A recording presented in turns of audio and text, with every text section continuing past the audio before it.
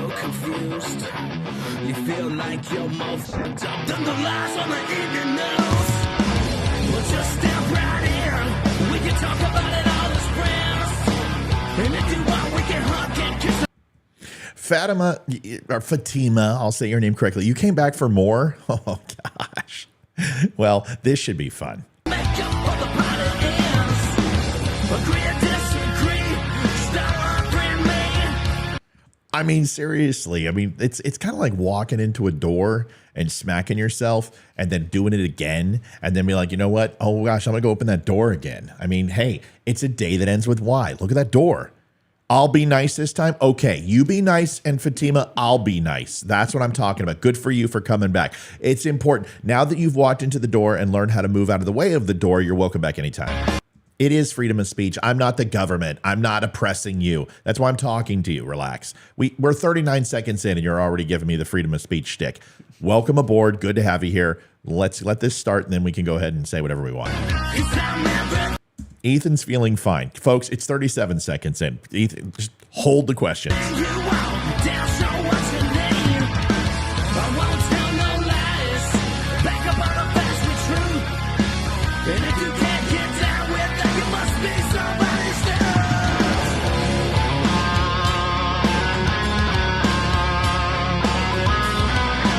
I gotta realize we gotta get you in the intro, Mike.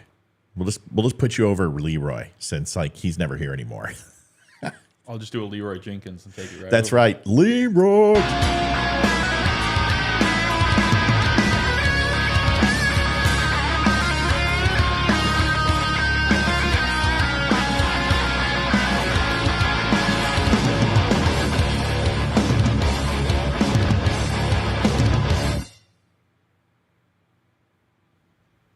Hey, Hog Twins here. Check out our friend Matthew Spirit at his podcast. Fellow At Marines, the Mike. Dumb Show and his website. Yeah. Don't unfriend me. I'm glad you have those .com. friends around you. Yeah, they have that useless IE crayons look. Crayons are amazing. Crayons are amazing. Folks, welcome to the Don't Unfriend Me show. Mike and Matt in the morning. We don't have a logo yet because we just came up with it, and it's early. Mike is joining us this morning. Pardon me because I realized that in this cell I have to do the intro. It's only like 10 seconds after this. Welcome to the show. We're going to cover a bunch of different things. Going to introduce you to Mike, tell you who he is, what is he, who is his daddy, what does he do? Get to the chopper. Get down. More action. Get down again. And we'll tell you a little bit about him, and we've got some news also that I can release. I think I can talk about this. Is this right? Clearances have all been taken care of and approved. Michael, Oh, yeah, good enough. Okay, good enough. So we'll talk about that, which you don't know about. We're gonna dive into some things going on. There's some attacks all over on U.S. bases. Al-Assad. It's day that ends with Y. We were just talking about this. We'll talk a little bit about Mike and who he is. And what you can expect from the morning show, which we're going to put a lot more into, and we'll go from there. But first, let's go ahead and go to 10-second station identification that isn't necessary in any way, shape, or form. Here it is. Do you want the truth? Are you tired of being so confused? You feel like you're more fucked up than the lies on the evening news. Well, just step right in. Alrighty then, Mike Ramirez, Martinez, Gonzalez, Rodriguez. Which one was it? It's just one.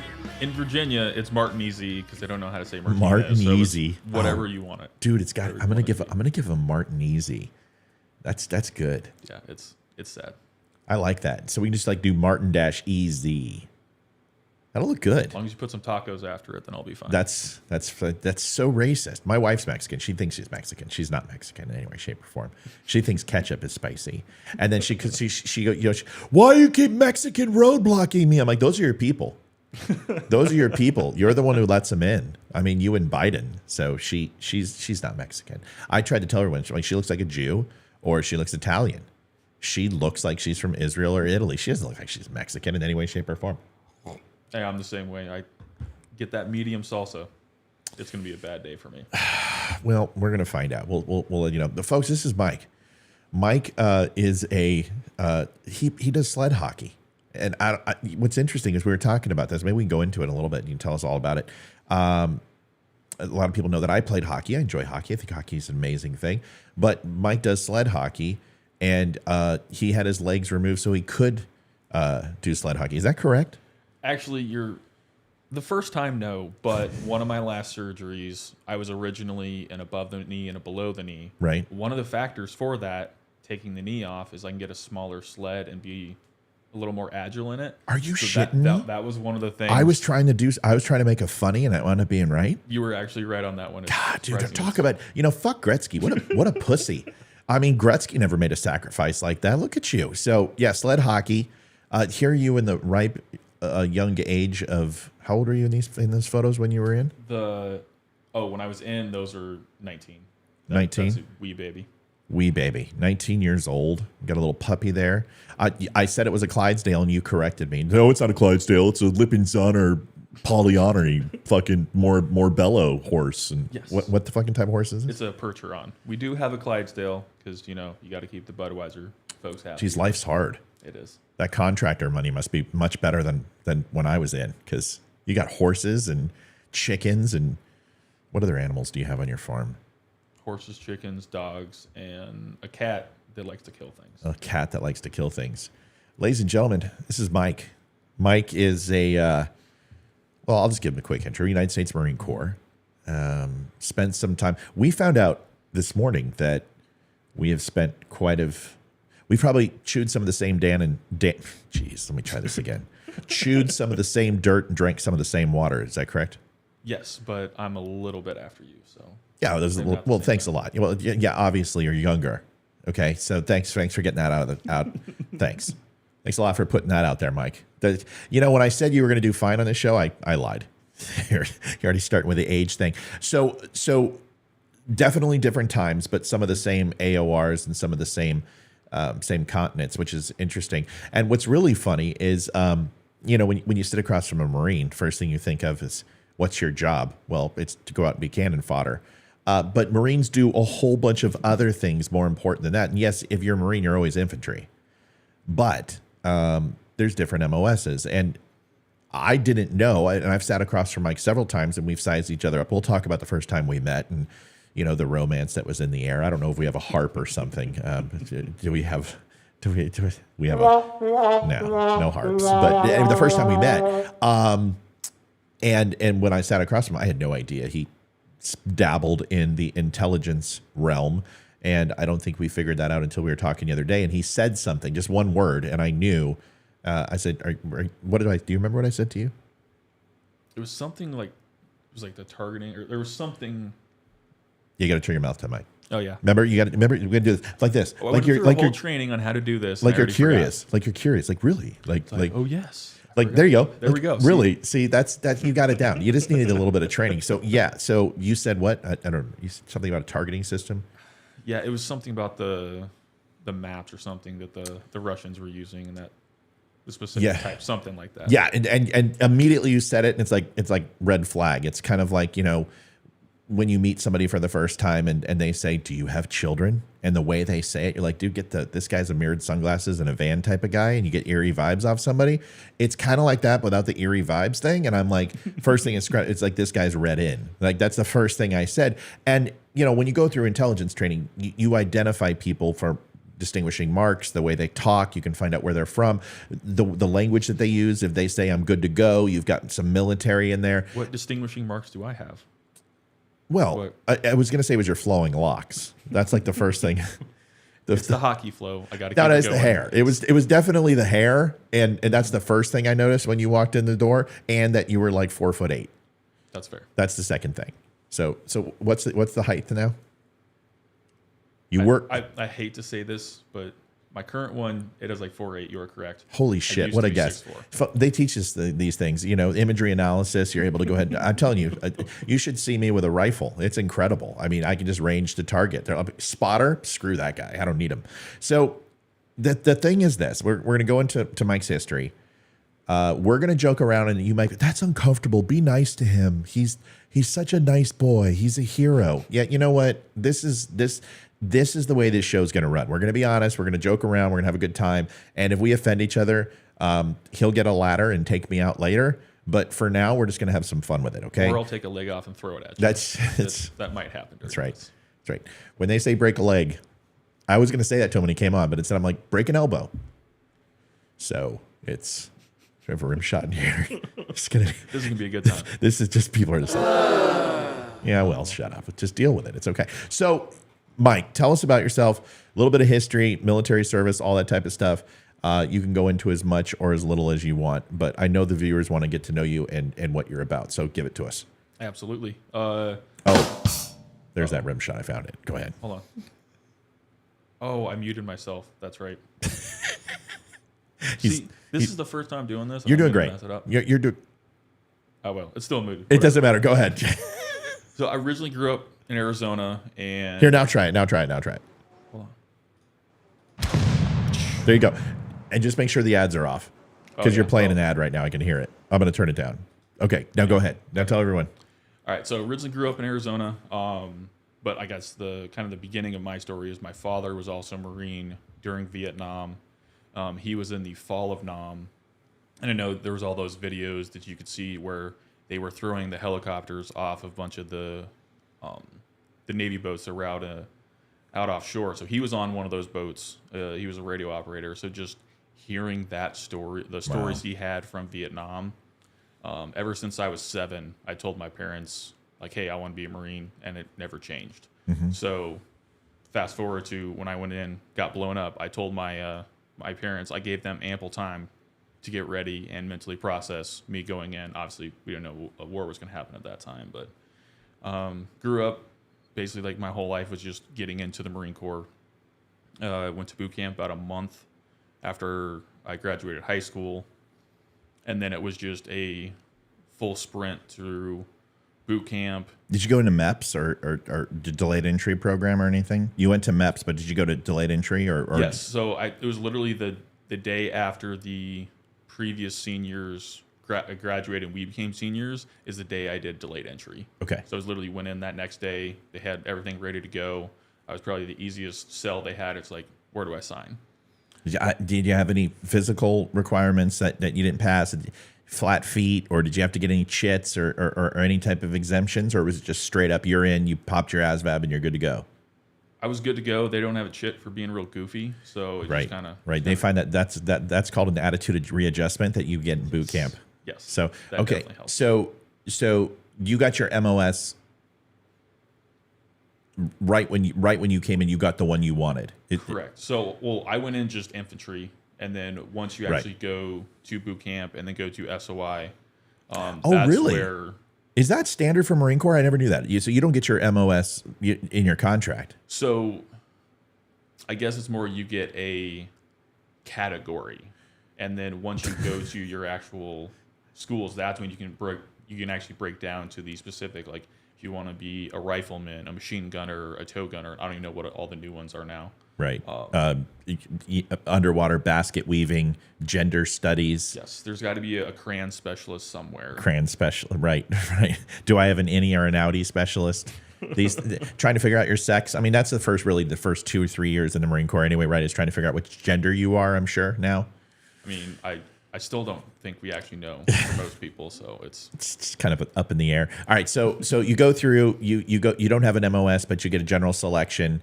You go in, you go through. Where'd you do your boot? Was it?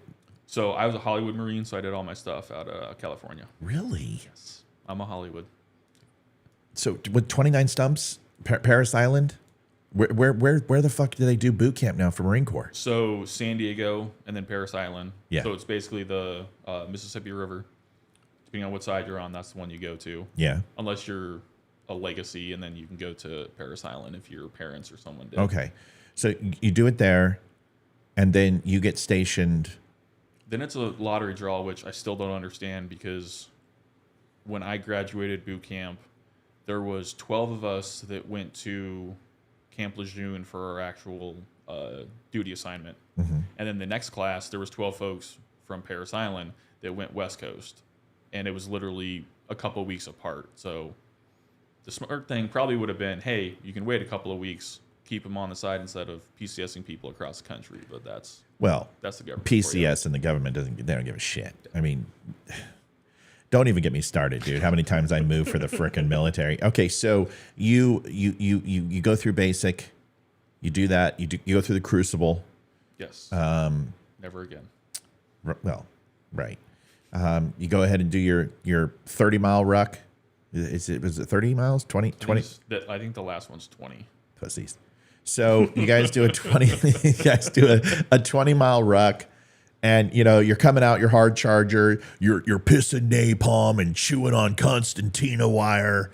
And then you go and do what? So that's where originally I was going to go rifleman, which is basic infantry.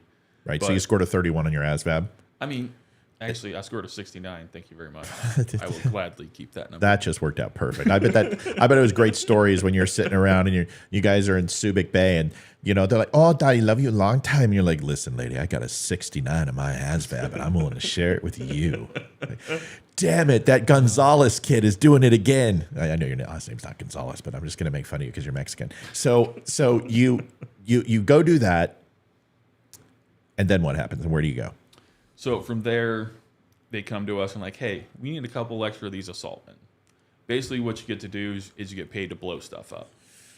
They said a bunch of stuff after that. I wasn't listening. All I heard was get to blow stuff up and get paid for it. And I was sold. So after that, that's when I got stationed at Camp Lejeune. And Camp Bean. Woo! Yes. I mean, I just love cancer, so that's a good place to be there. It's God. Don't drink the water while you're there, please. Well, we had to sleep in it. Did so you get a fun. part of that class action lawsuit that's going on, or? Oh no, because it's the year cutoff is like in the Of course late it 80s. is. Or Of course it whatever. is. It's just like when they freaking reevaluate your VA benefits and your VA rating, you'll be like, anyone in what year did you join? Oh wait, Okay, so they'll be like anyone prior to 08. And you're just like, damn it, dude. When will I get? Then in like 2046, they'll be like, oh, and now we go ahead and bring in the years 08 and beyond. And by that time, it's not gonna matter. all right. So you go to Camp Bean and then do what? Yep. From there, it's just a normal workup because we end up going to Afghanistan in late 09. So it's basically just learning how to be a Marine, try not to get too many NJPs or get in trouble. You need to speak English for these people. They don't know. Oh, sorry. Slaps on the wrist, so paperwork saying you were naughty. Right. And then it was just deploying to Afghanistan. Okay. So you do that, go to Afghanistan. Now, you didn't join right after because you were too young, right? After 9/11? Was that the story? Or did you wait? Or were you in college or something? Or were you literally like 17 years old? I just turned 18 my senior year of high school and went straight in. Okay. So what made you wait? Okay. So I got you. You were like 12, 13 years old on 14 years old on 9/11. Yeah, I was in 6th grade. Okay. So you're in 6th grade. I was a little young to go. Well, I mean, Not according listen, to Hamas, but that's you're starting early. We call them Muslim extremists. Say it properly. It's not just Hamas. There's some. I mean, we can go ahead and say the JIP. We can say the Muslim Brotherhood. We can say Hamas, Al Qaeda, ISIS. I mean, we can go Red Brigade. We can go on and on and on. Why do they have so many damn names? Can you just like name yourself something like the Camel Jockeys or something and just stick with it? You know, get yourself some jerseys, a nice flag. We can even get them like a soccer team. can we get all their sponsors on their jerseys as well so we know where everything is coming from? United States flag on first most prominent position. Like every terrorist group in the world, like the United States is funded at one point or another. I mean, we create our own worst enemies. Somebody said that the other day. They're just like, oh, well, look what Israel did. And I said, dude, most countries create their own worst enemies. I mean, we created Al Qaeda. We created ISIS. We know this. And there's some groups we haven't. But we have funded most at one point or another. But anyway, that's a whole other conversation. All right, so you get out of Camp Bean, you get your MOS or your rate in the Navy, and you are Department of the Navy. Okay. There is one day that we will actually claim this. That is Navy versus Army. Yeah. That is the one day you can get that. Other than that, Yeah. absolutely not. Listen, okay, I get that shit and that animosity that you have towards Navy guys because I don't like Navy guys. Okay, if you wore the whites and the good humor outfit, or you wore the dress blues that aren't blue but they're black, and they say they're blue because people say, "Oh, it's navy, it's dark blue." No, it's fucking black, dude. There's no blue in the dress blues. There's none. It's all black, and I don't care what anyone says. Like, hold it up to the light, and you can gotta catch the right. Listen, YMCA, it's not. So Listen, we know you are good at colors and picking out all the shades of whatever it is. listen, asshole. But I don't need this right away. Can we wait 5 minutes before we start talking about my chartreuse and my mauve color? So, I'm just following your people that it gets you in the first 30 seconds. I'm just following their lead. so anyway, what I was going to say is there's 4 groups that you have to respect in the Navy, and even if you're a Marine, right? Okay. It's So Seabees. the Uber service? Okay. Okay. Sorry, go ahead. Well, it's okay. No, I respect this. I mean, this is what I asked for, right? When I brought you on, Seabees, Okay, fair, fair. corpsmen, Oh, they're devil dolphins. We right? love them. Okay, so that sounds slightly like gay. Devil dolphins. Devil dolphins. Whatever. Have you never heard that? I just did, and I'm processing it right now. I mean, Seabees doesn't sound very. I'm a Thebe. I'm a devil dolphin. I mean, it's not getting much better. I mean, it's not a devil dog. I'm glad your voice goes back to your Navy times. It is, dude. Listen. I can pull off gay on days that pretty much. Let me see, anything that ends with Y. I can do the gay voice. Listen, I rolled over. I'm not gonna lie. I mean, when you're out to sea for 6 months, what are you gonna do? I mean, seriously. Sometimes you've got to pitch. Sometimes you got to catch. It's just what happens in the Navy stays in the Navy. They're like, don't say gay, never. So anyway, when you look at the 4, I'm not gonna let you get me off this topic. Seabees, corpsmen, team guys, Okay. and intel guys. You got to get. I mean, you got to show, because anybody who wore BDUs, right? I mean, come on, man. We wore BDUs. So this is where it's kind of confusing for me, because when I was in the Marine Corps, the whole intel thing was, we had no idea who they were. Mike, No they're idea about all do me a that. favor. Pull your mic up. They're complaining that your mic's too low, and it is. They can't hear you. They need you. They need that mic like right here. Like, I want you to pretend like How's that? like you're Is on that better? yeah, like you're in deployment and you're in month 3. So I need gotta you. use my big boy voice. I need you right on the shaft of the mic. That's much better. See, his Okay, mic was that's too better. low. All right, go ahead. Crap. Where was You I said going it was with that? confusing for you when I said Seabees, corpsmen, SEALs, and intel. Intel. Okay, yeah, that's right. So for Intel, when I was in, the whole Intel piece, just, it wasn't a thing. We had whatever our leader was coming up saying, hey, we're going to go hit this house, or this is our op for the day. That Intel picture or understanding any of that, Right. that never came down to us. So I didn't understand any of that until much later. Got it. So the Marine me would be like, no, it's only the first 3. Okay. Now I would be like, okay, yes, the full 4. Okay. So, okay. I would agree with you. Intel guys, there's 2 different types of Intel guys. There's Intel guys that wear the Navy whites and the Navy blacks, or the Navy blues. And then there's Intel guys that wear camo, BDUs. Yep. Battle dress uniform. So I'm not throwing myself in there. I wore whites on graduation and separation. That's it. That every other time I was in dungarees or I was in BDUs. So okay, I understand making fun of the Navy because I make fun of the Navy. But the best intelligence outfit in the armed forces is naval intelligence, and that's why I joined. Okay, so I really don't have to dignify why I joined the Navy for you. My father was prior Marine Corps, not a Marine because he's passed, but is a Marine, will always be a Marine. And the whole reason I didn't join the Marine Corps, it's not that I didn't want to join the Corps, because their intelligence training program is trained by the same people who train the Navy guys. It's because my dad was a Marine. There's no fucking way I was going to be a Marine. I wanted to piss him off. So when he's like, so what is it going to be? Army, Air Force? I'm like, Navy. Then he's disowned me shortly after that. That's why we don't talk. Yeah, because you just want to be on boats with other dudes. Yeah, that's true. Versus being in a barracks with other dudes. So I mean, it's totally different. why is that different? Because we can actually get away, not on a Listen. boat where you just go to the next. So what you're trying to tell me is that there's more gay guys in the Navy than the Marine Corps is what you're trying to tell me. Oh, absolutely. How do you know that? What study have you? Can you pull some facts for me? I mean, let's just get into it. Have you heard you? Do we need any other? No. See, that's not fair because I'm playing a role, right? I'm actually so I'm so sure the, you guys role played a lot. So the humor between you, listen, totally fair. I see where you're going, and these one-liners are fantastic. But you and I playing a role You're in my house. You're sitting in my wife's seat. It's kind of hard for you to say that I'm gay. Now, I could be bisexual. I could have a nightlife that you don't understand. I get all that, but it's pretty hard for you to say I'm gay when you've seen my kids. So now, outside of playing, what are your stats that the Navy has more gay guys than the Marine Corps? See, that's just because I know. Okay, that's Deep fair. down. Right. So it's trust me, bro. Yes, Trust me, bro. Source, Yes. trust me, bro. Oh, okay. So very convincing. Thank you so much for listen, I get it. It's part of the Navy. You guys get the mental acuity of a toothpick, and we That's basically being generous.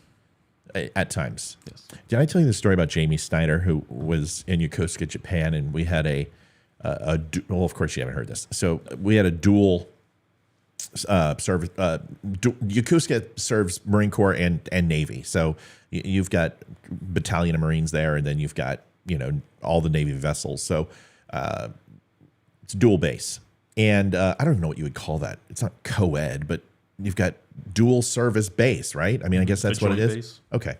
So even though Marines are part of the Navy, they don't want to hear that. In fact, they never want to hear that, as you saw to Mike's petulant reaction when I said You're it. just our slush fund. So which branch came first? So it's I think the Army.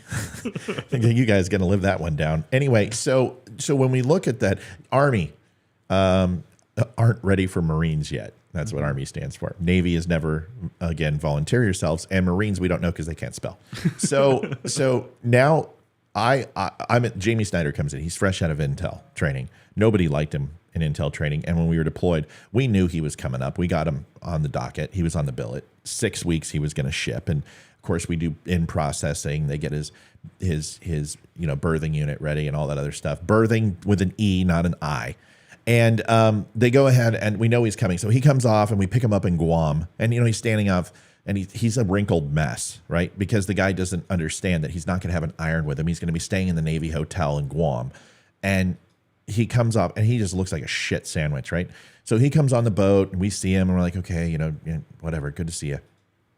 And we go out drinking that night. We pull into Japan. We steam in like 17 hours later and we go to the Navy bar. And we go in, and the Marines are there drinking, and of course the Marines are all in polos, tucked in with fucking chinos, and they're Their boots bloused. right. Their boots are bloused. Okay. boots are bloused. Gig line is absolutely perfect, even though polos don't have gig lines. They crease the gig line in their shirt because they're fucking Marines. And the Navy guys are in flip flops and board shorts, but the Marines are all powdered blue, and we're gay. But you guys are rocking powdered blue and peach fucking polos. They just look like they came out of a freaking Aryan nation. Listen, you can tell a bunch of guys straight out of boot camp. They all go in a pack. They're all buddies. Oh yeah, their jeans are tucked into their boots. They've got these backpacks on that clearly they're whatever ruck that they just got issued. Yep. They all run in packs. Yep. When you see it. We look down on ourselves. Yep. We yell at them. We can't stand it. That's how it is. You guys look like a Blucher festival. So they're all there. Anyway, so he goes in and there's like Force Recon. The Force Recon guys, because the Force Recon guys are completely out of regs. They don't have high and tights. They're not rocking creased polos and chinos. I mean, these guys are, Levi's, a pair of boots that look like they were in a locker from their granddad's time in service. And they come in and you just know the Recon guys. So Recon goes in the bathroom. All 6 of them go in the head at the same time because unlike, they're not girls. They don't want to go in there and gossip. They have each other's back. They do everything together. When I say everything, I mean everything. So 6 Recon guys go in and Jamie Snyder follows after him. And he's probably had 6 or 7 beers and he's shit-faced. Now it's all 3-2 beer in all military bases. It's all shit beer. It's horrible. It's watered down piss.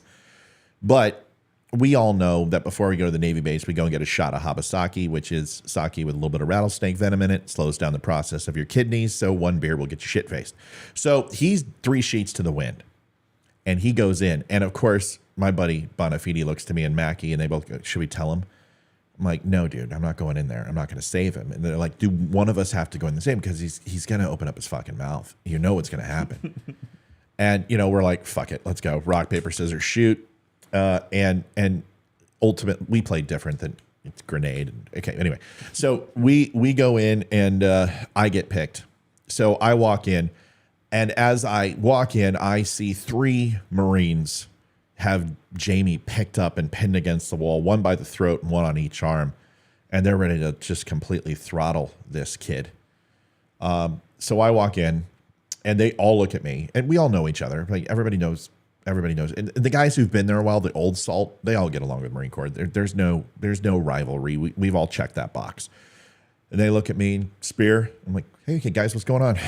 Wash my hands, shake off, and turn around, just walk right out. What I found out was when he went in to go take a piss, 3 of the guys were in the shitter, and one of the Marines is over, in a urinal, whatever, and other guy's washing his hands, whatever. And Jamie goes, another Navy guy was in there, and he looks over, and there's the urinal cake, the pink urinal cake, is in the toilet. And as he's pissing on it, he goes, hey, guys, look at this. It's a Marine Corps breath mint. Oh. Now, this fucking moron didn't know that Marines were... He's just fresh off the boat, dude. He doesn't even know, man. I mean, the guy just literally... Oh, man, they flew out of that... They fucking just... There's some things you just don't say, and there's some things you don't do, especially when alcohol's involved around Marines. So he learned that lesson pretty quick. Learning has occurred. Oh. Is what we call that. Oh, it's a curve, too. Like, you learn fast. All right, so... Let's get to the big dog. You're in Afghanistan. I saw one of the photos that I brought up of you. Mm-hmm. And how do you feel about that Joe Biden MRAP that you were writing? One of the only things that he did well. That honestly, that is one of the best vehicles that we could get around in, but also is one of the worst. Right. Because everything there is dirt. It's all sand. I can't tell you how many times we got stuck, or we did get one MRAP airborne. That was interesting. What happened? What? So, I mean, most of the time that we all like started, like you're talking like wheels, all 4 wheels off the ground? Off the ground. Oh, you got to tell me this story. Is the top speed's like what, 35? No, 50. mean, yeah, you can get 50 something. I don't remember what it was, Yeah. and this is one of those. The problem with we originally started on roads. Of course, they IED'd those. We didn't want to get blown up anymore, so we just kept moving further and further out. Right. For this particular one, we were driving through one of the deserts. And apparently it's really hard. Actually, my driver is a former Navy guy who joined the Marine Corps because obviously he wanted to bolster himself a little bit. Sure. So he was our driver, and apparently it's really hard to follow the truck in front of you. And he decided to go off the cliff to the left of where they were driving. And it was probably a good 20-foot drop. And all I know is our gunner, when it hit, he bounced up and then thankfully went back in the turret and actually came back down. But yeah, it was a... So he wasn't strapped in. Oh, no, we were never strapped in. Well, of course not. It's like roofers. They don't wear any proper gear.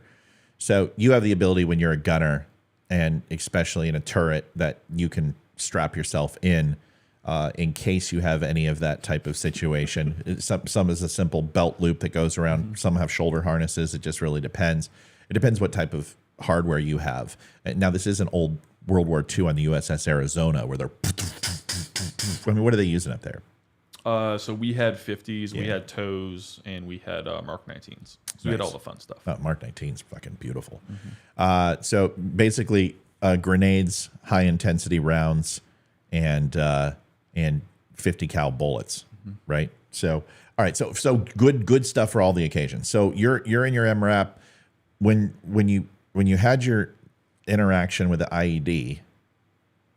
Do you want to walk through that? Oh, yeah. So that was a separate incident. So basically, where my unit was, if you know what the Helmand River in Helmand Province in southern Afghanistan, the river basically makes a J towards the southern end of it. If you'd go the top part of the J is basically where we were. And we were the furthest battalion going south, while Marja, I think, which more people will know, while that was going off. So we continued to push south, and it just happened to be on one of the times that, and actually it was funny, earlier you were saying that we were cannon fodder. My squad, we called ourselves Bait Bravo because we got to sleep in, but our whole job was to walk down the middle of farm fields to get shot at, and all the other squads would go out early in the morning, set up positions or ambushes to try to maneuver on wherever we got shot at from. It never actually worked because we always got shot at from a different direction, and they took fire from somewhere else. So we were always left out in the middle of a field. What's the closest city that you were? Hindu Kush? I mean, where were you guys at? So Safar was Okay. the closest one that they eventually got to it, but that's the one that we were pushing Okay, to. cool. So this is one of the times we were down on another patrol. It was another 4 or 5 hour firefight, which at that time was pretty normal. And it just happened to be on the way back. We had the sniper team that was out for a couple days that they were coming back, and then we had several squads all lined up. That's just recon. Is that was It was just the sniper platoon that was attached to our battalion. okay? So there was 4 of them that were out that day. Okay. Do you have any other support with you besides that, or is it? No, so the problem is because Marja was going on, that basically took all air support, all ISR. The only support we had was Dust Off, which is the medevac helicopters. Got it. Do you have a QRT team ready to go or anything like that? So Yeah, it was just all our squad. okay, So we had to do everything internal. We didn't have anything extra. QRF. I got it. So QRF, quick ready force, quick ready team. Essentially, if you're out in the shit and you need backup in any way, shape, or form, but you're also depleted sources, which means there's something else going on, or you guys are thin, you can spin up a QRT, QRF team to come out and support you if needed. You don't have any of that. So they basically had medevac support. That's it. Yep. Okay, go ahead. So it was just one of those, we were on the way back, and we just happened to go through a field that one of the teams, when they were heading down south, we just happened to go through the same field. We try not to do that for an obvious reason coming up. But what we think happened is when that initial squad went down south, they backlayed that field, which basically means they walked through it. The Taliban down there figured out, like, hey, there's a chance they could come back, and they laid, I believe it was 6 IEDs in that field. So on the way back, I was the 5th person in the patrol. The front 4 were the snipers. And it was through the poppy fields. So normal farm fields, you're going to have the poppy, and then they have the walkways. Basically, where this one was the edge of the walkway, and then they put dirt over it to camouflage it enough that I didn't see it. So the 4 snipers walked over it. Nothing happened. When I step on it, it goes off. I did a couple somersaults that I remember. Hit the ground. Then it's the start of one of the snipers. My good buddy came back and pulled me up, got some tourniquets on me. They got the helo there in about 10 minutes, and then I was at a hospital. What in type of 15. ordnance was it? Do you know? So did they ever? I mean, I'm sure they did an investigation on this. It was, I think it was like a 30. It was those yellow jugs. Okay, So it was HME, homemade explosive. 75-pound, 60. I think it was like 30 to 40 pounds. Oh, really? So fairly 15 kg, 12 kg. Yeah, so I mean, it was And what type of explosive do you know? just we don't know the specific type because they had several kinds down there. So Yeah. that part I never actually figured out. But the one thing that did save me is because they put it on a very well packed in walkway, that the Oh. blast went out and kind of more back rather than straight up. Oh, that saved So you. that actually did help me out a bit.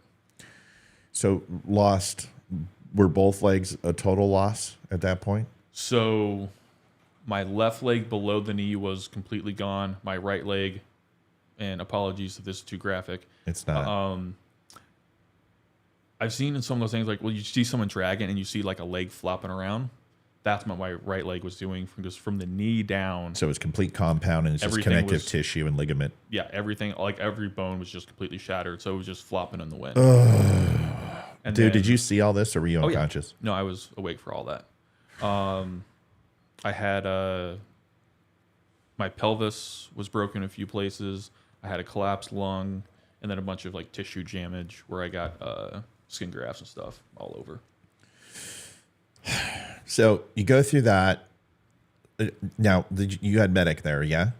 Okay. Oh yeah. So that's the fun part. So our original Because medic. who fucking ran triage? I mean, if you don't have corpsmen there, I mean, dude, your buddies must have just been like, what the fuck? I mean, we have basic, battle dress and shit, but full triage on something like that. So that is the one thing I will say we were very good about understanding our medical, and our corpsmen were very That's good so about helping good. teach us because we had 2 corpsmen. The corpsman for my squad, he actually got shot a few days before along with a few other folks. So we had a replacement doc that had never been out before. So I think this was his 2nd patrol. So it's fair to say he did not do too well when he saw me. Of course. So thankfully the snipers, like they were on top of it. They got the tourniquets on. I mean, less Right. than a minute. They were on top of it. But we had another doc that he had been to Iraq. I think this is his second or third in Afghanistan. So when he got up, he did his thing, got me all patched up. And then, I mean, the chopper was there 10 minutes, which is unheard of. How much blood loss? I know it was a decent amount. When did they get you? When did they start getting you plugged with an IV and start getting some platelets back into you? So that was at the hospital. So How long was that between the medevac ride and the hospital? Were you on four wheels or were you on spinning up? So from blast to at the hospital was 15 minutes. So we killed the golden hour.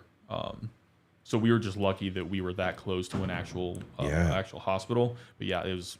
Was it an FOB or was it a tent or was it an actual field hospital? No, this was Camp Dwyer, so it was a full field hospital. So you had Like, it everything was you needed. Everything they needed. Well, there. that explains why you're still alive. Yeah. Yep. So first was applied tourniquets.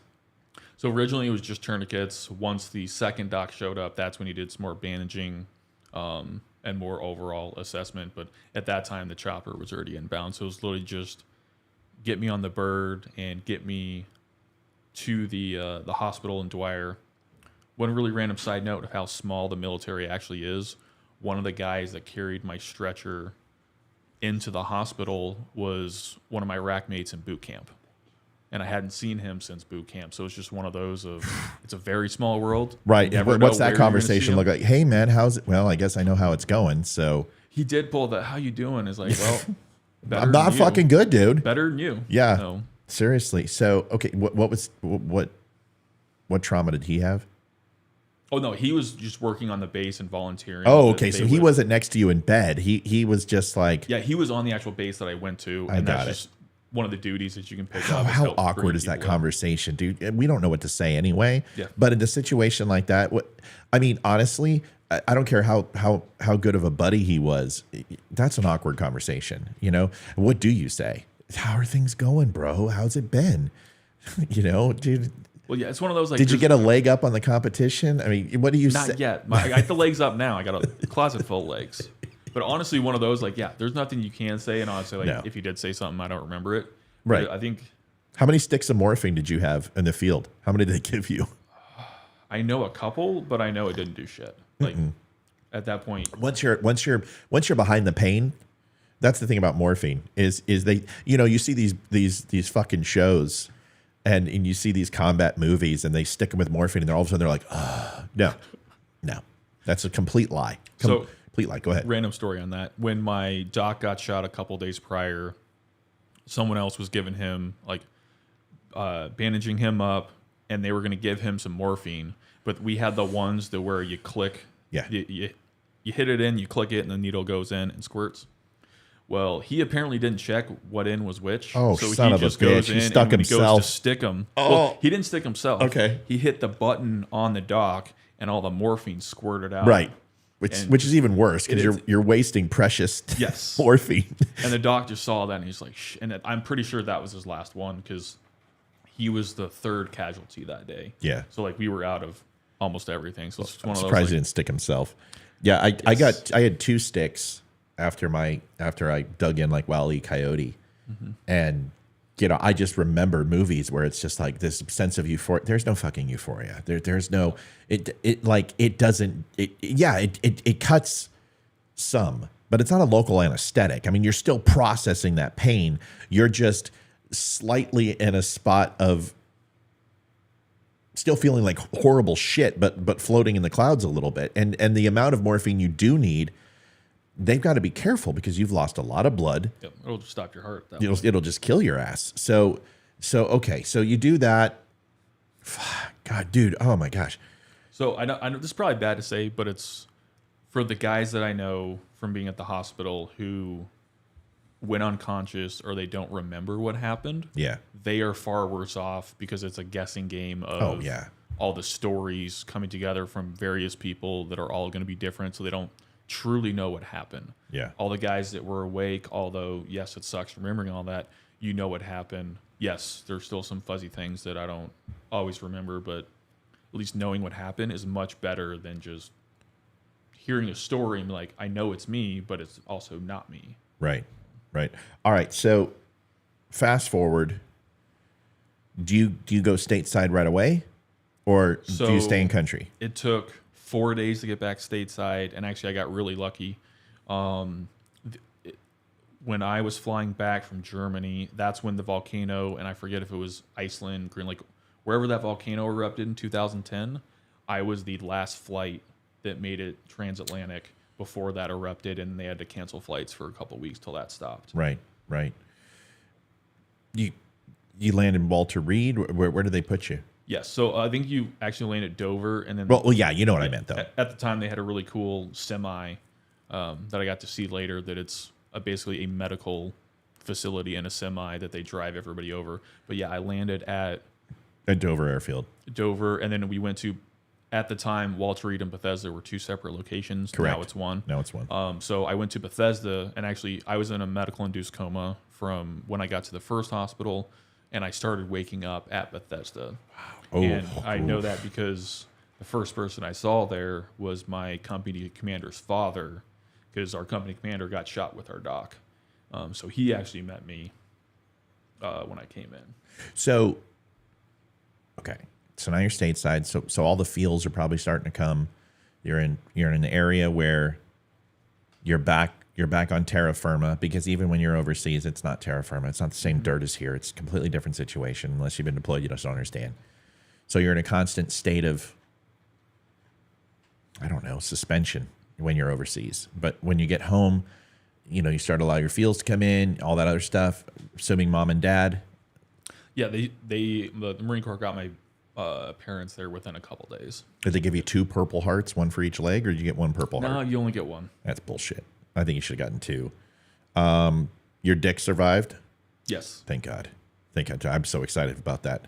You say that was the second question I asked the doc. Yeah, of When he course. came That'd up be to, the "Hey, doc," first. Fuck my legs. Do I have my dick? Am I dickless? Because if I'm dickless, you might as well just go ahead and pump me full of everything you've got. But otherwise, so that's good. I mean, that's exciting. I mean, that quality of life immediately gets better. Yes. So you go to Walter Reed. I'm assuming rehab was absolutely fucking traumatic. Oh yeah, it's also yes, you have the rehab, but then the initial part, they hop you up on so many drugs Oh, of just course. to try to keep you comfortable. Of course. that all that's And you're addicted. You're habitual. 100%. I was too. I mean, I didn't stand a chance. You didn't. No, fuck. Dude, see, this is why military people don't share their stories and cry, because there's always somebody who's been through it worse. So I feel like a complete simp. Just fucking, I broke my back and my knees and my face, and you lost your fucking legs, right? So there's no comparison. But okay, somebody ban. Hold on. Jeez, that's a lot of words. Yeah. Somebody ban Wild Dakota. Please ban Wild Dakota. Amy, you got him? Somebody get Wild Dakota. Kristen, Amy, somebody. Mike, Wild Dakota. Punt that fool. So he didn't say anything bad about you. I would totally share it if he did, because I'd want to see you riled up. This is some asshole selling, Dr. Malatabali from freaking Africa saved my relationship and blah, blah, blah. You might need that. I mean, I don't know. So you go to Walter Reed. How long was rehab? How long was physical therapy? When did you get fitted for prosthetics? Did you start off with full prosthetics? Can you walk through that real quick? Yep.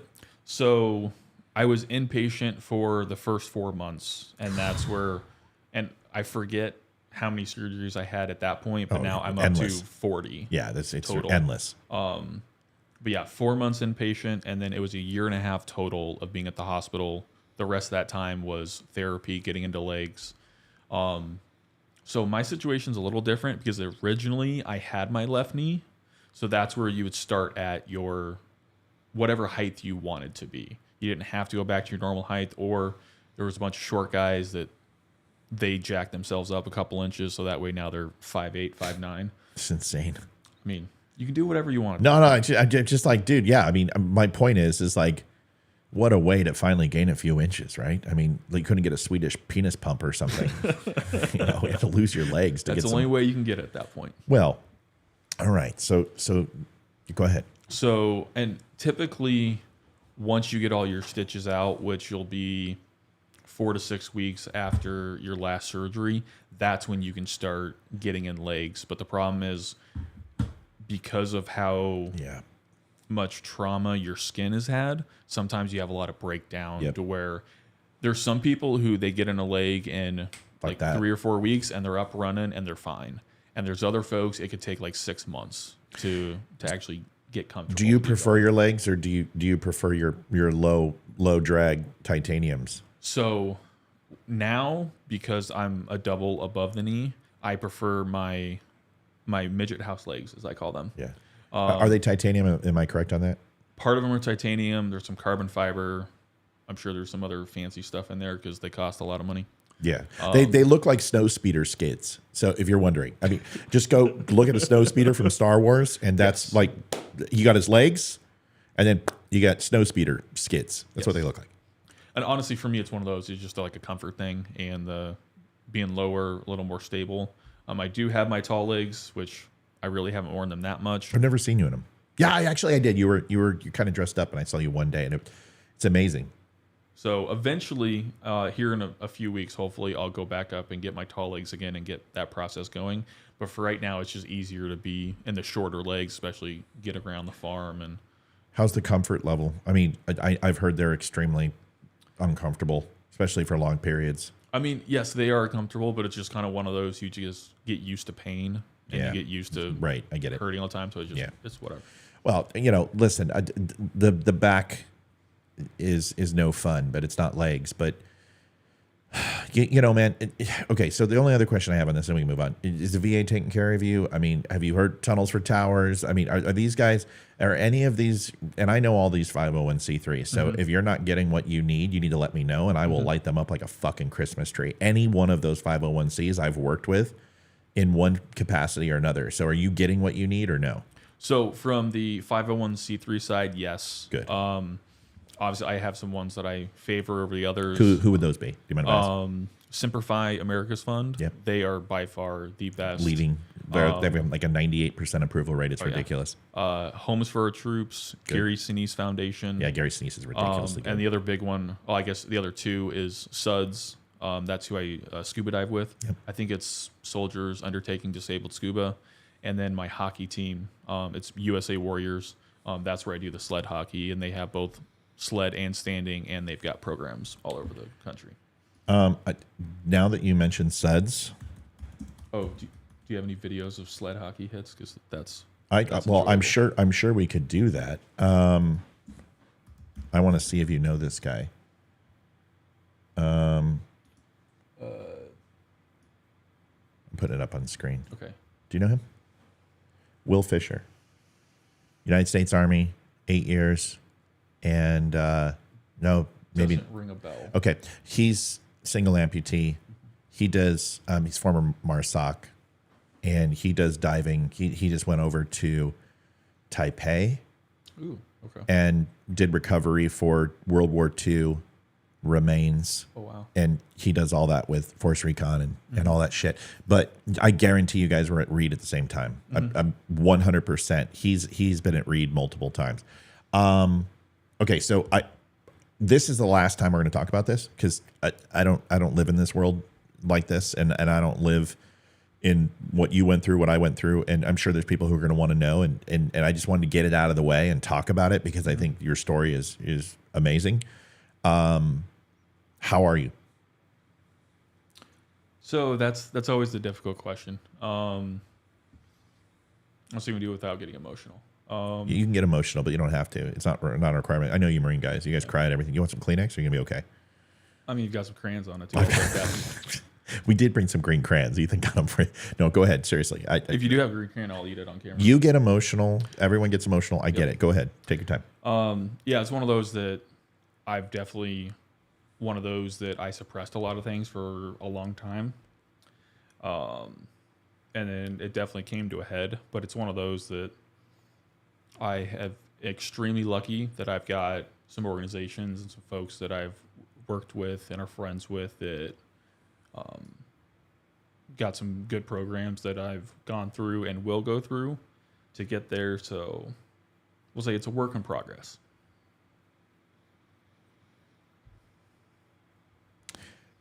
It's hard. It's never easy, dude. And you know, we may joke around and bust each other's balls, but it's hard when you're sitting next to a person who understands just a modicum of that, just a small fraction of that, and it's cathartic to talk about it. And you know, I'm hoping that this helps with that. And this is something. This podcast has been so therapeutic for me. It's homeopathic for sure. No, I didn't say homosexual. It's homeopathic. So I'm getting excited. So you know when he's excited because his titanium leg starts to do this and it starts to thump against the table. So you got to kind of bring him back down to reality. But it's therapeutic, man. So I guess we can talk about how we met and how this happened. And you know what's funny? This is hilarious. I guarantee if we asked everybody, how long do you guys think that Mike and I have known each other? Watch this shit. Let's see. I'm sure I remember. It's no. How long? Well, okay. We may have known each other longer than that, but how long? How many long conversations do you guys think Mike and I have had? Love to hear. Yeah, that's a good question. So, how many long conversations do you think we've had? And once we start getting into Iran, and the numbers are going to skyrocket, but you know, the most loyal viewers are going to watch. 4 months, Mike Blankman says. Okay, 4 months. All right, let's see who else we got. One conversation. Michelle says one. Okay, all right, let's see. See, we got some more. She's obviously dated Navy before. That's most. We're usually one and done. 1,000. Debbie says 1,000 conversations. So that's talk about polar opposites. One conversation, 1,000. 3. Chirpcast. What's up, Chirpcast? Judy says 15. 6 months. Do you want to let him in on this little secret? Well, it's only a few times at the diner. So. And honestly, how many words did we really say to each other at the diner? I'll be honest. Most time it's my wife talking. Yeah, I would say it's definitely under 5. Yeah, 5 conversations probably. And maybe, yeah, or no, or yeah, or no. That's pretty much our first conversation. Really in-depth conversation was this morning. And that should show you something. It should tell you something that military service. Everyone talks about military service, and they you know, you get to see the world. You know, you get to learn a trade. It's the camaraderie, and I don't care what anyone says. It's the brotherhood, and that is the only thing that matters. And it's a commonality that you will always share with people. And it doesn't matter whether you were support. It doesn't matter whether you were infantry. It doesn't matter whether you saw combat, didn't see combat. You'll get shit between each other, but no one will ever disparage you in front of another vet. No vet will ever allow anyone to disparage somebody's service in front of them. And it's a beautiful thing. So when I first met Mike, we'll do this real quick, and then we'll get into the show.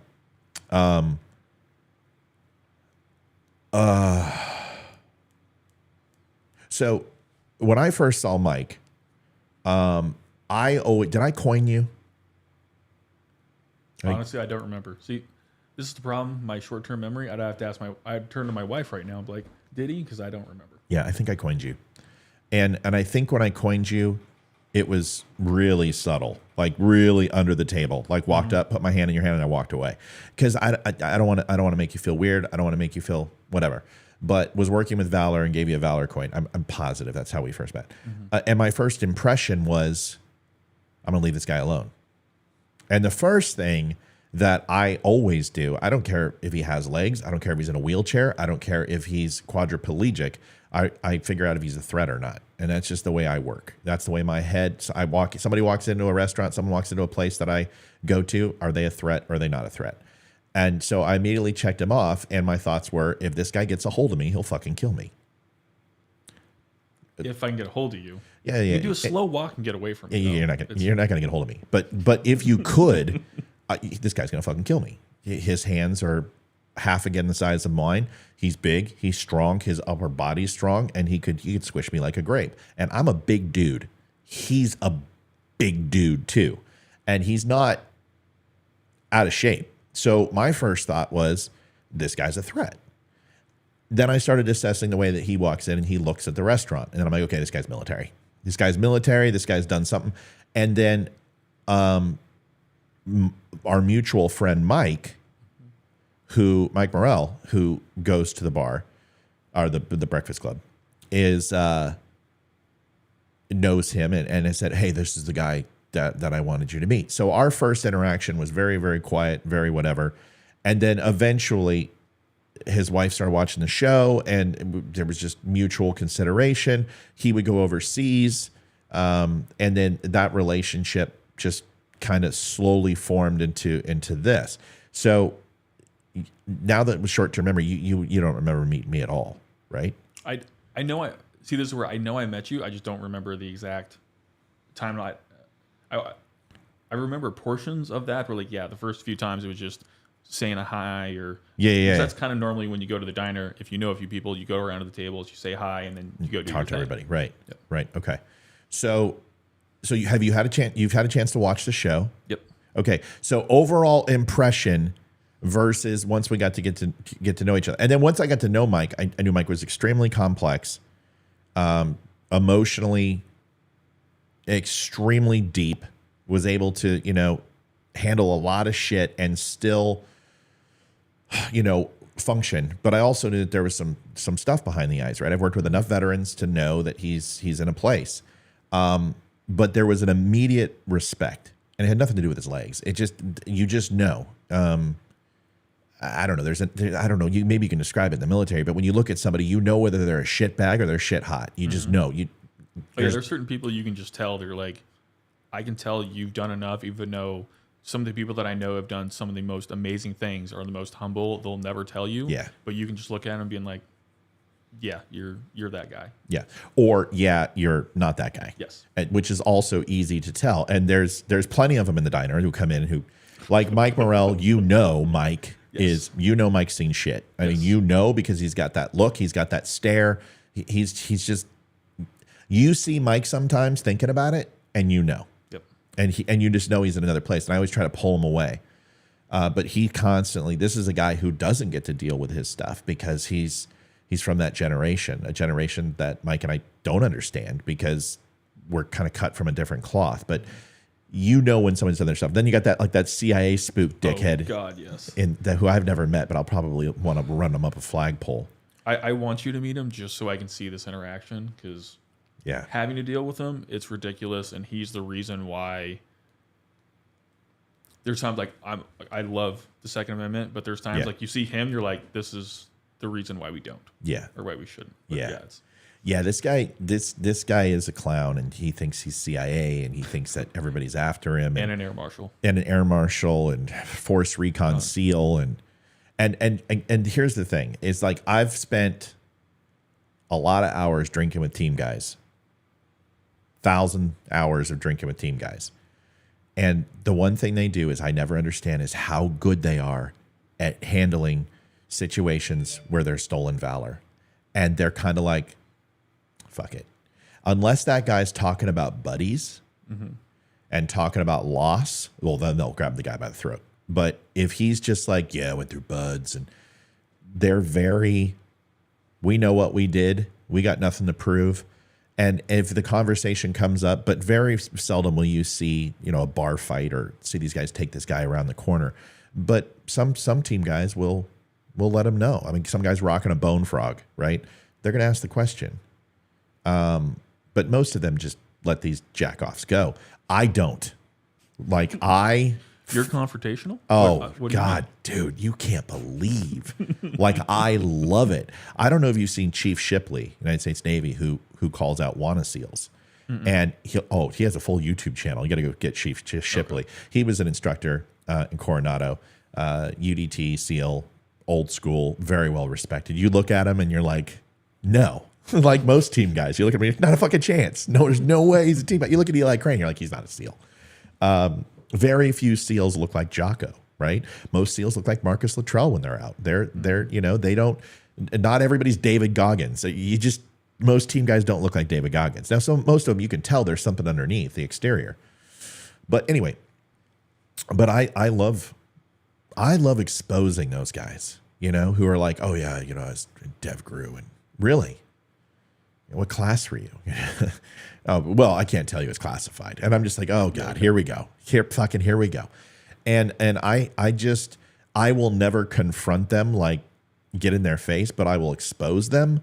And I've done it on this show too. I can't stand people like that. So the one thing you'll find with Mike, as far as a credibility standpoint, is when he says something, we've kind of had this talk about credibility and making sure that when he gives you information, it's fresh, it's right, it's on point. He's over target. He's not going to sit here and try to blow sunshine up your ass. He's going to give it to you straight. And that's really what we want to try to bring. It's going to be, Tuesdays and Thursdays or more. We're going to let Mike decide the cadence and how often we do this. We're going to talk about world events. We're going to talk about the things that we've always talk about on this show. We want interaction. We want questions and all of that.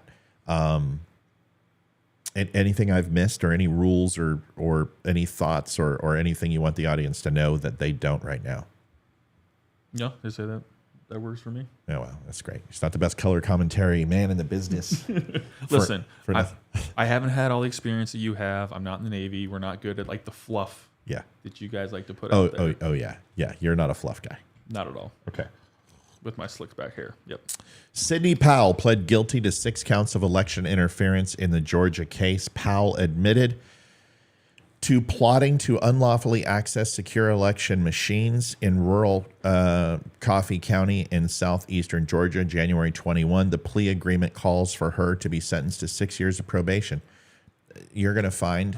I feel like she's going to get a promotion and still do the same job she was doing. Yeah.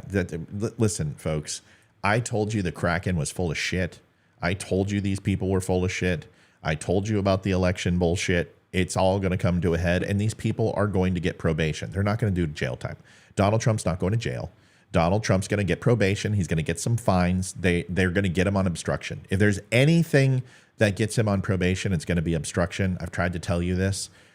Most of the other things, you have to somehow prove intent. You've got to prove this Machiavellian plot that he didn't believe it, because challenging an election isn't illegal. But there are some things that he has done that have obstructed justice, and you can expect the same treatment. Most of these guys are going to plea deal out now, and they're going to try to get them to turn state's evidence against Trump. And this is what you can expect. But this doesn't surprise me. Giuliani's next. There's plenty of people who are going to fall for that. What are your thoughts on all this? I don't want to get into the election because I do it too much on this show, but any thoughts on that?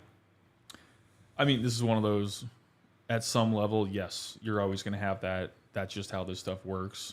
But when people get that big, you're going to be able to skirt whatever guidelines that you want or whatever laws that you want. So, yes, they're going to get him on something, but it's never going to be what either side wants. Right. So it's just one of those, once you get to that status in that class, you just get to get away with certain things. Yep. And other things either just go away, or like, hey, we know we can't get you on this. Here's your slap on the wrist. Now let's move on to the next, whatever the next story is going to be. It just comes down to the Democrats they're just burying themselves, because all they're doing is opening it up for what they did in 2016. They hired media companies to make commercials that challenged the election of 2016. They encouraged state electors to go ahead and vote for Hillary Clinton or anyone else, Mickey Mouse, anyone other than Donald Trump.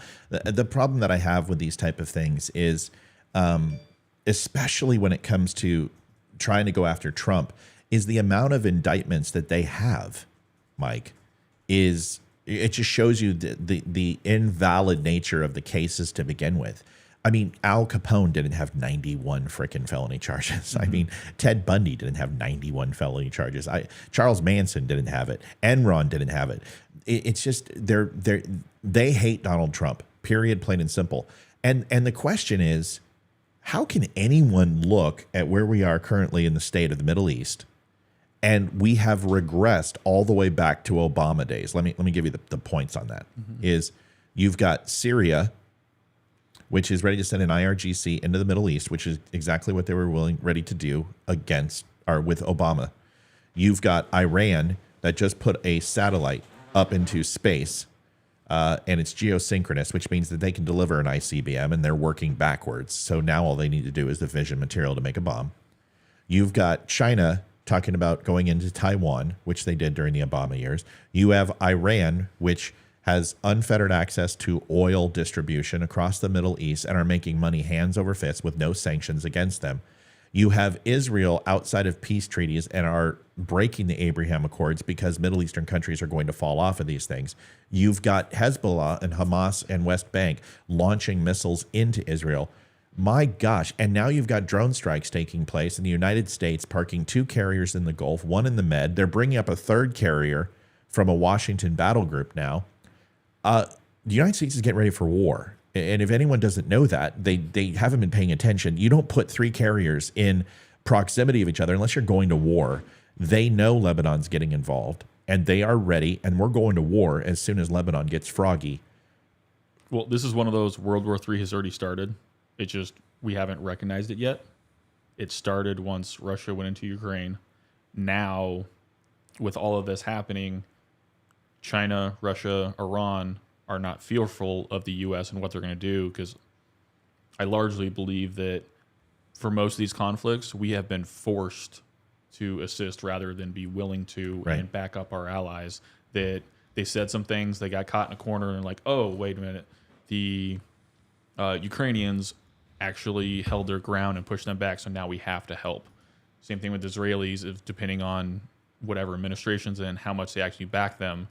It seems like now that we're forced to, and now that with all the atrocities that happened, personally, like we should have done a lot more already. But this is where they're getting played the hand that was dealt. They're forced into it, and now they want to go more and more. Which I still personally believe this administration is trying to not start a war during their tenure, because that's what they wanted ultimately, is like, hey, look, it's 4 years of peace. This is what I did for you guys, even though all their actions has led to basically World War III starting, and it's going to come to a head here at some point, whether it's tomorrow or in a few weeks, and then Taiwan's going to roll over. So there's going to be a lot of effects that are going to be coming in the next year that it's going to be very interesting to see how 24 and 25 look.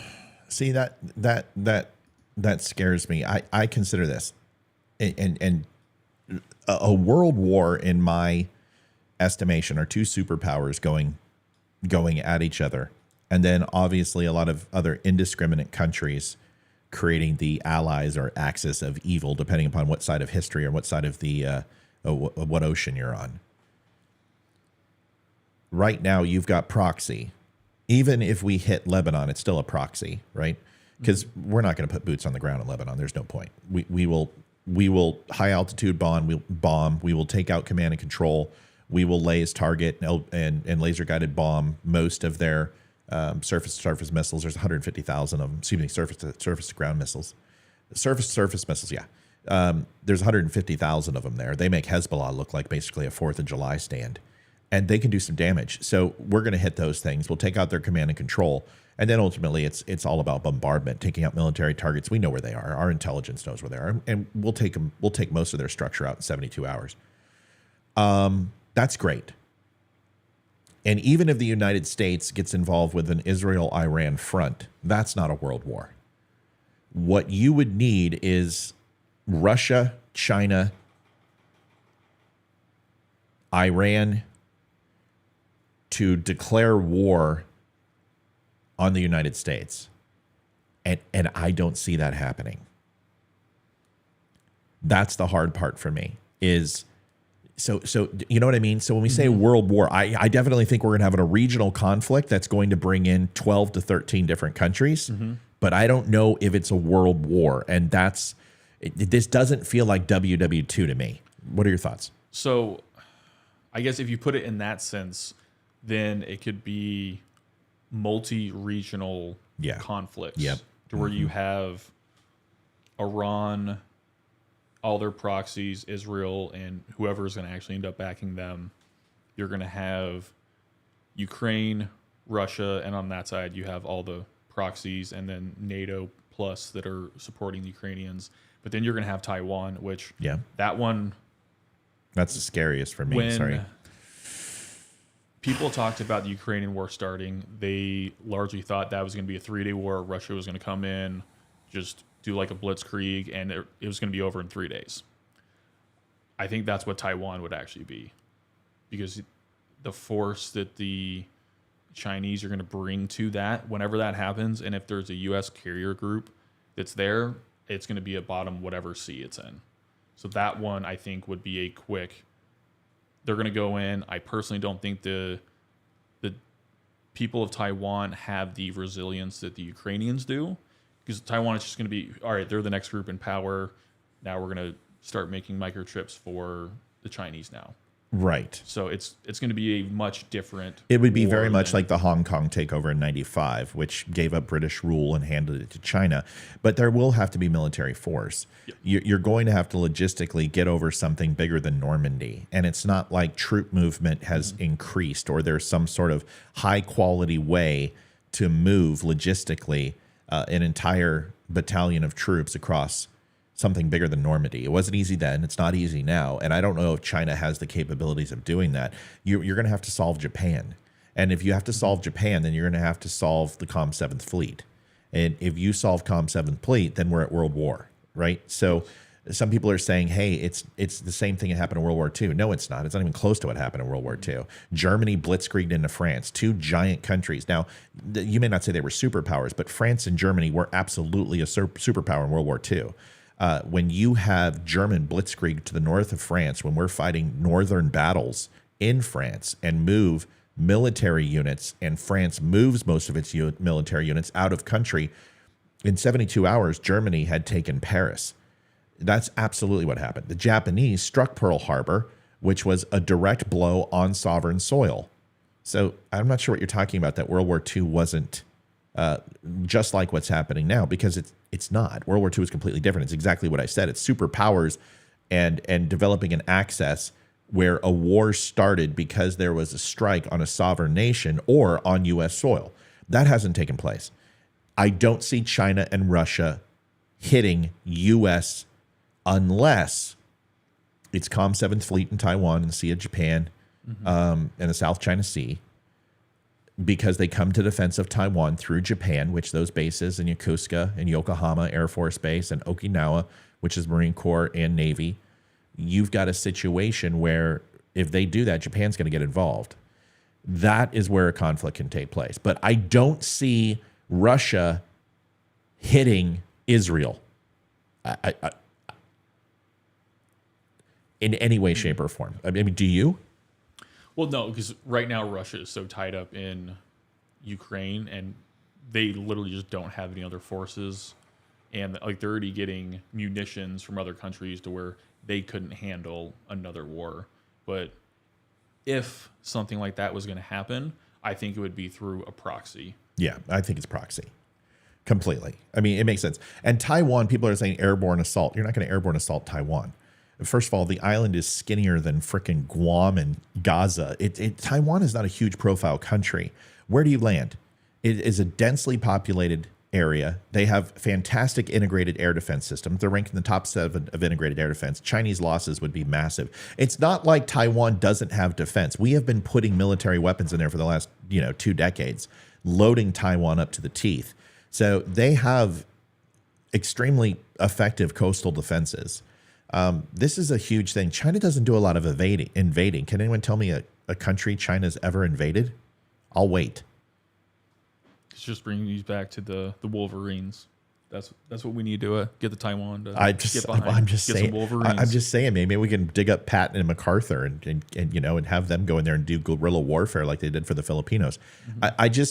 I think people need to understand that the Middle East situation right now is the hot spot. The worst thing economically for Taiwan is Taiwan. If we lose Taiwanese semiconductor, we are screwed. Apple is going to drop. Phones will not be produced at a high level. You guys saw what happened during COVID with PS5s and Xboxes. Imagine 96 million phones not being released, what that's going to do to the U.S. economy, considering that Apple's tied to the NASDAQ. So Taiwanese semiconductor produces some of the highest yields of aluminum and chips for the Apple iPhone, and we have not built the infrastructure to have that. So that economically will kill us. Oil, obviously, is a secondary. We're producing quite a bit of oil in the United States now, but that will obviously have a long-term effect. But really what it comes down to is if Lebanon fires off, I don't think people are going to get involved. I think Iran will only get involved if the United States, which is the only country that can really do it effectively, is to hit their nuclear enrichment facilities. If that happens, there's going to be some problems. which that's probably like a 2% chance. You think so? Yeah, I think it's extremely low just because with the current state, I don't think the administration would want to do that, to where if something like that was going to happen, it would be us helping the Israelis do it. It's so us doing it. Well, Israel doesn't have the capability. They don't have B-2 bombers. They don't have the B-52s. You know, this is where I don't think it would be a plane going in. I think they would have to try to do what they do best and just make it happen from the inside. I don't think a plane would actually go in with unless something drastically changed that I'm not seeing. You're not going to get a plane in there, right? Because of their integrated air defense systems are so solid. It's the number one integrated air defense system in the world. Oh yeah, no matter where you come from, they're going to know you're coming. To where it's one of those like, and I think that's one problem with the U.S. We telegraph what we're doing so much. Oh my gosh, completely. That even if we did do it, they're going to either move or replace it somewhere else to where we can do something just to say like, oh look, we did it, but it's not actually going to have any effect on anything. See, I don't want to bomb Iran. People are like, Matt, you want to bomb Iran? No, I don't want to bomb Iran. I want to hit the nuclear facilities in Iran because in the next 2 to 4 years, Iran is going to bomb us. Yep. The moment that they get a nuke, the next Game's over. Israel's number one, and then we're number two. And all they need to do is hit Israel. They drop a nuke on Israel, it's World War III. Yep. And it's nuclear holocaust. You bomb Israel, you are going to have every Christian nation on this planet send Iran back to the fucking Stone Age, and Russia and other countries are not going to allow that. You're not going to set off 30 nukes over Iran and not have intercontinental ballistic missiles dancing in the sky. If Iran gets a nuke, it's over. And this administration can't punt this down the road. We absolutely 100% need to take out their facilities. Now, I like your idea about having it be internal sleeper agents. There's no doubt in my mind Israel has intelligence and human intelligence assets inside these facilities, and they are ready to sabotage at a moment's notice. The question is, can they? The question is it enough? Can they, or are we telling them if you do it, Yeah. then we're going to pull? Yeah. Like pull support, pull whatever. So the amount of politics that are in all of this is ridiculous. It's so crazy. It should be simple of like, all right, what's the, I guess I don't want to say the right thing to do, but what's going to help the most people? Iran getting the bomb is the worst thing that can happen, or one of the worst things that can happen. Yeah. So you stop that. And obviously, Iran has proven time and time again they're not trustworthy. They're not going to, say conform isn't the right word, but get back to more a civilized society to where they can actually play nice with folks. No, not with the infidel. I mean, considering listen, folks, Iran. I don't run anymore. I know, I hate this. Iran. It's past tense. I run. Iran. I roll. Iran, you're right. So I'm not going to say it like CNN. Iran. Just not going to do it. Sorry. I don't have as much respect for them. It's like with Qatar. You mean Qatar? Qatar? No, Qatar. You have to say it right. So the biggest problem that I have with all of this is the administration is showing their hand, obviously. You got the Shah openly saying we support Hamas and we have funded Hamas and we helped plan these attacks. You've got the defense minister saying the same thing, but you have the Ayatollah and the cleric saying something. No, we did not do this. We were not there. We're not us. Your defense minister, he cray. We didn't do it. And then you have Hamas saying Iran's backing them. You have everything you need. And it would be very similar to the United States after 9/11 not going after the right attackers who attacked us, which they didn't. Afghanistan obviously had ties to terrorism. We understand this. We also understand that Saudi Arabia had ties to this from a bankroll standpoint, and Saudi nationals who were involved in this. 17 out of the some odd hijackers were Sauds.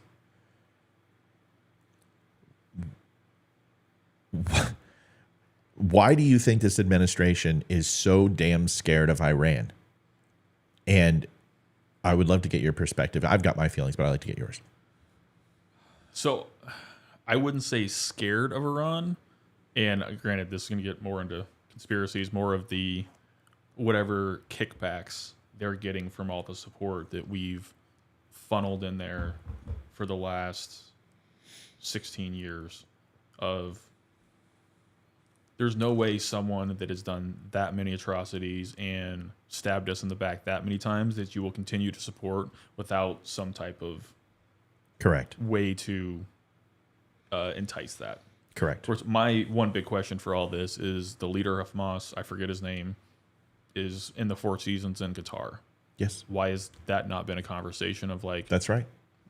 why is he not being extradited to the U.S. or Israel right now? Right.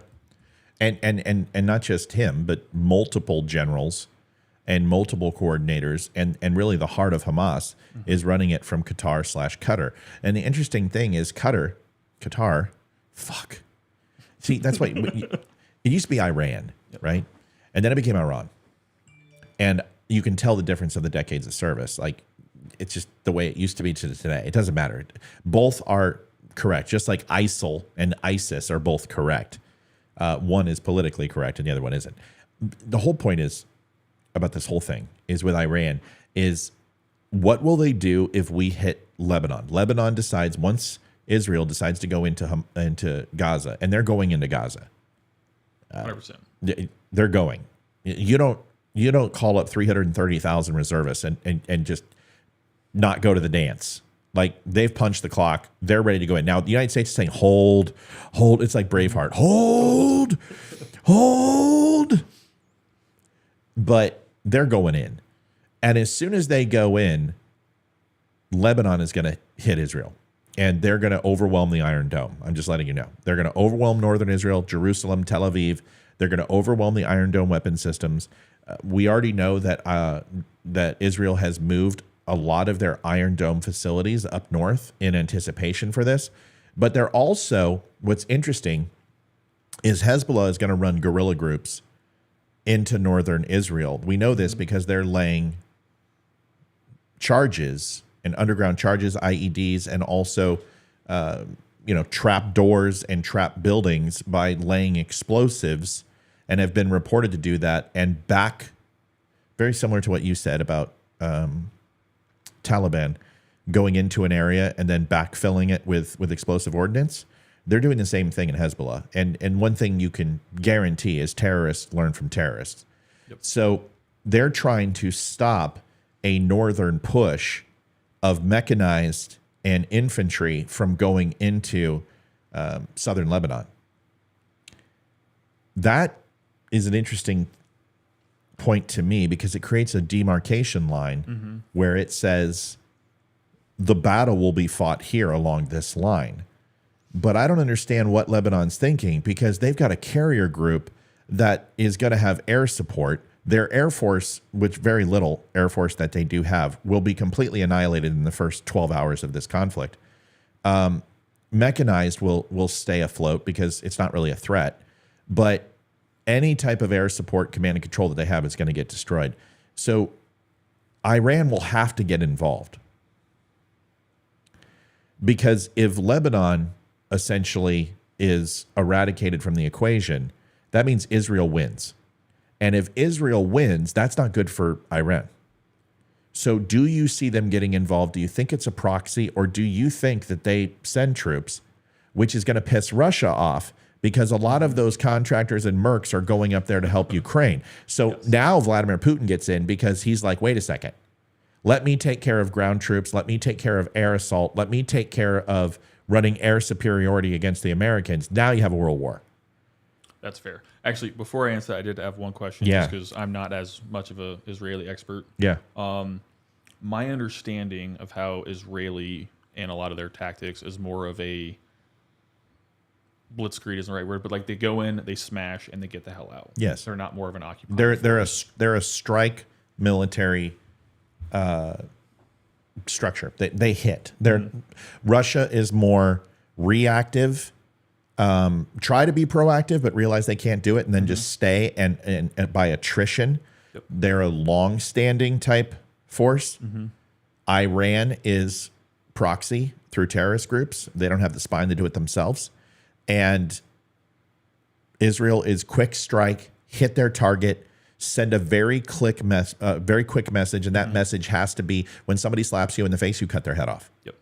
So I guess my question for that is, when I hear this and what I understand for Gaza and the tunnels that they've created, I go back to Vietnam and the tunnel rats. Yep. To where you have a force that is used to going in a few days or a couple of weeks, do their smash, and they get out, to where these tunnels are going to take months likely to actually clear them properly. And then if they can actually get to where the hostages that are probably spread all over Gaza, of trying to find them, but simultaneously dealing with the IEDs, the ambushes, and they've already started with the one-way drones. Yep. So it's like how complex that is. I guess, like, what's the game plan? Or how do you see this? That's the whole thing. I mean, that's why they're sweeping and clearing these targets right now. These strongholds that are above ground, they're not hitting these buildings that are residential to kill Hamas. They're hitting these buildings so Hamas has no place to go. It's like taking the Roach Motel out of the equation while the roaches are underneath a refrigerator, right? You kill where they live, and now you take out infrastructure, you take out command and control, you take out communications. So that's what they're doing. They're trying to have them have no place to come back to. Understand Hamas, they're not stupid. These underground tunnels have a plethora of weapons and munitions and everything that they will need to survive. But it's also monsoon season in Israel. And a lot of the reporting is that most of these tunnels are flooding. This isn't like Vietnam. In Vietnam, you had foliage, you had ground vegetation. You could essentially make these tunnels completely waterproof. It's on flat terrain. That's not the way Gaza's built. It's essentially a desert. It's clay-based soil. Water is stagnant. It builds up very, very quickly. There's not dense vegetation. There's not a lot to deter water from getting into these tunnels, and they're not complex like the Viet Cong did. But they are a tunnel system, and they do represent a considerable force.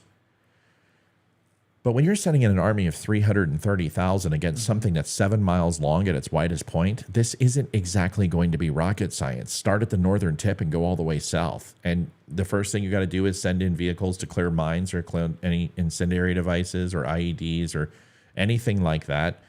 You do your bombardments, you take out any resistance, and then you send in your mechanized military. You send in your tanks, you send in your 50 cals, you send in your high penetration units, and you clear the area, and then you go ahead and you send in your ground troops to go ahead and provide security, to provide stability in these taken areas to ensure that they are no longer taken. You put a detachment force at each one of these towns of 150 to 250 men with full forward operating base and logistical support. And then you take northern Gaza, and then you move into the south. So when is that point that you would actually go? Because I know right now there's obviously the first priority is the hostage and trying to get them back. You're not getting those guys back. You're not getting them back. So, yeah. And obviously there's the U.S. pressure to continue to hold, to have a measured response or whatever the administration is currently putting out now. Well, I think if you were the Israelis, I think we would have the same answer of they would have gone already. Right. But what is the trigger point to where they're like, all right, U.S. is going to continue to say hold. At what point do you just go? Well, that's the thing is that Israel is beholden to the United States, and they've got $3.5 billion or 3.5 billion reasons to listen to the United States annually. The entire defense apparatus of the Israelis that is modernized is paid for by the United States. They're still flying F-16s. Yep. They want F-22s. They want F-35s. They want B-2 bombers. They want all these things, right? Of course, Israel wants all these things. But in order to do that, you need to maintain your relationship with the United States, because Israel knows without the United States, the only thing that they have, there's only one weapon that they have that can deter anybody, and that's a nuke. The United States, the whole reason, folks, people think we're in Israel because we need Israel. No, we don't need Israel. They need us, because without us, they use the nuke. And if they use the nuke, it's game over. That's it. That's all Israel has. Israel would be, if they were not a nuclear power, Israel would have been gone 60 years ago. See, and this is the other problem of, as the different administration comes in and we do our pendulum swing of how much we support and don't support. Like, yes, they have that. I'm going to call it an annual budget now, just because it's going to go on forever. That the true support that we have and how much we're actually going to give them wanes so much that, and granted, I think the U.S. has done this time and time again. We'll go in, we'll say you're your friend, and then Right. we'll screw you over, stab you in the back, and then we'll come back 5 years later when we need you again and say, hey, Yeah. sorry about that. Let's be friends again. Well, it's not the Shiites and the Shias and the Sunnis, right? I mean, we could say that, but Israel's a little different. Like, the only reason we support Israel is because they're the least crazy in the Middle East, number one. And number two, we gave them nuclear capabilities and the permission to have nuclear capabilities to be the sheriff inside the United States. The best way that I can say this is Israel is the sheriff. Saudi Arabia is the bankroll and the banks. Iran are the black hooded, black faced, bandanaed bank robbers. And the rest of the Middle East are the town and pitchforks. If we're going to a Western ideology here, the rest of the Arab nations have the pitchforks and the torches, and they're ready to go ahead and get Frankenstein, which is Israel. So that's the way the Middle East works, if you want to know. Now, there's also other countries, UAE, Jordan, Syria, who also participate in terrorism. Northern Libya also. There's plenty of other, but that's not my point. My point is Iran really funds the terrorist movements and bankrolls open terrorism in the Middle East. There's other countries that do too, but at a much smaller scale. So Israel has one thing going for it, and I hate to say this. The only thing going for it is that it has nuclear capabilities. The thing that is the most terrifying is that Israel will use it. Oh, 100%. They've got no problem using it. If they are in a position of do or die, they'll drop nukes. And people need to understand that. They are just like the United States. They're kind of like, meh. You know, we got our faith. They've been wanting to kill us for a long time. We're going to go ahead and take as many of them with us before we go. And how can you blame them when you look at the overall, that their footprint is 1.2% of all Middle Eastern countries over there. It's literally 98.8% Arab and then 1.2% Jew. They're outnumbered. And the only thing that stops anybody is that nuke. So let's assume this. Let's assume, when would they go in? I think Israel is not going in because Joe Biden has made promises that says we can allow you to continue to do this if you do it our way, where you will get Hamas and not be able to occupy Gaza, but you'll be able to get Hamas out of your backyard.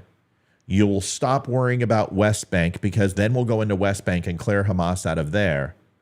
We'll get the Islamic Brotherhood, the Islamic jihadists out, and we will go ahead and do a step-by-step process, and then we won't have to have anyone come in outside of us and possibly Lebanon. That's great if all of the Arab countries follow suit. Yes, which They won't. won't happen. They won't happen. And this is why Biden is a complete idiot. And I also wouldn't trust the U.S. saying that, because look how well we did in Afghanistan. Oh, God, look at Iraq. Yeah, we did 20 years to put the Taliban back in power. Back in power. So right. And that's all we did. All we did was change some names and debt and gave them status of being the 50th largest standing army in the world and moved them up to like 8. Yep. That's all we did. They might be ninth now with the Yeah. the munitions they gave to Hamas to come in. Yeah, they had to give away a little bit of their stuff, and a few of the choppers that they tried to fly and overall crashed, which was those were my best videos. It's like, oh, you got a bomb sound? You got this is where you put the bomb sound in. You got something? No. You're just here. I got it for you. I'm here for you, bro. I'm here for you. Do you have a Rashid Tlaib real quick before we move on? Wait. You can't do the Rashid. It's on the other screen. That's You all right. switched it on me. That's all right. I got it. Allah. There we go. Thank Allah. So here's what it comes down to. Over the next, when I originally said that they were going to wait 72 hours, they did. I will be surprised. Okay, here's my prediction. The moment that they figure out this speaker bullshit and they decide, Republicans finally pull their heads out of their asses and decide who the speaker is going to be, and the purse strings are opened up, because Joe Biden's going to ask tonight for $3 billion, $10 billion for Israel, I believe. He's going to ask for another 50 to 60 billion for Ukraine. He's going to ask for some other money for 10 million, 100 million, I believe it is, for Palestinian refugees and humanitarian needs. But they're also asking for funding of Israel, because Israel's asked for multiple dollars coming from the DoD. And the reason why is because the Iron Dome's freaking expensive. I told you how much this thing costs. During peak times, it was 1.2 billion a day. It's not going to be that. The amount of rockets coming in are not nearly close. 10 times that. Yeah. But that's the problem. So you've got to go ahead and refund that. So Biden's coming on at 8 o'clock tonight. He's going to speak to the nation from the Oval Office, which means it's serious. Okay. If the president uses the Oval Office, this is going to be something serious. It's not going to be small, because the president doesn't speak from the Resolute desk and in the Oval Office unless it is a national security or a world-based situation. Or he got caught fucking Monica Lewinsky on the desk. Right? He's using the cigar, Bill Clinton. But he's gonna set the tone tonight. He's going to address the world. You don't address the United States from the Oval Office. You address the world. And he's going to send a very clear message to Lebanon, to Iran, to Jordan, to UAE, to Egypt, to Morocco, to anybody who's gotten froggy over the last 50 years. He's going to send a message. This is not your war. Stay the fuck out of it. We are playing police state. You let Israel and Gaza duke this out. If Lebanon gets involved, fine. We'll take care of them. We're here. But IRGC, Syria, if you get involved, we're going to lay you flat. Egypt, if you decide to go ahead and get involved, we're going to lay you flat. How much of that is an idle threat, though? I don't think it's an idle threat. I think they will fucking full force into Lebanon if Lebanon jumps. If Lebanon crosses into northern Israel, if they fire any of their 150,000 rockets at a high volume at Tel Aviv or Jerusalem, I think the United States has air superiority, and we start taking out missile batteries and sites. See, I hope that is the case. The pessimist in me, and seeing what this administration does, I think they will eventually get to that, but it's going to be a few hard days or hard weeks for Israel before I think they would pull the trigger. Do you want to know why I think that? Why? You don't send in 3 carrier groups. If you're not going to dance, you don't send in 3 carrier. You send in 1. You send in 2. They're running OPSEC, so they got the Gulf locked. Yep. They got the Med locked, and they have any escape locked. Okay, that's fair. So they're not going to get any Russian forces in coming through the GIEC gap, Greenland, Iceland, United Kingdom. They're not going to get anything south in Southern Europe. They're not going to get anything from China in the South China Sea and Sea of Japan. They have locked up every entry point for any other country to have naval support sending their aircraft carriers in. You can't get the Kuznetsov in there. You can't get any of the Russian aircraft carriers, which they're all shit They're anyway. useless anyway. Right? In China, they're running on fucking diesel still. So you're not going to, they're not running on diesel, but you get my point. They're not nukes. They're not nuclear. So you've got a logistical supply problem. China doesn't have any friendly ports. So they can bring their Navy over, but they're not getting home. They're not going to resupply. They're not going to be able to resupply munitions. They're not going to be able to resupply food, because we own every single thing. And if you decide to go ahead and get froggy, we go ahead and pop Diego Garcia. We got Diego Garcia right there. You've got the Com 7th Fleet. Anything that China puts out, they're either going to have to go up and around over Russia and go through the GIEC gap, which is not going to happen. The SONAS nets are there. They're not going to get any subs through there. They're not going to get any carriers through there because we've got representation from 3rd Fleet. You've got Bahrain, you've got the Med, and you've got the Black Sea because of Ukraine, and you've got the Gulf on lock. And now you have a carrier group moving into the Atlantic, which is cutting off any ties, doing roving patrols with hunter-killer subs, P3s coming out of Greenland, Iceland. You've had a squadron of P3s moved from Alaska so they can start, an E2 Hawkeye, so they can start banging for subs. The United States is saying, you guys want to fucking go? We're ready. You better not flinch. I got to give it to Biden for that. They are at least positioned in a strategic way that tells the world you're on notice. And if anybody wants to go ahead and start playing with our Navy, we're here. This is where you got to give the Navy some props. That is fair. You guys are a great Uber service, first and foremost, but you are a great deterrent. That is true. Dude, it's the okay.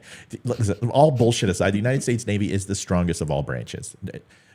What are the Marines going to fucking do, right? Marines are going to be with us. So what is the Army and Air Force are going to take out the Navy? No. You know this. It's not going to happen. The United States Navy can fight every other Navy on the planet and win. Simultaneously. 100%. Simultaneously. So it just comes down to this. The United States is moving its pieces in a defensive posture and air superiority and naval superiority. And they're saying, don't jump, because there's multiple countries that can get involved in this conflict. And the United States is sending clear signals that none of them need to get involved. And if they do, it's going to be a bad day. Does that make sense? Yeah. See, I hope you're right.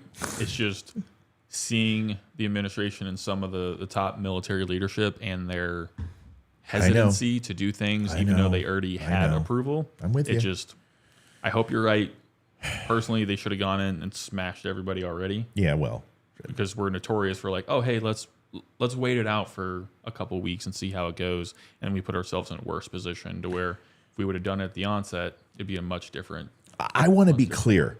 I'm not saying the United States is moving in a position for offensive strike capability. Yep. This is a defensive. This is a shield capability. This is saying we are putting our key pieces in a defensive zone strategy.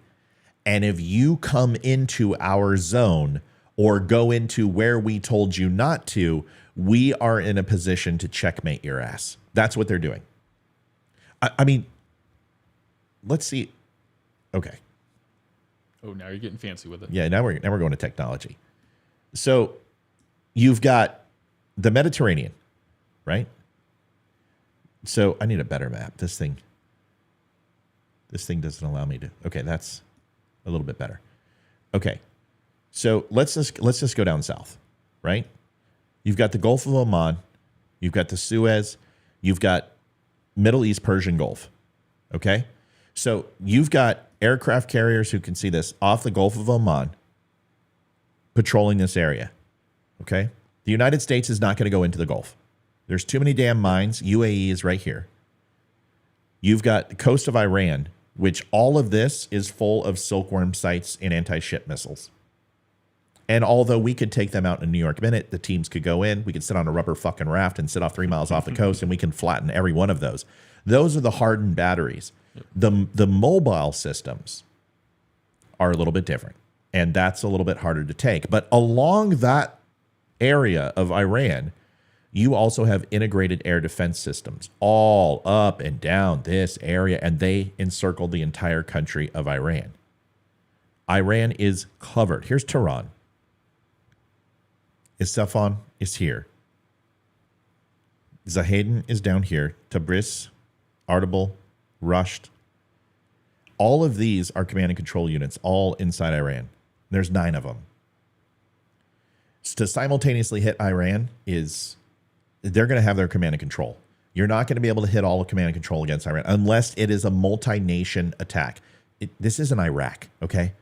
They're not firing freaking 120 millimeter or 20 millimeter anti-aircraft from fucking WW2 up into the air. These guys are going to be, these guys have Hong missiles. They have SAS missiles. They are, or SA-7 missiles, SA-9s. They are going to be able to resist an air infiltration. So this is Iran. So what do is you park an aircraft carrier right off the coast right here. That's it. That's all you do. And it lets them know that we've got neighboring countries. You've got Pakistan, you got India, and even though Pakistan and us don't necessarily get along very well, we're there. You're not going to have Oman get involved. You're not going to have Saudi Arabia or Yemen get involved. So our carrier is pretty safe right there, and Iran can't take out a carrier anyway. Okay, so they're running OPSEC for this area, but more importantly, this is what they're running OPSEC for. I don't think I can get the map to go out this far. Down here, there's this little island. Let me see if I can. Oh God, I need a better map. This sucks. Jeez, what are you doing over there? Doesn't matter. It's supposed to be Mr. Technology. This map sucks. So it's not even on this map. I don't even think I can see it. Let me turn on the lights. Hold on. I don't even think I can see it. Okay, doesn't matter. I need Google Maps. Can I just get Google Maps on here? Google Maps. That is the best invention that Google doesn't want to. Yeah, there's another one that I use, but I can't use it. I can't use it on here.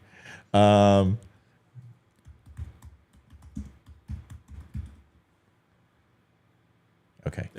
This is the island where if you stand on it for too long, it'll sink. Did you remember that senator? Did you? His state legislature. He's like, we got to be careful on Diego Garcia because we put too many troops on it, it'll sink. Oh, Jesus. You're just like, or he'll flip over. I think it was him. Okay. You're running the country. You're running it. Now, this is why it's so small. Because you can't even see it on the map. But this right here is Diego Garcia. Here at Diego Garcia, and it's right by the archipelago, this little island, this little strip right here, is probably one of the most key strategic points after World War II. This allows us to watch India and Pakistan. This has us a quick strike force pretty much anywhere in the Indian Ocean, anywhere in Sri Lanka, Malaysia, Australia, and predominantly the Middle East. Most high altitude bombings didn't come from Ramstein or Ramstein. They came up to the Maldives and into the Arabian Sea from high altitude bombers, B-2Bs and B-52s, predominantly B-52s in Iraq. So that little tiny island right there, that's the reason why we have a carrier in the Arabian Sea right now. And that's why the 7th Fleet is flying around South China Sea right now. Taiwan, Philippines, right this area. This is 7th Fleet. 7th Fleet is home to up here in Japan, in Yokosuka. It used to be the USS Enterprise and the Blue Ridge. Still the Blue Ridge, and now I don't know what carrier it is. I don't even remember. The point is that they're running operational security from here. So if you're China, you have a choice. You can come down here through the South China Sea and go down through Jakarta, or come up through Singapore, because you ain't bringing a carrier over this land. This strategically narrows China's options, because all we got to do is park behind Singapore or Indonesia or the Philippines, and we will have a field day with China's fleet. We'll run ops all day long. We'll run flight ops, and we will sink their asses and bomb them into the next fucking century. Okay? So China knows that from a strategic perspective, coming down through here is not a good choice. So if they're going to come down, and China is going to support, they got to come all the way around and go through the Bering Sea, come through East Siberia, and then this is where there's a bottleneck. This is the Jiak Gap. So when they come to the Barents and they come to the Norwegian Sea, you're going to see something. God, this map is fucking killing me, dude. Greenland, Iceland, and the United Kingdom. And then there's the Jian Gap, which is Greenland, Iceland, and Norway. Okay? They would have to come through here, and this is also in Vladivostok, Petropavlovsk, Severomorsk, Russia, all their naval units. would have to come through here. There are enough sonar buoys, which is called the SonusNet system, which you can walk across. There's so many. Jesus. Dude, you can't walk across, but it's literally called the SonusNet through the Jian and the Jiak Gap. And this is something that Russia has had to deal with for a long time. And this is why they're so afraid of Ukraine. Because the problem is that when you cut off Ukraine, I'm not skipping around too much. Trust me, this is all relative.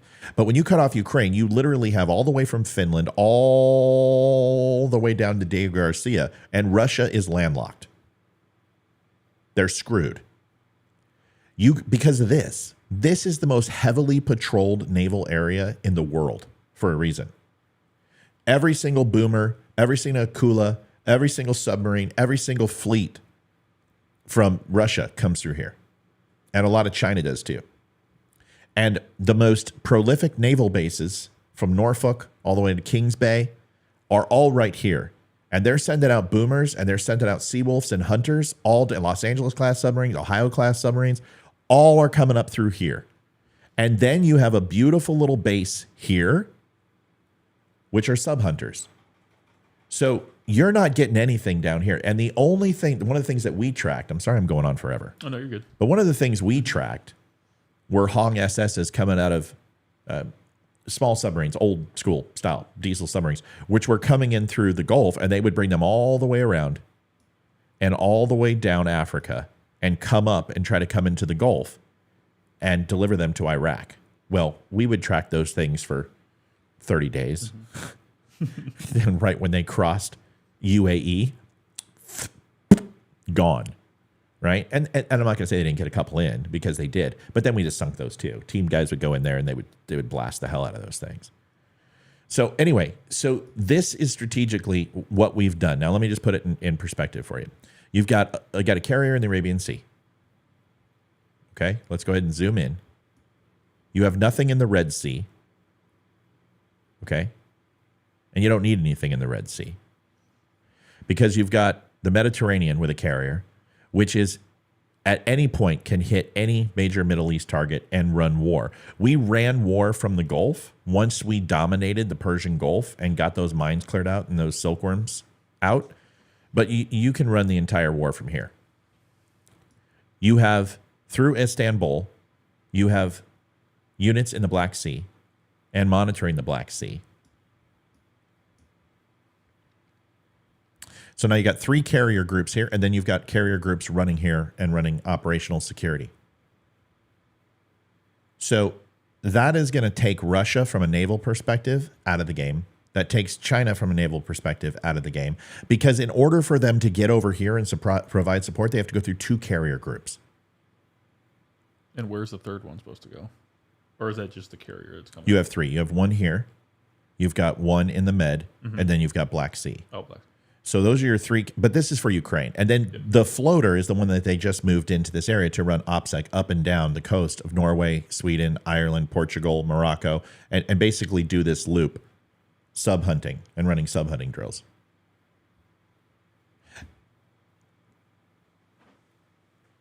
The United States is in a perfect position that if any country wants to try to run predominantly supply from a naval perspective, which is preferred because it's much faster than land travel, much faster than land travel.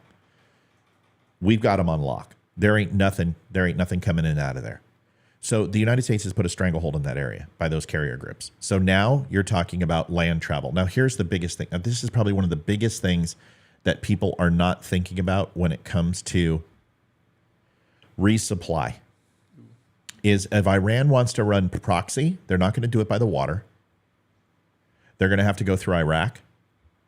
Now, do you want to explain the relationship between Iran and Iraq and how strong that relation is between those 2 countries? Oh, yeah, the lack thereof. Right. So you want to go through Iraq. Yeah. Good luck.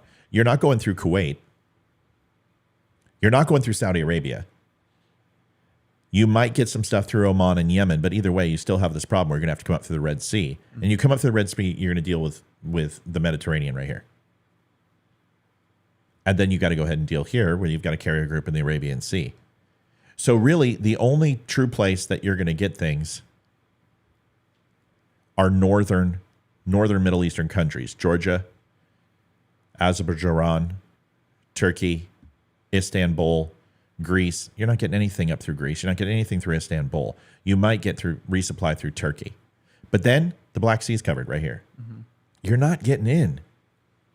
And we're coming into the winter months, and as you said, it's already monsoon season. So, And not just that, Your but roots are yeah, and then almost you're also talking about the ocean during winter months is not the most forgivable thing, not the especially most pleasant. it's not the most pleasant. So you're just in a situation where the United States is in prime. It turns it into a prime situation where the U.S. has really cut off any resupply. And it's not to Gaza. They don't care about Gaza. Nobody's going to resupply. Nobody cares about the Palestinians. Arabs don't care about Palestinians. This isn't about Palestine. This is about Iran, and this is about Lebanon. This is about Syria. Those are the countries that are the biggest threat to Israel right now. And then there's other countries that are talking about it as well. But this is your big concern. So this is what these carrier groups are there. They're there for defensive strategy. It's not necessarily offensive. And the only way that I see the United States getting involved in this war is if Lebanon crosses over into northern Israel or does an offensive. If that happens, we're going to war. And it's going to be between Lebanon and us and Israel and West Bank, Gaza, and Lebanon. That's what we could be seeing. You know, I'm actually glad you broke it down like that, because when I always look at this, I never really looked at the water. I knew there were carrier groups out there, but I really didn't care about them, just because my perspective has always been ground or air. I don't really look at the maritime that much at all, but we're in a much better position than I thought we were, but it's also one of those, I'm glad that we're able to lock it down that well, so that way if we want to turn on the switch, it's there. Yeah. Now, the big question is this the time to test the U.S. from the China, Russia, Iran perspective? Now is the time. Being Yeah. like, Yep. all right, you say this, are you going to back it up? That's and right. how much are you Yeah, going to you got to poke the bear. But see, here's the thing. Okay. Folks, they don't like Biden. I don't like Biden. Biden's not a pussy. I'm sorry. He doesn't strike me as a pussy. A simpleton, somebody who is difficult to make point A to point B. His talk has been very strong. I got to give him credit. Blinken's talk has been strong. The last 30 days from a geopolitical situation, Biden is saying the right things. Not saying them well, but he is listening to the military. He is listening to the SecDef. The pieces are in place where I would want them to have the least amount of conflict, but I don't consider him to be a pussy. I mean, that's fair, but given his track record, does he even have enough? Does he even have a leg to stand on to where people are going to trust that, yes, he's saying the right things, but do they trust that they're going to back it up, or Yes. if there's any validity to it? That's my second point, where they need to slap him in the mouth. So that's why these countries are going to try to give him a slap across the beak and see what he does. That's where Lebanon comes in. And Iran is going to run proxy through Lebanon. And they're going to say, hey, Hezbollah, go start some shit. Let's see what happens. Ali Akbar. Allah Akbar. And they're going to go down there and they're going to start some shit. And then we're going to see how the U.S. responds. And when they start launching tomahawks into fucking Beirut and Lebanon, Iran's going to be like, okay, now we know we need to keep sleeping with our camels and beating our women. Staying right here. Because Iran's not going to, they'll run proxy. Iran doesn't want to get involved with it. They may think they want to. They don't want to get involved in the United States. They just don't. So this is what I think. I think China, Russia, Iran are all going to watch, and the rest of the Middle East are going to watch what Lebanon does. And if Joe Biden, once Lebanon gets froggy and crosses and they jump, if Biden does not full out with a loud and a highly media frenzied retaliatory reaction does not take place, scaling what the Israelis would do, I think it weakens his position in the world, and it emboldens China, it emboldens Russia, and emboldens other countries to push even harder. I think he knows that, and that's why he's positioning where he's at. So here's the most scariest versus what I think will happen was what you just said is looking from the China, Russia, Iran perspective. If they were smart and they wanted to achieve their objectives, Yeah. they would do all three at once right now. You have Yeah. Lebanon go in. Yeah. You have Russia attempt to do something, even though I don't think they could. And you have China take over Taiwan on Monday. And the U.S. is spread thin enough. And I don't know if they would have enough wasps to be like, all right, let's hit all three and push back on them. If they were smart, I don't think that's Yeah. going to happen, but I think that would be the most dangerous of Well, all three of them going at Right. once. Having these countries coordinate is the worst possible situation for the United States. But Russia wouldn't do anything other than sending in some Su-27s into the area to run flight ops or send the Kuznetsov down there if it can work under its own power. But sending a carrier group down there in response to the U.S., that is what I would expect Putin to do. That's a move, that's a chess move of re-strategizing their pieces, which is a sign of defense is offense. That's what Russia would do. If Russia moves its carrier groups in that area, okay, now they're saying, okay, U.S., if you want to do that, this is what we're going to do. And that would be devastating to the United States and stupid. But here's the problem. They're not going to leave Black Sea exposed. They're not going to leave the northern waters of Russia. Ukraine is their fight. They are not going to, if they do, now he might send some fighters.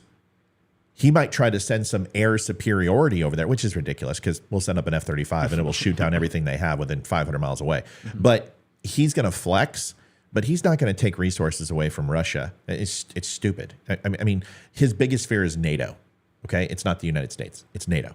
So check him off the list. China going in Taiwan.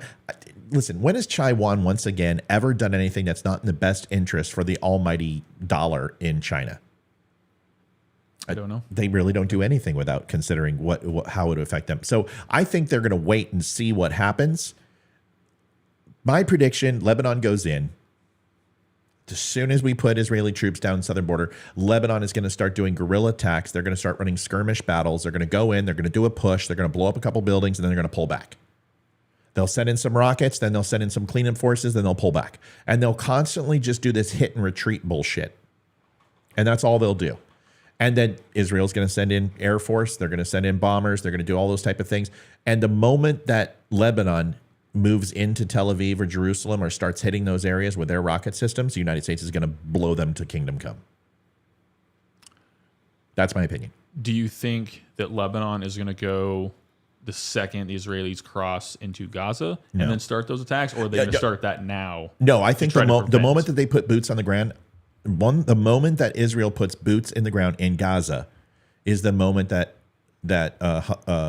Iranian influencers, predominantly defense prime minister and the Ayatollah, say go into and order Hezbollah to advance into Israel and to start running, counter operations in Israel to distract them, because then they're going to have to divide their sources. The question is, can Israel fight a multi-directional war? Well, are they built to do that? Yeah, they are. Do it well? Well, considering they own the water, like Israel owned that, they owned the Med anyway. Now they really own the Med because the U.S. is there. So naval forces, that's half the battle. They can't have a freaking ship park off and just blast them onto Kingdom Come. So right there, that limits them to air superiority. Well, the United States does both. A carrier isn't just naval superiority, it's air superiority, because they can fight an air war for 6 months. So you take away air, you take away naval, now you have ground forces. Is Israel built to fight a ground war? Yeah. Oh, yeah. Yeah, they've been doing it for 3,000 years. So the only reason Israel is still there is because it's hard to take Israel. The only reason the United States is still here is because it's hard to take the U.S. You got 3,000 miles of water on your left and right. You have the Canadian Rockies up to the north, and then you got desert tundra down to the south, and you got to go through cartels. Explain to me how you have a land war in the United States, and then once you get here, you got to face, 500 million guns and 320... You got to face a lot of rednecks. Yeah, fucking guys like me. Guys like you and me right now in this house could sustain a battle for as long as we were capable until somebody hit us with a hellfire. Yep. We've got the armament. I give you a weapon. You take north. I take south. We go ahead and sweep the area. I got video cameras. I got ammunition. We could survive. I shoot a little low though, so you gotta take high. Well, I was just going to push you out the front door and then flank the enemy. But it just comes down to this: is that you ain't taking the United States unless it's nuclear or some sort of biological attack or whatever. Here, Israel has to go in for any of this to matter. If Israel doesn't go in, Israel's going to look weak and it's going to embolden enemies. And Netanyahu is telling Biden that right now. Dude, you cannot make me look ineffectual. Oh, I got somebody joining. This should be fun. It's your first time with somebody calling in. Let's see. Uh-oh. Oh, we got call-ins? Yeah, we do. We usually don't, but someone just called in, but they're no longer here. Oh. They jumped out. Call back in. I'll get you on the show. Israel's tough. Israel is going to be interesting how they react. But right now, Netanyahu's telling Biden, you can't make me look weak and ineffectual in this area. We have to respond with force. We want to go in. And of course, Biden's saying, don't go in. Wait. Hold. And I think it's a mistake. That's ridiculous, yeah. Just let Israel do what they do best. Let them get froggy. All right. Mike, I want to get your opinion on something, and then we can cut bait. This is a good first time on, and got a good 2-hour show in, and then we'll cut bait from here. Cool. There was something that happened at the Capitol. Oh Jesus! Yeah, did you hear what happened at the Capitol? Is that the people that took over the tundra and then they started chanting ceasefire? Yeah. Yes. So the Capitol yesterday, and I can't believe this isn't top of mind. Like, I'm shocked that Fox isn't screaming. They've got Mary Lou Retton on here. But here's the question. Do you not feel that what happened yesterday is on par with J6? 100. Well, okay, yeah, I want that's that's a very ambiguous question. Let me okay. Do you believe that when legislation is going on and government officials are in session, that an unpermitted protest in an area that is not supposed to be trespassed upon is considered an insurrection? I mean, I think you should take that a step further of, Okay. yes, any building of that nature that has our top level government in there, that should never be the case. Okay. The fact that this was allowed, they sat there, they let them do it. You can just tell the difference between, oh, well, we agree with whatever position, or this is going to hurt the other side more than it is us to allow this to happen. That, I understand, like, this is another level of a January 6th, like, exact same thing, just the other side, but you see how it plays out of what's allowed and what's not. So yeah, this is another one. It's ridiculous. Should they have been arresting, taking all of them out? 100%. Is it going to happen? No. Is there going to be a single court case on this? Absolutely not. Oh yeah, they're all going to get tickets. They did arrest people, but they're all going to get tickets. They're going to get a $50 fine, and they're going to get a misdemeanor, and it's basically pay non-appear, I would assume. I happen to agree with you that what I saw when they were sitting in a circular way and saying ceasefire, I don't care. Protest is important. Say what you want. Do whatever you want. But when you are entering an area and you trespassed, and there were people actually getting, not that group, but off in the halls and other areas. Mm-hmm. I mean, Marjorie Taylor Greene got, bumped by a guy, and he started getting in her face and screaming at her. And, Marjorie Taylor Greene is like flypaper to shit. So she just, she draws attention. But in my opinion, okay, let's say this wasn't an insurrection. Did you encourage more behavior like this that could lead to an insurrection? Or did you stop it in its tracks and have people think twice? Because we've annualized January 6th. We've had other horrible things happen, like spending bills that have gone through, or restrictions in COVID, or us going in and making, $150 billion to Ukraine, where people could protest and go and resist and get upset when they arrested Trump several times now, they could have rioted. And Republicans have stood down and said, I think we learned our lesson from J6, that this isn't the way to do it. Now, at least the idiots of the party, because all of us didn't do that shit. We don't believe in that stuff. But the idiots of the party, I think, learned a lesson and goes, I don't want to spend 30 years in jail. What did Democrats learn yesterday?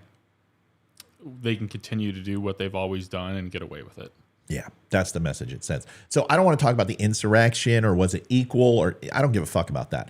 Did the Democrats learn a lesson yesterday to not do this type of shit and not get froggy, or they are emboldened to and say, okay, we've crossed that line.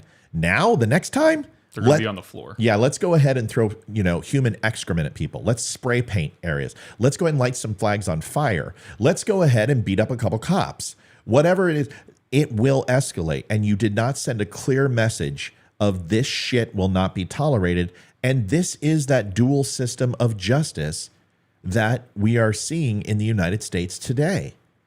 So the question is, if that was a bunch of people protesting the Ukraine war who were white, who were Trump supporters, what would have happened? Oh, the riot teams would have came in. Yeah. Tear gas, the Much whole thing. different. The whole fucking thing. Well, they probably wouldn't have got to the tundra anyway. Yeah. That they would have gotten well before then. But if they did, it would have been a much heavier hand coming in. So now you have a situation where the United States government is openly. So can you do me a favor? Could What's you up? scoot over Oh, did I go to too the far? center? No, you're just trying to there get you closer to me, and I get it. But seriously, dude, keep your distance. So now, When you look like that, it's hard, to keep all this going on at 50. Trust me, you wish you looked this good at 50. So the thing is that really scares me, Mike, is the Democrats have been calling the Republicans Nazis, and I can't tell you how many times a day I get called. Yeah, dude. Okay, if you want me to join, you want to join my call, you don't get to join my call when your title is Holocaust was justified. Okay. seriously? Yeah, you're not gonna. You know what? Let's get this douchebag in here. I think it's my troll who always. You're a troll. Yeah. How many do you have? Oh yeah, it's my guy. You got to show your face, dude. I'm not letting you in. If you're gonna put up something like the Holocaust is justified, you got to eat pussy. You're a pussy. You wouldn't show your face. Wimp. Always want to do it behind a mask. What a coward. What a coward. Come on, dude. You can come on the show. I'll let you neo-Nazi fascist doucheplows come on, but you don't get to do it that way. All right. You're on now? All right. So this is not the first time. Let's see what he has to say. All right. You got him on now. Let's see. This should be interesting. Is that actually his name? I can't read it that far. It's a new name now. Hold on a second. I know you can. It was more of like a rhetorical question. Like, guest B. All right, guest B. What's going on, man? Can you hear us okay? Yeah. Can you hear me? I can. You're on with Mike and Matt. What's your name? Hey, my name is Beardson. Nice to meet Beardson. you guys. Okay, nice to meet you, brother. What do you want to talk about? I wanted to talk about, I guess, the Zionism that you guys seem to be really pushing. Like, I just wanted to know, like, why are you guys such Zionists? Do you consider yourself like America first? Like, do you not like America, or are you guys dual citizens? So, Like, are you? what's the- Do you like Nick Fuentes? You're a big fan. Yeah, huh? he's my buddy. Yeah. Yeah, I had a feeling you guys are brothers. Have you been on the show before? Have you called in? Which one? No, this is my first time. Okay, first time. Have you watched the show before? Watched a little bit of the show that you did the other day when you put Nick in the title. Yeah, you don't. Yeah, I know he's your buddy. So let me ask you a question. Define a Zionist for me. What do you mean? Somebody that It's real loves simple. Israel, Define the word Yeah. Zionist and what it Somebody means to you. Yeah, somebody that loves Israel, thinks we should send them foreign aid, puts Israel's interest above America's. I mean, it's pretty simple. Okay. So your thought process is sending any money to Israel, particularly $3 billion a year annually for defense, is putting Yeah. their need. Hold on, you gotta let me go. Putting their needs above the United States. That's what you believe. That's a fact, yeah. Okay. Do you have a problem with Ukraine? Yeah, You have a problem with money going to Mogadishu? yeah. You have a problem with money going to Sweden? Yeah. Okay. So essentially, NATO? Yeah? Against Yeah. NATO? Yeah. Okay. Yeah, not a fan. All right. So essentially, your thoughts are We should be an isolationist country. You believe in nationalism, which I understand, and you believe no money should go to the rest of the world in any way, shape, or form at all. Well, Christian countries I'm okay with, I guess. If you're a Christian, yeah. But when we give money to Israel, I mean, we're giving money to people that literally spit on Christians in the streets who believe Literally that spit on. Christ There's a group of is people. rotting in hell. There are a group of people, but you're telling me. Let me ask you a question. Where have you been in Jerusalem or Israel? Excuse me. Oh, I've never been. Yeah, I wouldn't. I have not been. Haven't had the pleasure. So you've watched a couple of videos. I've read plenty of news articles. I've watched the history of Israel. I mean, look back at the USS Liberty, Israel being behind USS 9/11. Liberty. So you don't believe the Yeah. USS Liberty was a mistake? You think it was an intentional sinking of a U.S. vessel? Why do you That's- keep that's what you're- Why do you keep moving this? You keep moving this argument around. Like, why don't we just stick on one point? No, I'm instead not. of You keep- asked- Move. I'm No, not- you keep moving it you're the one that- around. Whoa. and Do you need a Kleenex? Are you going to be okay? What are you doing? This whole like fake, like big tough guy thing? Like I'm having Dude, a brother, calm conversation brother, with you. I just know want- I who just you want to are. stay on, You like, think one I don't point. know who you are? Why don't you insult my wife again? Insult your You don't wife think I know again? who you are? Yeah, brother. I'm not being a tough guy. I've I'm never talking to you. I'm heard asking you before in my life questions. until today. I don't. First of all, I don't need to pretend anything. I asked you what a Zionist was, Okay. and you gave me a definition that isn't what a Zionist is. You then went ahead and said that Christians are being persecuted You in Israel, haven't- but you you have no. haven't, like, Excuse stayed me. on one Yeah, I'm going to point. mute you. I'm going to mute you again because Oh, you're gonna have to mute me? If you won't, I will mute you if you don't shut the fuck up. Yeah. Why are you getting mad? Like, can we just have? A I'm not conversation? mad, bro. Bro, you haven't seen me mad. I'm just telling you You're to shut up so I swearing. can finish my statement. You just keep moving. You're the around. type I of just person wanna you don't talk want about an one answer. Listen, you don't want an answer. All you I want to do. do is I go just ahead. want an All right, answer. then shut up for a second and let me answer your question. thing. Okay. You Go cannot ahead. define what a Zionist is. You're telling me there's a persecution of Christians in Israel. You've never been to Israel. You've never witnessed it firsthand. You told me that there's news articles. So what you're saying is you come on my show is trust me, bro. And I don't trust you. Considering the fact that even the Pope condemned what was happening in Israel, I think I would take the Pope's word over yours. So you believe? Okay, so I you're don't have talking to about one of the physically most be corrupt. there. Hold on a second. You just told me one of the most that corruption and sending money overseas is one of the, I guess, a waste of money. It's not nationalism. It's not America first. You're telling me one of the most corrupt organizations in world history, the Vatican, and this is who you're going to defend? The Vatican is corrupt. It's very funny to me that you would sit there and hold water for people who deny Christ. Are you a Christian yourself? Like, so this if is you a don't mind me religion. asking? Are you? Am I are you a Christian? Sure. Yeah. Sure. Okay, so let me get this straight here. Then Yeah, you would let's get sit this there straight. and hold water for people who spit on Christians in the streets, who deny your God. Have you ever read the Talmud? Do you know that? Oh my they God! believe Yeah, I that have. So that you're going to tell me Jesus- two Can I- debates can I between answer? two rabbis. Can I answer? You Do already I get to answered. answer, or Now you're like- going off on a tangent. No. Oh my God, dude! No, What a I'm fucking explaining cunt. my point. I'm explaining Jesus, my point. what Do a you know fucking that they tirade. believe This in is a you're a conservative. You sound like a fucking liberal. You can't even have a conversation. You're muted, by the way. You're talking to yourself. You need to calm down and relax and take a second. The Talmud, you're talking about two rabbis who had debates. You like the Old Testament? Christianity follows the Old Testament. You believe in slavery? You want to stone your mother? You want to go ahead and if you plant crops side by side, you want to go ahead and kill somebody? Can you actually touch pig on a Sunday? Do you believe in football? Are you okay with that? What are the things in the Old Testament you believe? Now I'm going to let you talk again because you're still fucking talking and nobody can hear you. All right, you ready to go again? I can tell. Yeah. If you're All not right, gonna you interrupt answer my me, just kinda questions. allow me You gonna talk finish to me about the point. Old Testament? No. What? Yeah. What, So wait, you Jesus believe in Christ is- slavery? Are you okay with? Can I'm we sell? trying to Can I answer sell the my question. daughter to I'm China? trying to Can I answer sell the my question. daughter to China? Let me Can answer I do the that? question, man. Why Can are I you being sell? so Can I sell my daughter to frustrated? China? Can I stone my Do I mom? get to answer the question? at What some if I point, or are wear you just gonna two continue to talk pieces over of me? cloth that are Jesus actually not the Christ same? Is that fulfillment okay? Of the New Testament. Jesus Christ is the Can fulfillment I of the New can I Testament. and can the I go ahead fulfillment and of the wear two Jewish different cloths? practices. I'm wearing Yes, you can. cotton, If you and know I'm anything wearing. about like replacement theology or supersessionism, you would realize that Jesus Christ is the fulfillment of the Old Testament. That He fulfilled the old Jewish law, Okay. and that's why we don't How have do to you practice feel? these Okay, things this is anymore, great, right? dude. This isn't your Sunday school. What point are you trying to make is, that actually. my belief? I love Jesus Excuse me. Christ. Okay, I'm going to mute you again because you won't shut the fuck up. You have too much caffeine. It's frickin' 12 o'clock in the morning. Mike, if you have a question for this guy, let me know. He's not going to let you talk. Here's the problem that I have, man, is that what point are you trying to make? That Jews are evil or that it's not in the best interest to ensure that the Middle East doesn't annihilate Jews? Which one are you trying to make? I'll let you answer that question. Go ahead.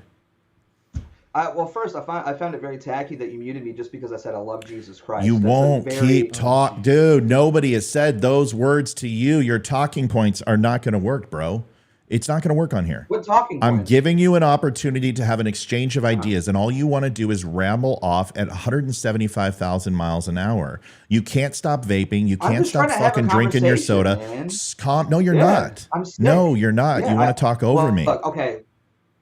I don't want to talk over you. I Great. Then, apologize then for ask using your the word question. delay. That's Ask why your that's- question. Okay, but Ask why do a you keep talking singular over me? question.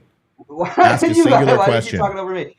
Okay. Because you that's won't fair. ask a question. Okay, I'll ask a singular question. I'll ask a singular question. Okay, it can be for Why Mike is it or me, that you either one. would put- for both of you guys. Okay, great. So We'll let why Mike is answer it this that one. that you want to? Yeah, go ahead. Why is it that we should put the interests of people in the Middle East? Both, I mean, and to be fair, both groups, Hamas and Israel, both hate Christians. That's a fact. Why is it that we should put their interests above Christian interests here in the United States? Very simple question. Well, one, I don't know why you would want to have any interest of Hamas or a terrorist group that would willingly kill anyone and everybody. I don't. I'm not a fan of Hamas, for the record. I said both. Sounds like you're a That's fan why- of Hamas. Sounds like you're a I fan. literally just said both. I said both groups hate Yeah, Christians, and I don't. but want the only thing you've talked about is Jews since you've got on here. The only thing you focused on in your because myopic that's view. But your you position. once again, I'm going to have to mute you Because if you won't let me that's fucking your talk. interest. I will not have a conversation with you where you just won't shut up. Go ahead. Great. Thanks so much on my show for being respectful. You say you want to have a conversation, you have no desire. I'm trying. I'm just trying. No, to you're have a not. conversation. That's No, all. you're not. No, you're not. You're trying to never talked over you infuriate. guys. You're trying. You've talked over You me don't this whole care time. about anyone's opinion. You've cut me off every time. Every time I try to. hit the I point, told you cut to me ask off. a question, and he tried to answer it, and I tried to answer it, and you still fucking kept talking. I just wanted to clarify a point because you wanted to try to paint me as some. You want to pro-Hamas clarify the guy. point when That's we're all. trying to answer your question. You don't get to clarify a point. If you shut up and listen, I guarantee the point will be clarified. But it wasn't because you painted. I said very clearly. I'm You not. will not shut both up. Groups hate Christians. You will not shut up. Like, what is the deal? Well, I get. Why are you so mad? I'm not mad, genuinely dude. am I'm not mad. I can't angry answer with your. you guys. I can't I answer don't your have question. all the That's all I'm malice telling towards you. I still can't. No, that's not going to It's a work. pretty easy question. Why? You haven't it's a asked pretty easy you, question. dude. You won't let me answer because you're still fucking talking. Go ahead. Go ahead and answer it. Okay, now shut up. And don't talk until he's done or I'm done. Just Now, there you answer go the again. question. You I'm can't not shut up. See, this is the wonderful part. These where are the people just guys. want to be trolls. They haven't had their asses kicked in their life. That's their problem. They're fucking little beta males who sit in their basement. They're just as bad as liberals. They're complete cucks, and they don't want to talk. All they want to do is go ahead and prove their anti-Semitic points, dude. So I've got a question for you, and I'm going to go ahead and just ask you a question since you won't fucking let me talk. So I'll just let you talk. Why do you hate Jews? I don't. There you go. I don't You hate asked me anybody. why I like Jews. Why do you hate Jews? I don't hate anybody. I disagree with you. I have That's no not hatred in my what heart you're for telling us here.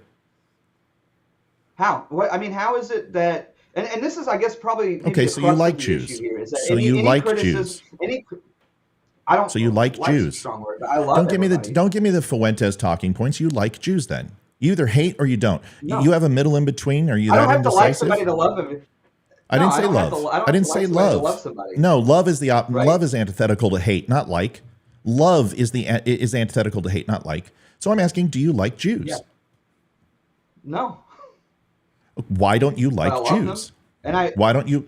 Well, no. Because they I didn't don't ask like you that. me. I didn't ask you that. Do you like Jews? No. Great. Why don't you No. like Jews? Because they don't like me. They don't like my Lord. They spit on me. They have. How many been Jews do you nothing but know? Cruel to me. They think that Christ. How Zero. many Jews do you know? Zero. Because I share nothing in common with them. So you don't know any Jews, but they spit on you and they disrespect you and they don't respect your Christianity Yeah. and they don't respect. How? Yes. If they don't know you and you don't know them? They literally believe that my Lord is rotting in hell in excrement, and they've written about that multiple times in the Talmud. They do not like Christians. The Talmud's not the Torah, bro. Have you read the Torah? There's two different Have you things, read the- right? There's have you read the and Torah? Talmud. Do you know what the Talmud? Do you know what the Talmud I know what the is? Talmud It is. I've a- already answered your question. Yes, and I know what the writings are, and it's not something that I participate in. Do you participate in the Right, Old but most Testament and the Jews beliefs? do. Do you participate in the Old Testament and all the beliefs within? Yes or no? No, Okay, why? because Jesus Christ was the fulfillment of the Old Testament.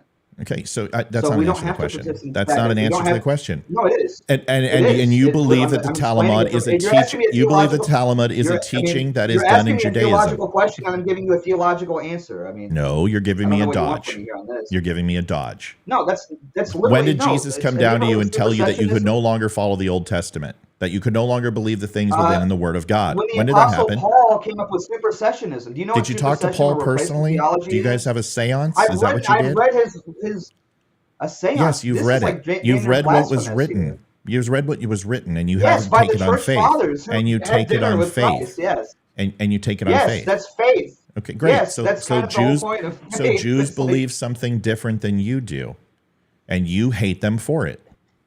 I don't hate anybody. Again, you're Why putting that can't you word just hate in admit my it?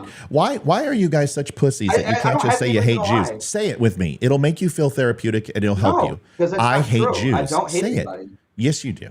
No, because I don't hate them. What do you think Why about would I lie gays? about it? I have no What do you think reason to about lie gays about and it. lesbians? Do you think Oh, I'm not a LGBTQ fan. community? How do you feel Not about a them? fan.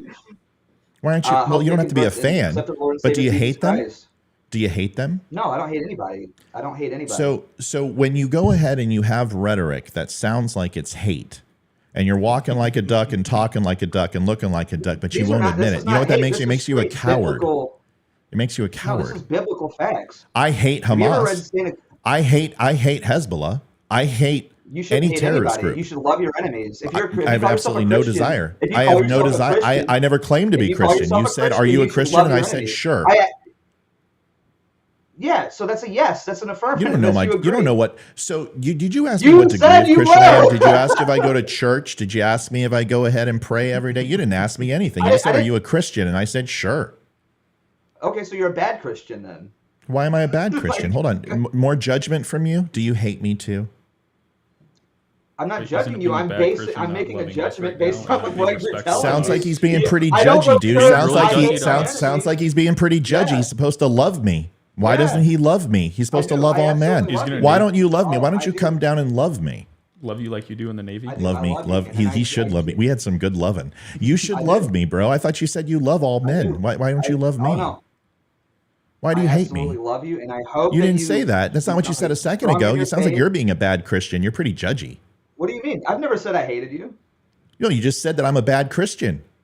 So I'm going to hell, Yeah, right? you are, and I'm saying. Why am I'm I a saying bad this Christian? is a Because I don't hate brotherly- Jews? It's a brotherly correction. No, Because I don't you hate go to Jews. I'm a church, bad you I'm a hate bad your enemies, Christian. and you don't adhere to the practices of Jesus Christ. Jesus Well, because Christ there's a commands us all difference to love our between enemies. theological principles and morality. That's why. And you haven't seen the things that I've seen that Where does terrorists have where done. does your morality come from? Excuse no, me. no, no. Where does your morality come from? Let me My ask you a brothers to question. my Where left does and to your the right morality of come me, from? that's where my morality comes from. And making sure that we all come home. That's where it comes from. Where's So yours? are they more knowledgeable? You've never than been to God, your Israel and you don't creator? know any Jews, yet you're going to go ahead and be No, what? no, no. You're Do saying they're think your oppressing brothers you? next to you are more knowledgeable than Jesus Christ, your creator? Do you think? On terra firma, on this mortal coil, as of right now, the most important thing is I can go ahead and give my loyalty and my care to multiple things. Right? I'm But a you think your brothers multifaceted. next So to you're you telling me the are only more thing you can do is knowledgeable on focus on your morals love for teaching God. If than you can only Jesus focus Christ, on the your Lord love for God, Savior. there you go. I'm going to get muted again. If you can only focus on your love for God, then how do you love yourself or anyone around you? Even though you said you have to love everyone, right? You said you have to love everyone. So how are you loving everyone when you can only show a singularity to God? I'm going to let you answer that question. Go ahead. Oh, it's pretty simple because I believe that Show God me. created each and every one of us, right? Uh-huh. So we are all within the body of Christ, especially those of us that are Christians. And every single human being, myself included, and you guys, are creations of God, and that you all have a divine purpose here on earth that God has bestowed upon you. But you will only fulfill that purpose if you become good Christians.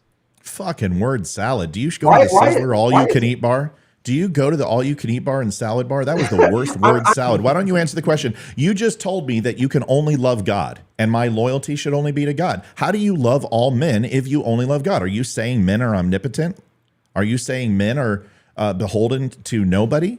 That they're their own deity, that they are God and synonymous because he's their creation? I'm trying to understand. And are you also saying that God's a sinner because the inequities of man are also inherent in him? Please, you're contradicting yourself. I don't quite understand. Go ahead and answer that one. Throw your temper tantrum while you do it. No temper tantrum. Not mad at all in the slightest. Well, answer It's the pretty fucking simple. question. I love all of God's creations. God cannot be a sinner because He is God, the Creator, and I believe that He is all good and true. He is Okay, truth great. incarnate, right? Yeah. So mhm. yeah, that doesn't make any That's not sense an at answer to all. the That's not question. a contradiction. Have you ever answered a question in your It life? is. Yes, I've been answering When? every single one that you've given to me. You haven't answered anything. All you're doing is just rambling. I No, asked I you just find it if really you funny can that you're only just being so love. All right, here we go. We're going to mute disrespectful. again. I'm talking. If you can only love God, but you just told me I have to love terrorists and all men, then why don't you love Jews? And why wouldn't you want to protect them? And if you believe and you want to emulate the shepherd, then why wouldn't you want to make sure Jews are protected? And did God not defeat his enemies? Didn't God create the balance of good and evil? Didn't he address the balance of good and evil? Didn't he set the parameters of what is good and what is moral and what is just? You think killing Jews? No. See, but I'm asking you questions. You can do your little hand motion. This is what you should be doing because this is what you're doing right now. But if God created good and evil, you're telling us that you should love and embrace evil. You should love and embrace terrorism. That's what you're saying. Please answer that. Well, Go ahead. there's a difference in loving and embracing, right? I mean, I think there's a pretty key difference between loving and embracing. And God didn't. I mean, just to Do you clarify, love your too, parents? God didn't create evil. Evil is. Oh yeah. Do you love your absolutely. parents? Okay. Yeah. Did you love your parents? Do you embrace When them? do I ever get? Why do you keep like? Do you why embrace keep, them? Asking me, like, well, I never get to answer any of the questions because you just keep asking me more and more questions. Because I've already done that, and you go on for fucking ever. Yeah, I'm answering the question. It like when it Okay, comes go to ahead. Go matters ahead. of, Answer. like, You're theology, right. morals, You're right. You know what? You make a good point. Go ahead. Just talk. Yeah, I mean, it's hard to like just be succinct. I'll try my best. Dude, you fucking won. Take yes for an answer. Go ahead. Dude, there's no reason for this hostility. I promise. I don't. Yeah, you're have just any a hostility cupcake. towards You're so fucking affable. Just I feel embraced by all your love. Where do you keep your you. swastika? I love you. Where do you keep your Right here on my swastika? heart. Right Yeah, here. it's obvious. I'm You should keep it on your sleeve where the rest of your emotions. See, No, you hear the I don't the hate maniacal anybody. laughter. I That's Do you- not really a good Christian joke to make right there. For someone who's trying to I feel bad. tell us how I, bad I, we should, are, I, I don't feel know bad. really- You're right. I feel bad. I shouldn't have done that. I apologize. But do you hear the manic laugher? Yes. Bipolar. Yeah. Wait, I'm where's just Khalid? trying to have fun. Did you man. take That's your all. I'm just meds? trying to have fun. Did you take your Zoloft today? No, I'm fine, man. I'm Dude, you're not on crazy SSRIs, or bro. I normal can see it a guy. mile away. Matt, You're can we get a Talib in here? No, I'm not. yeah. Can you get it to Talib? I can get it to Talib. Where's it to Talib? There it is. Okay. Thank Allah. All right, buddy. So you embrace people who you love. You take them into your heart. That's what you believe, right? Everybody, you love everybody. You're just a guy who's love spreading everybody. peace around the world. You love everybody. So how do you show love? Can you help me understand that? How do you show love? What does that mean to you? It looks different depending on the circumstance. I mean, Okay. like for Love instance, for your with you guys, parents? right? Love for your parents? Yeah. What does that look Yeah, like? Is love that them. different than loving a wife or a guy in your case? I don't know. Just asking.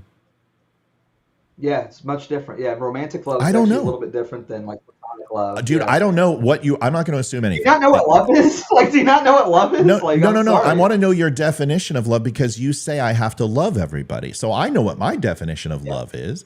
Love is reciprocal, right? Love is reciprocal.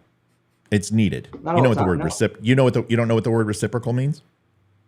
I do know what that word means. Okay. Yeah. So love is reciprocal, right? Because you have to be loved in order to give love, right? Or can you love something that doesn't love you back? So I have to love terrorists even though they hate me.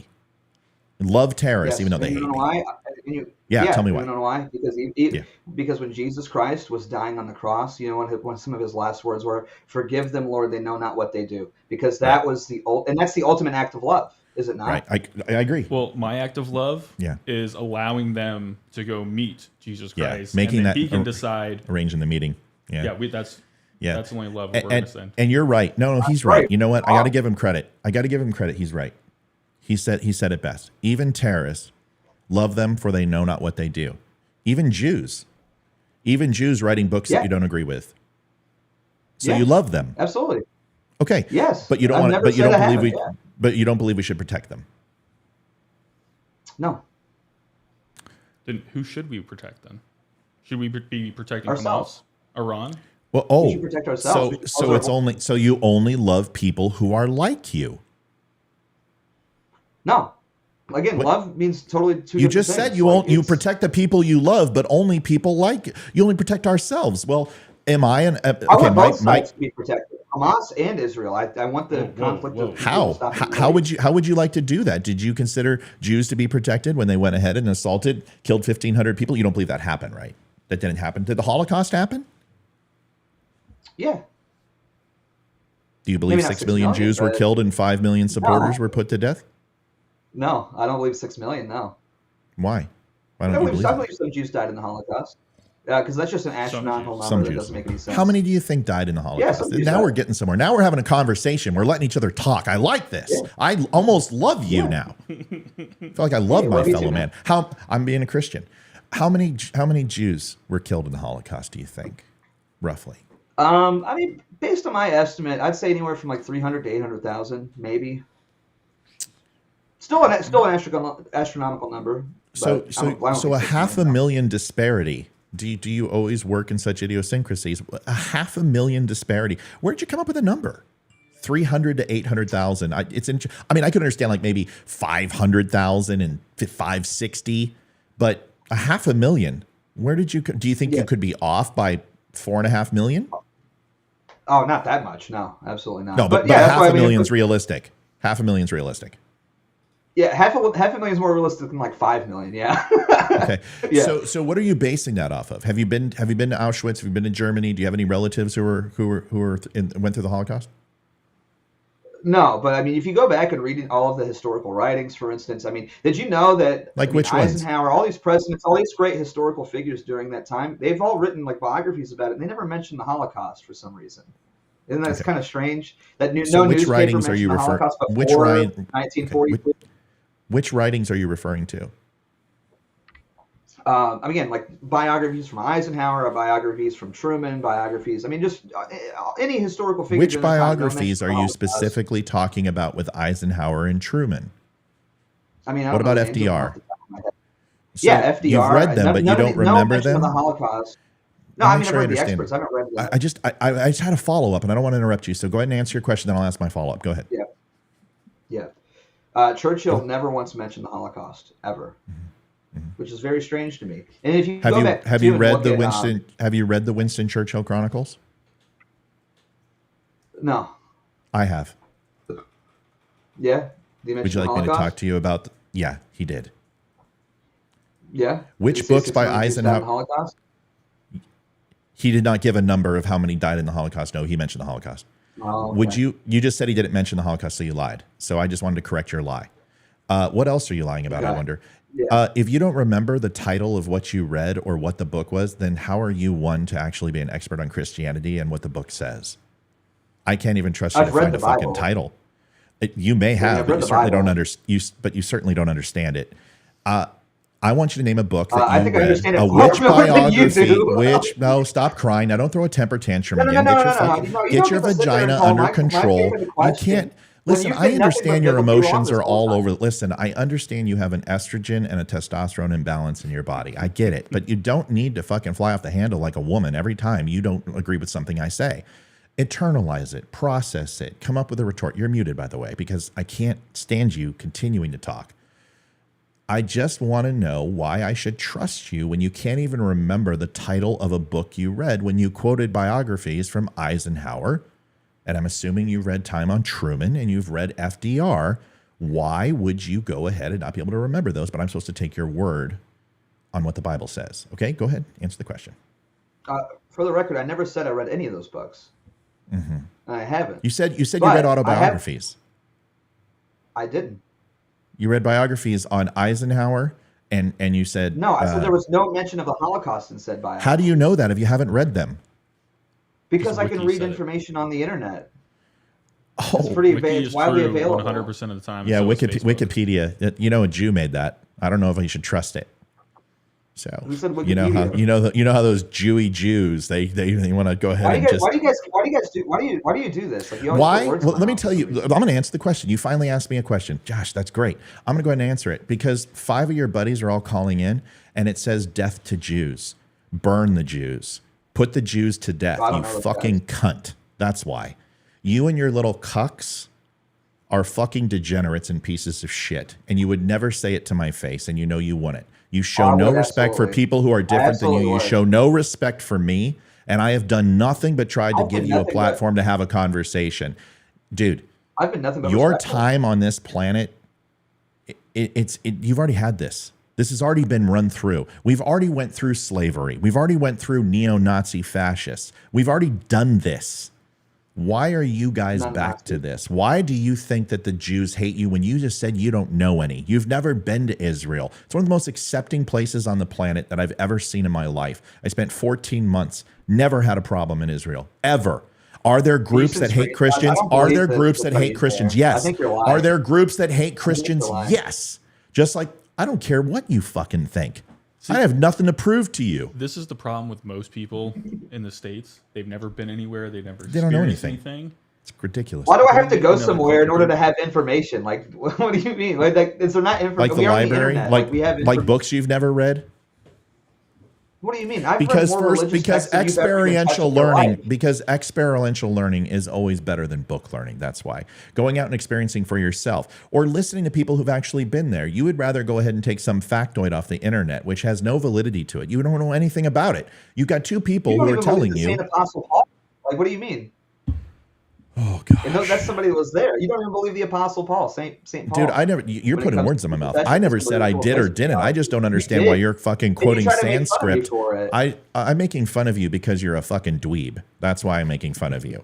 You've sat here and been nothing but disrespect to Christianity. As have you, and as have you and your little brothers who are continuing to put anti-Semitic Nazi shit on my page. Accurate. No. Have you ever read any of the early church fathers and their beliefs on Jewish people? No, I never have. Tell me all about it. Can you tell me the title of their writings? You can't even tell me the title of anything else. Tell me the title of those writings, and I'll let you know if I've read it or not. No, I can. Actually. You're gonna look them up on the phone. You're gonna look it up on the phone. Yeah, right here. I got it because I want to. I know you're looking it up. That's how much. That's how much you've read. What do you mean? You can't even tell me the title. The book. Would you like me to go grab the book for you? Would that make it better? Gosh, it sure would. And I would be convinced that you have so much information that nobody else has access to. Dude, you don't know any Jews. Everything you said is undercut. You don't know a Jew. You don't know one Jew. Can I read the No. Can I read the quote? No, you can ask me a question or you can answer a question, but you don't get to read me scripture. Oh, fuck. Good night. Oh, dude. Blah. Dude, this is a good first one for you. It is. You're popping your cherry. Let's let him read. Just let him read. Wait till he's done. When his mouth stops moving, we can ask him a question again. So who does he remind you of? He's a redhead. That explains a lot. Gingers usually have a complex. Oh my God, yes. Okay. Dude, do you drink your coffee at Starbucks or do you go to a beatnik coffee house? I'm just wondering. Do you wear the multicolored teal flannel because you think it makes you look like a lumberjack or a truck driver or makes you look more conservative? Dude, you look like a hipster. You look like a hipster. Can I just say that? Are you a hipster? Thanks. Can you answer us? Are you a hipster? Yeah. Yeah, I'm a hipster. Yeah, a little bit. How do you feel being trolled? Do you realize how bad you're doing in this conversation? And you're going to show this to your friends, and they're going to be like, "Hey, dude, you did a good job. Way to distract the show." We were actually just bored. We were done. Dude, I hate to break it to me. Break it to me how great you are. Right now. What's I that? have more live viewers than you do right now. Yeah. No, and that's fine. And of course you do. There's absolutely no doubt because you are an amazing human being. But the funny thing is, bro, is how many times have you been to platform from YouTube? How many times have you been to platform from Facebook? Twice. Right. How much do you go? Banned on right. Facebook, And how much do you say? Yeah. You think live views because you sell a bunch of bullshit. There's also other guys who just got 700,000 followers in 72 hours because he's pushing Hamas bullshit on Twitter. That doesn't impress me. I never said I was the greatest I never said I was the greatest podcast in the world. I never said that I have the most viewers. I'm very well aware of what I do and do not have, but I think it's funny that you think you're doing well in this conversation. Not so fucking suck off Jews every day, kill them all. You're an N-word, blah, blah, blah. Dude, your followers are hilarious. These are the type of people you appreciate. This is loving your fellow man, dropping N-bombs and calling Jews kikes. You think that's cool? These are your people. Yes, actually, it's kind of funny. Of course it's Yeah. funny because this is why you have so many I viewers don't. because The whole kill 'em there's all no thing, accountability just for you. like, No. This is how you love people, by embracing racist tropes and anti-Semitic stuff. This is how you get viewers. Dude, you got to make your living any way you can. If this is what you do, that's fine. You can do that. But I don't need to participate in your shit. You haven't answered No, anything. You're not here to have a conversation. So why don't you tell me why you're am. calling? Why are you Because I calling? saw that you were attacking Nick Fuentes, right? And I wasn't just attacking think that Nick your Fuentes. views What do you consider you literally attacking? said you were going to punch him in the nose. I would like to punch him in the nose if he fucking said the shit that he says on That fucking would be line and what your literally- friends say. that Of would be course literally I an would. attack, yeah. Of course Yes, I that's would. literally the definition of an attack. But Yeah. no. You said I did attack. I didn't attack him.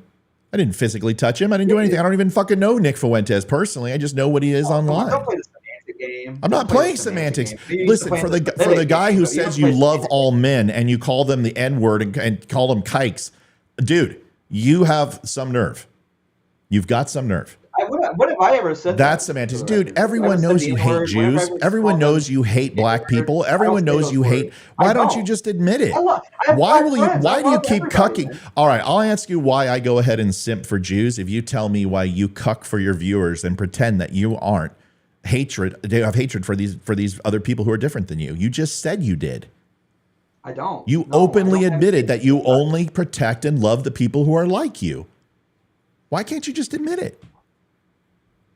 Every group does that, though. It's like a normal thing. No, That's every that's group. kind of my No, point. I don't do that. Yes. No, How I much? don't. How much foreign aid does Israel send us? How much foreign aid It's do we not a- get from any other country?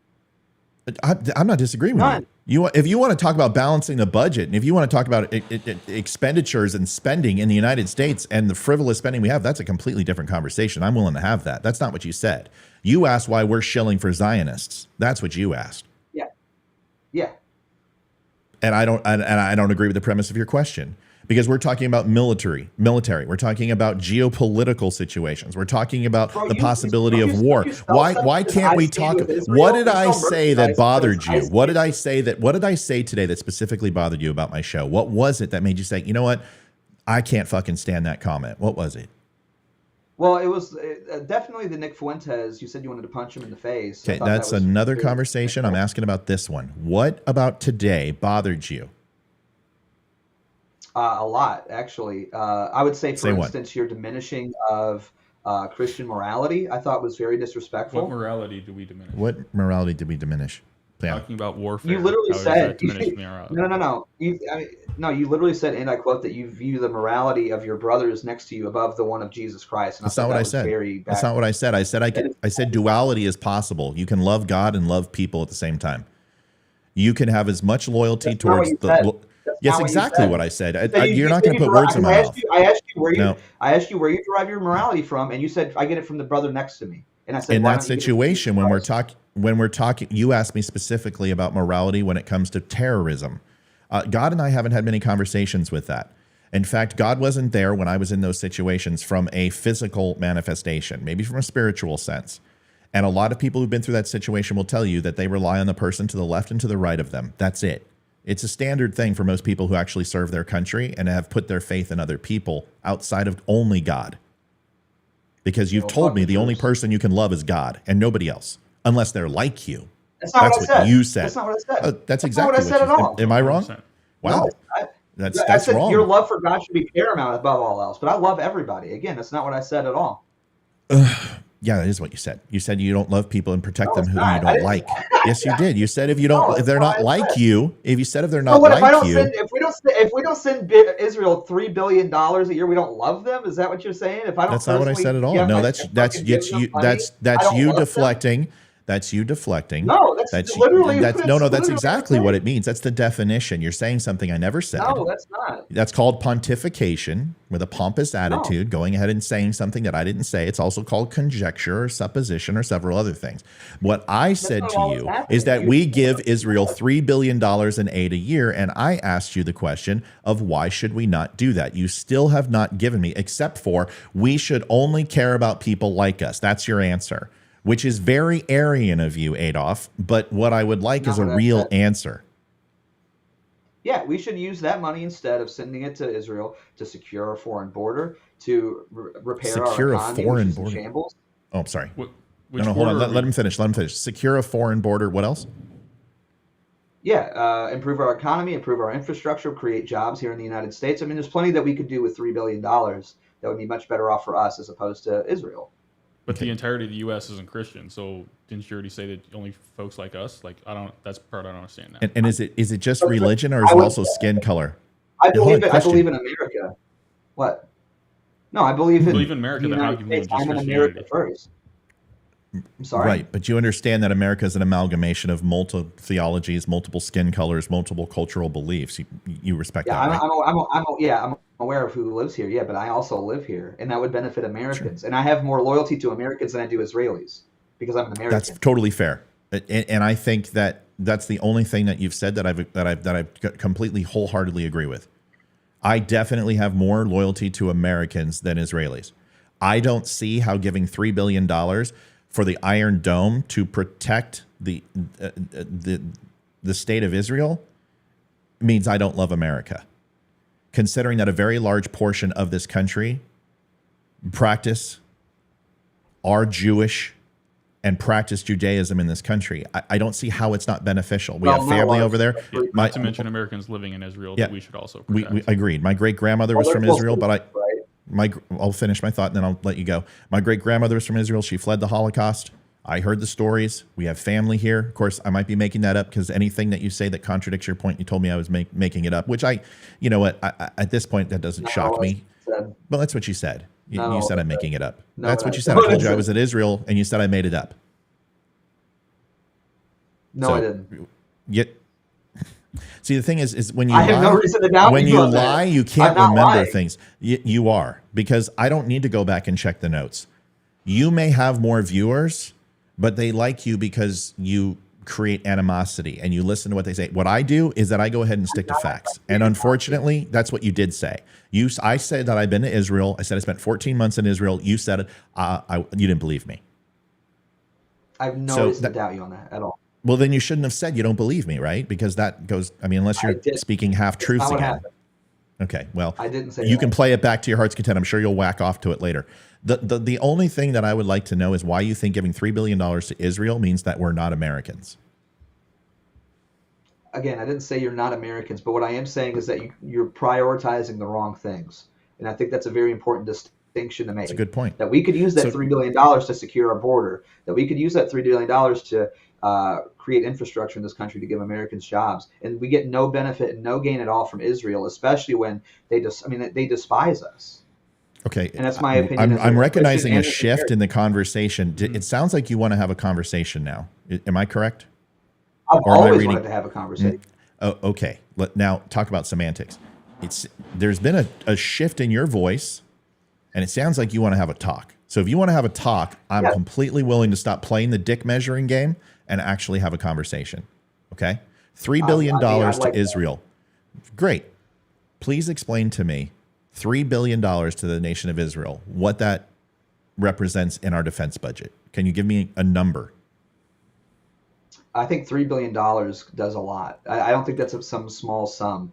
I didn't say it was. Yeah. I didn't say it was. I asked you to give me a percentage of our defense budget for overseas investments. How much does $3 billion represent? If you got to go, you need to I don't know in the grand scale of things, but I do know that Israel is the largest benefactor of foreign aid that we send out. Not true. The largest. That is not true. That is true. That is true. Not true. That is the largest benefactor. Who is I'm the largest not going benefactor? to argue. I'm not going to argue with you. Because unless you can provide me some empirical evidence that Israel is the largest benefactor of foreign aid. Are you saying foreign military aid? I'm saying foreign aid. They are so foreign aid. You got to go. Okay, good, brother. Okay, I'm not going to go punching up stats, and you're not going to punch up stats. Let's you and I make an agreement. When we don't agree on something, we can look it up later and we can fact check each other. But if you're going to tell me that Israel at $3 billion, just pull it towards you. $3 billion is the highest benefactor country and host nation ever for foreign aid in this decade or any other. I vehemently disagree with you. And we can prove that later. Okay, let's talk about the border. I completely agree with you 120%. Border needs to be secure. We're not a country unless we have a border. Believe in complete 100% autonomy on the border. We should stop all illegal immigration and legal immigration at this point. I think there should be a hold on it. What do you think? Do you agree or disagree? 100% totally agree with you on that. Why? Because, for one, I think we are creating too much competition in the job force with both legal and illegal immigration. And it's just not good for us conductively as a society. Like, we have no culture left in this country anymore because we're being invaded by foreign cultures, which is fair. I mean, I get why people want to bring their culture over here, but we need to have an American culture.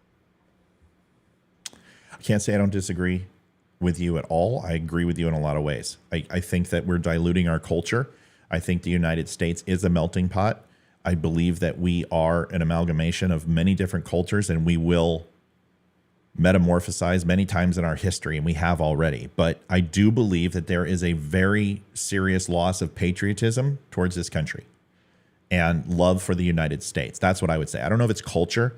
I don't think we're going to lose what type of movies we have. I don't think we're going to lose what type of music we have. I don't think we're going to lose the writings that we have. And although it might alter, well, okay, you're right. It has changed. I just think there's more of the same. We're not banning and burning books. We're not at Eva Braun level and Adolf Hitler level where we're burning books. We have access to all the writings, all the movies, all the music that we ever want. It's just some of the shit that's being created now is propaganda and is completely off center from where we were as Americans. I agree with you. Okay, so we agree on the border. All right. Yeah. Now, maybe if we would have burned some books like the Nazis did, we wouldn't have trainings like this. See, listen. Just saying. You're just we're not far apart on our thought process. We're really far apart on how we treat other people. And it doesn't matter. It doesn't matter. You're going to be you and I'm going to be me. And there's things that I could talk like you when it comes to if you were standing in front of me and you're saying anti-American things, or you're saying I'm going to kill Jews or I'm going to kill black people, or that's going to set me off in a way that you probably get set off when people insult Christianity or your personal views. So we all have our own beliefs. Yeah, I'm never going to say that. I'm never going to say that for the record. I really don't appreciate the assertion that I'm going to say I'm going to kill anybody. So never. Every one of your followers in my chat right now who are watching you and trolling my page. Thanks, by the way. The things that they are saying, yeah, because you know what, my viewers don't talk that way. They don't, and maybe they do in the privacy of their own home. Hold on, I've set a standard in my chat. I can't control who watches me. No, but you can set a standard of having those people no longer follow you by banning them and moving them. Do you ban them? I totally have. Yes, I don't allow that type of talk in my chat. If you say you're going to kill anybody, well, then why would you? Then out of respect, why don't you ask them to stop? Stop! Don't say that. Like, I mean, that's the thing. I can't control with a lot what of conviction. other people say on the internet. I wish you would talk about your disdain for the Jews as fervently as you just talked about that. I wish that passion would come out in you asking people to stop dropping N-bombs in my chat and saying anti-Semitic shit like kill all Jews, burn them, cyanide them, gas them. You should see some of the shit that's being said. And I'm not blaming you for that, but you are bringing it into my world. And I'm asking you. No, I'm not. I asked you to be accountable for your viewers and to ask them to stop. Show a modicum of respect. If you don't allow it in your chat, why would you allow it to come in mine? I mean, I'm not their dad. I can't go to their computer and. But you hold a certain standard in your chat, but not mine. That's fine. Once again, you get to do what you want to do. I don't want them to say that. I don't want them to say that in your chat. Hand to God, I don't want them to do that. So let's get back. Money into the board. You know what? I'm a big boy. I can handle it. My viewers will do their own thing. You want the border secure. What else do you think that $3 billion should go into? Again, just like infrastructure, plain and simple. Cleaning up our roads, especially if you look at the airline situation right now. I mean, airlines are in major trouble. That money could go towards there to help expedite things. We have a major pilot shortage right now, right? Okay. That money could go into job let's do one at a time. I'm sorry, I don't mean to interrupt. Can we do one at a time? Thanks. Much better conversation now. So let me make sure I understand. You believe that roads that are not interstates should be taken away from the states and federally funded instead? No, but you can. I mean, you can divvy that money to the states in order to help fix the roads. I mean, that's not. Well, why would you take the $3 billion from the states then just to give it back to them? Why not just take it? Why not just not take it to begin with? Does that be fair? Oh yeah, I mean, if you just talk about lower taxes, yeah, that's fine. Okay, because what I'm talking about is 10th Amendment reserve power of the states. Roadways, bridges, everything else isn't a federal mandate unless it's interstate or federal property. States take care of that. So I don't know if I agree with you there. I think the states should do whatever they can to invest in their roadways and bridges and thoroughfare and all that type of stuff. I agree with you. It needs to happen, but not from the federal government, because I believe in less government. Don't you? No, Oh, you I don't? don't. You I don't believe in in less that government? theory. Yeah, I'm a pretty proponent of big government. Yeah. You're kidding me. Come on. Now you're just fucking with No, me. no, no. So, can I explain my position? Yeah, please do. I'm really now. See, here's the funny thing. Now I'm interested. Okay. All the other So bullshit, I didn't care. I actually care about this because this is an interesting observation. Go ahead. Big government. Yeah. So, I mean, I believe that we should have a powerful government. I believe it's the government's job to be the steward of the people, to protect their interests and to protect them from harm and to help make their lives better. And you can't do that with a small, limited government. I personally believe, and I'm not trying to be like condescending or rude here, people are kind of dumb and they sort of need someone to help guard It's them not and condescending. to steer them in the right direction. It's not condescending. And People are dumb. And also, yeah, and also on top of that, I believe that the right, whenever we gain power, what do? We axe the power of the government. We basically handicap ourselves every single time we do. You can look at when we you wanna jump look on at that? Trump's administration, for instance. Time out. My We got rid of question the is- filibuster. I mean, it's just insane. He didn't get rid of the filibuster. Filibuster hasn't been gotten rid of. It's Henry Reid. Harry Reid. Slow down. So you're saying you love big government. Can you Yes. give me an example of a government that you think actually did a good job at taking care of its people, taking care of the infrastructure, that you would actually get behind?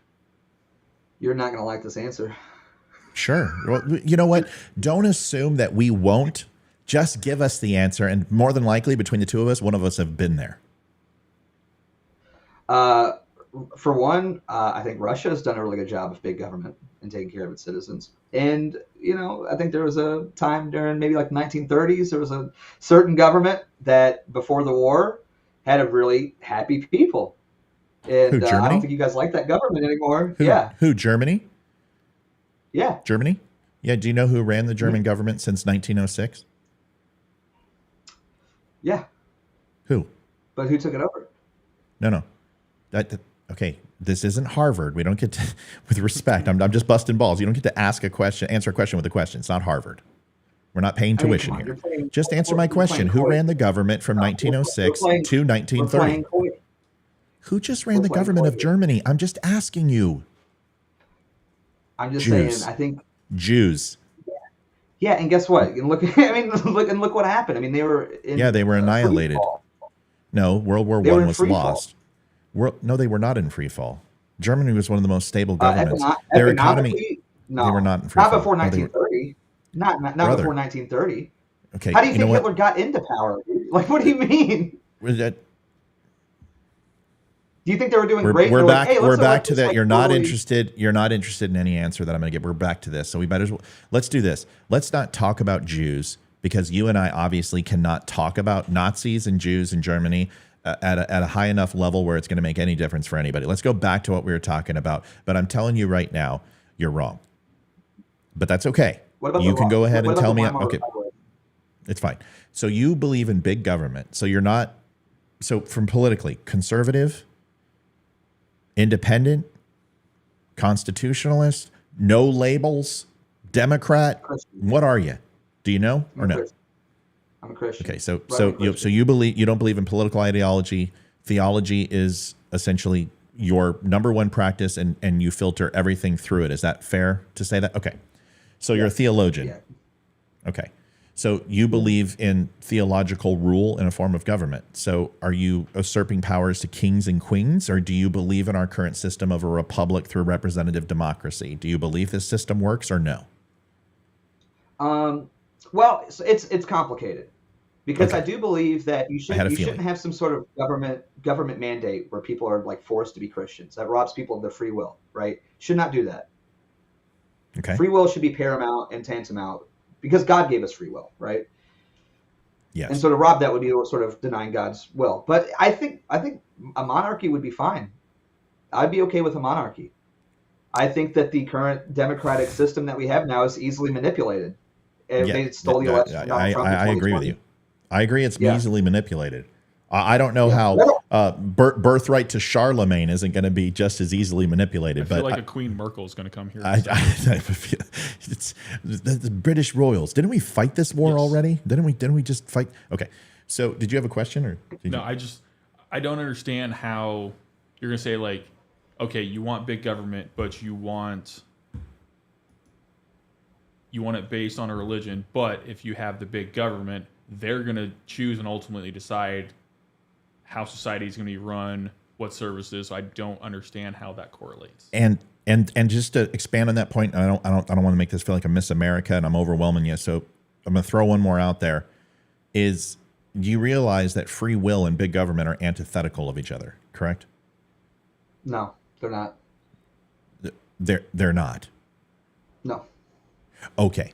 You're going to have to explain that to me because government's purpose is in your eyes what? What is government's purpose? What is its number one modus operandi? What's its job to do?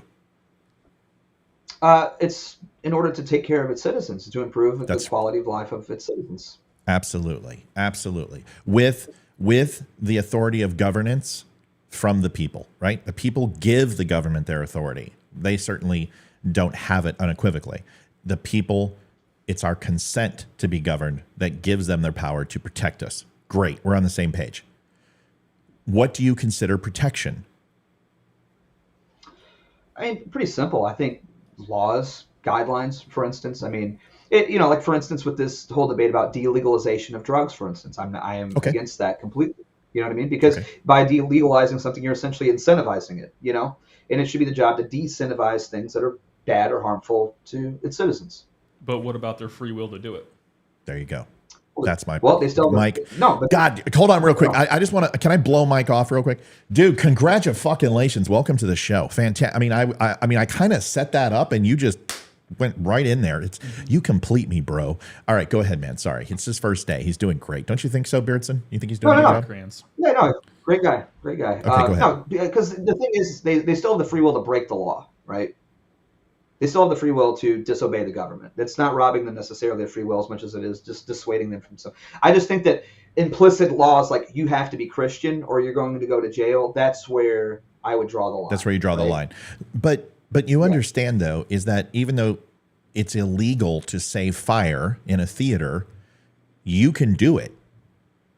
And that's the problem, is that the difference between censorship and limitations by law has nothing to do with the action itself, because nobody's stopping you from saying anti-Semitic stuff. Not you in particular. I'm talking, globally, or United States. Nobody's stopping you from saying things that are hate speech. It's the actions afterward that limit people's ability to have truly free speech.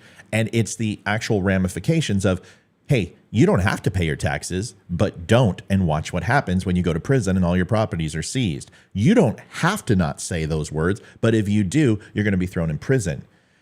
The whole point of that is big government is antithetical to freedom because they get to decide what's best for the populace versus the populace making that decision for themselves. And that's what the whole point of the 10th Amendment is the reserved powers of the state. So the federal government does not get to dictate laws and usurp the power from the people. I just don't understand how you think big government means more freedom. It just doesn't make any sense, brother. Well, because here's the thing, and this comes down to who's in charge, right? And this is why I would say argue like maybe more of a monarchy, specifically a Christian monarchy, right? That would be more in line with my values. The Christian monarchy is not going to issue unfair taxes against you as the system we have now. A Christian monarchy is not going to allow for pro-choice positions to be propagated throughout the United States, right? Like, so the problem is, and I think everybody here can agree, we have representatives in office right now that do not align with our morals or our values, and that's how we have gotten to the situation. No, they pretend they do. They pretend they do, right? But they don't. Right. Okay, so like they go up there and say they're Christian, or they go ahead and say that they're this or that, but we know they're not. Okay, so see, we agree on more than what you think, and now that we've gotten through all the bullshit, and there's actually hopefully a modicum of respect, a scintilla of respect, maybe. I don't know, maybe not. It doesn't really matter. We'll get to the harder stuff later. brother, some of the most taxed societies were monarchy based. And it's hard for anyone who understands history from 1776 or prior to say that Britain, for example, the whole reason, besides many other things, I'm trying to confiscate our lands, confiscate our guns, tell us who we could be, who we couldn't be. Taxation was kind of the thing that kicked it all off. I don't see how you say from the Renaissance period to the Middle Ages to the Golden Age, how Christian societies or religious-based societies have not taxed their people into oppression. There is no country on the planet who has ever taxed their people into prosperity, including Russia. They tried that with the Cold War. They tried to keep up with the United States. And I, for one, know because I've been there. And you may not believe me, I hope you do, but I can name the cities, I can name the ports that I've been to. And what I will tell you is that they were my AOR for a long time from an intelligence capacity to understand how Russia thinks, how they work from a geopolitical situation. And there has never been a prosperous time in Russia that was inside of focusing on war and conquering other countries that has been successful for Russia. Russia lost 30 million people in World War II. They lost millions in World War I. If you look at 1980s, before the Cold War, 1970s, after Cuban Missile Crisis, they put billions into a space program, billions into national defense. There were bread lines in the in Russia. Cars, to get a car was 7-8 years on a waiting list. These aren't stories that are fake. These are documented. And it's hard for me to say that Russia was ever a prosperous society under any type of rule, whether it was tyrannical or whether it was a dictatorship or Marxist-Leninism. I don't understand why you feel Russia was a successful example of a country with big government based on Christian Judeo ethics, because they've never were that. They weren't a Christian society. They oppressed religion. They took the Orthodox churches out of Russia. The Cossacks. Look at the Russian Revolution. There's a lot of history there where I'm just confused. So help me understand, and I'm going to shut up. That's a lot of shit I just threw at you. Tell me why you think Russia is the great society. Well, I mean, I'll address the point about taxation, and then I'll move on to Russia. Okay, sounds good. Sounds good. So I have no problem with taxation at all. Like, I don't have a problem with it. The problem that I have is where the tax is leading to, right? Going to Planned Parenthood, yeah, going good call. to I agree. feeding illegal immigrants. Right. That's fair. So I don't have a problem even paying higher taxes if that's going towards the benefit of this country at large. I just feel like a lot of the taxation we have now doesn't. It goes to, putting funny hats on monkeys and doing tests and stuff like that. Like, it's dumb. You know what I mean? And I actually, surprisingly enough, I do. So yeah, we're in government. We were in government, bro. We know wasteful spending. Trust me, we see it all the time. Yeah. So Rand Paul's my senator, so I know all about it with his year-long omnibus or whatever. Do you like Rand Paul, real quick? Do you like Rand at all? Yeah, he's an all right guy. He's one of the better ones, I would say. Yeah, I like him. I liked his dad. I liked his dad a lot. I shilled for him in Colorado when he ran for president. And of course, he didn't do anything, 3% of the vote. But I liked Ron. But go ahead. You were on to a point. Monkeys and funny hats, taxation. Yeah, well, and then I think we agree on the tax point, and I think just in terms of like bringing up Russia, we don't agree on tax in any way, shape, or form. Just FYI, I just understand your position. I think taxation. Well, that's a better way of saying it. Yeah, sorry. Yeah, no, that's okay. I just wanted to let you know where I'm coming from. Is I believe taxes are fucking horrible. But go ahead. Yeah, but so I mean, with Russia, I'm talking more modern day Russia. Obviously, not a Soviet-ruled Russia, as got it. Post-Soviet. Okay. No USSR hammer and sickle, but modern day Russia. Right. Yeah, exactly. I think more modern day Russia. If you look at the citizens, they generally are very much happier. And if you're talking GDP, if that's the way that you sort of gauge happiness or with the people, I definitely don't think that that's a general rule of thumb that you can go by in terms of. A lot of people like to do that, right? They look at the GDP of a country and just assume. Yeah, GDP doesn't establish happiness.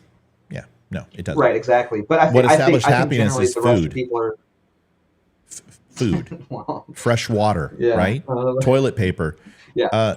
Not being called up for a war. Not being forced to go to a war, saying you're fighting Nazis when you're not. So little things like that. I'm not a big Russia fan, and I'll tell you, I I think some of your points I can understand, but I think if you truly looked into the overall depreciation from an agricultural standpoint, from a wheat productivity, from a natural energy productivity, and I know what happened to the pipeline. You don't have to tell me about Nord Stream 2 and Nord Stream 1. I get it. I probably have a very similar feeling that you do about what happened there. And we haven't helped Russia. We have laid sanctions along Russia. We have forced them into a democratic rule, which failed, as it failed 27 other times with pushing democracy all over the world, and it's failed every single time, just like every republic has failed in history from the Greeks to the Romans, and the United States will fall too, because it's just a matter of time. But Russia right now is going through an extremely difficult time with its overall military spending for the last 10 years, trying to gain world influence. Irrigation is a huge problem for Russia. The overall ice across Siberia is the only freshwater supply they have. Every other water is tainted with salt because of the penetration from the northern parts of Russia and also down into the Black Sea. It doesn't have a lot of ability to keep up with the wheat demand. This was the lowest potash and the lowest overall fertilizer production from Russia. They're hurting financially. And one other thing I can add into that is a lot of the conscripts that they called up were ethnic minorities that they want to get rid of anyway. So for a government, you say that you want to get behind, they're already getting rid of folks that they either don't want or are not producing. So I understand how you can get behind that when they're already doing ethnic cleansing in a different way. It's just hard for me, for someone who's an American who I've seen this, man. And I know, I don't know anything about you, but I know enough of your basic understandings, because I may not like Nick Fuentes, because I honestly, I have more respect for you than I do for Nick, because you're at least willing to have a conversation, and don't pretend that my viewership or my viewer count is not influential enough to warrant a conversation. I think that's a chicken shit move. And I don't care if I have 10 million followers or 200,000, I'll have a conversation with anybody. I don't like the way that he placates, and I don't like the way that he changes his stances depending upon his audience. Now, you might say that that's regurgitated from other people. It's not. It's me watching him and going, holy shit, this guy curtails to his audience. I just wish Nick would be Nick has never, everywhere he is. I've known Nick for 7 years. He's never once changed his position on anything, unless I didn't say change his position. I didn't say that. That's not what I said. He did. No, I said he curtails. So he will change the way he talks. He'll change the way he extenuates. And when he's by himself on his own show in front of his audience, he says shit that he doesn't say in front of other people, and he should. He should. If he believes the things that he says. That's how everybody acts. That's what everybody does. Just normal human behavior. I don't. The Matt you get here. That's probably why you have no offense, and I'm not trying to say this as a shout. That's probably why he's more popular than you. Brother, it's not that. I've been doing this for 3 years. I've got 200,000 people on Facebook. I've got the top 5% podcasts on Spotify. I'm not great on YouTube. I've been doxxed and canceled 3 times on YouTube. I can't get it on Rumble, and a lot of new viewers can't. It was great when it first started. I'm not going to make excuses. I know my show's not for everybody. That doesn't change the fact that I can have a conversation with people. I just ask for a certain level of respect when you come onto the show, and not belittle people and not make comments about them being Zionists and shit like that. And then I won't make fun of your beard and called you a ginger, which was just as juvenile. I'd rather have a conversation like this. By the way, this is brown hair. I just have a red light. You look red. Well, fix your light, because you look like you're a redhead. I got a red light too, and you can tell I'm brown. Get a front light. You need a front light.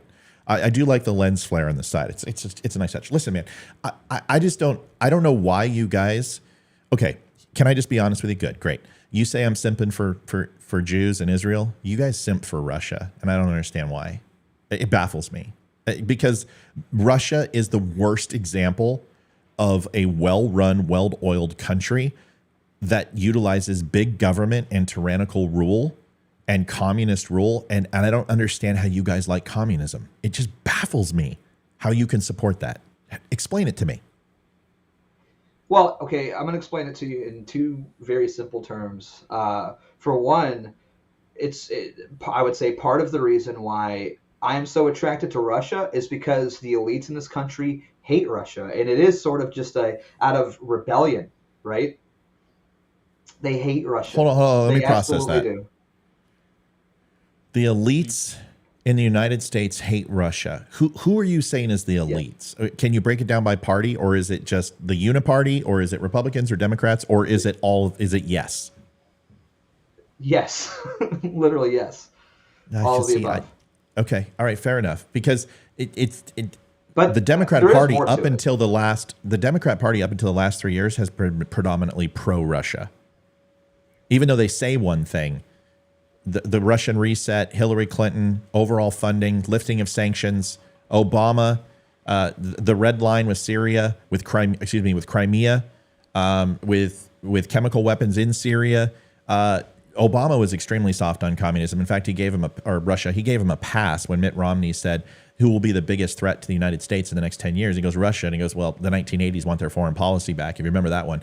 So Democrats have kind of taken a soft on Russia approach. And just recently, because of Ukraine, have they been like stalwart that Russia is the biggest evil and everything else? I don't know if I believe that Russia is our biggest enemy. In fact, I don't think Vladimir Putin wants to fucking have a war with the United States. I completely disagree with that narrative. I do believe they need to stay the fuck out of Ukraine, and so do we. And you've got to let them have a border. And when you put NATO against the entire western side of Russia, and then you have China to the east, and you have nothing but fucking icebergs and other shit to the north, you're leaving Russia very little opportunity to defend themselves or to move out of Russia if needed to in a military advancement. I think Ukraine is a horrible mistake, and I think we should absolutely 100% have stayed out of it and told them they cannot join NATO, and I don't believe Putin would be there because of it. What do you think?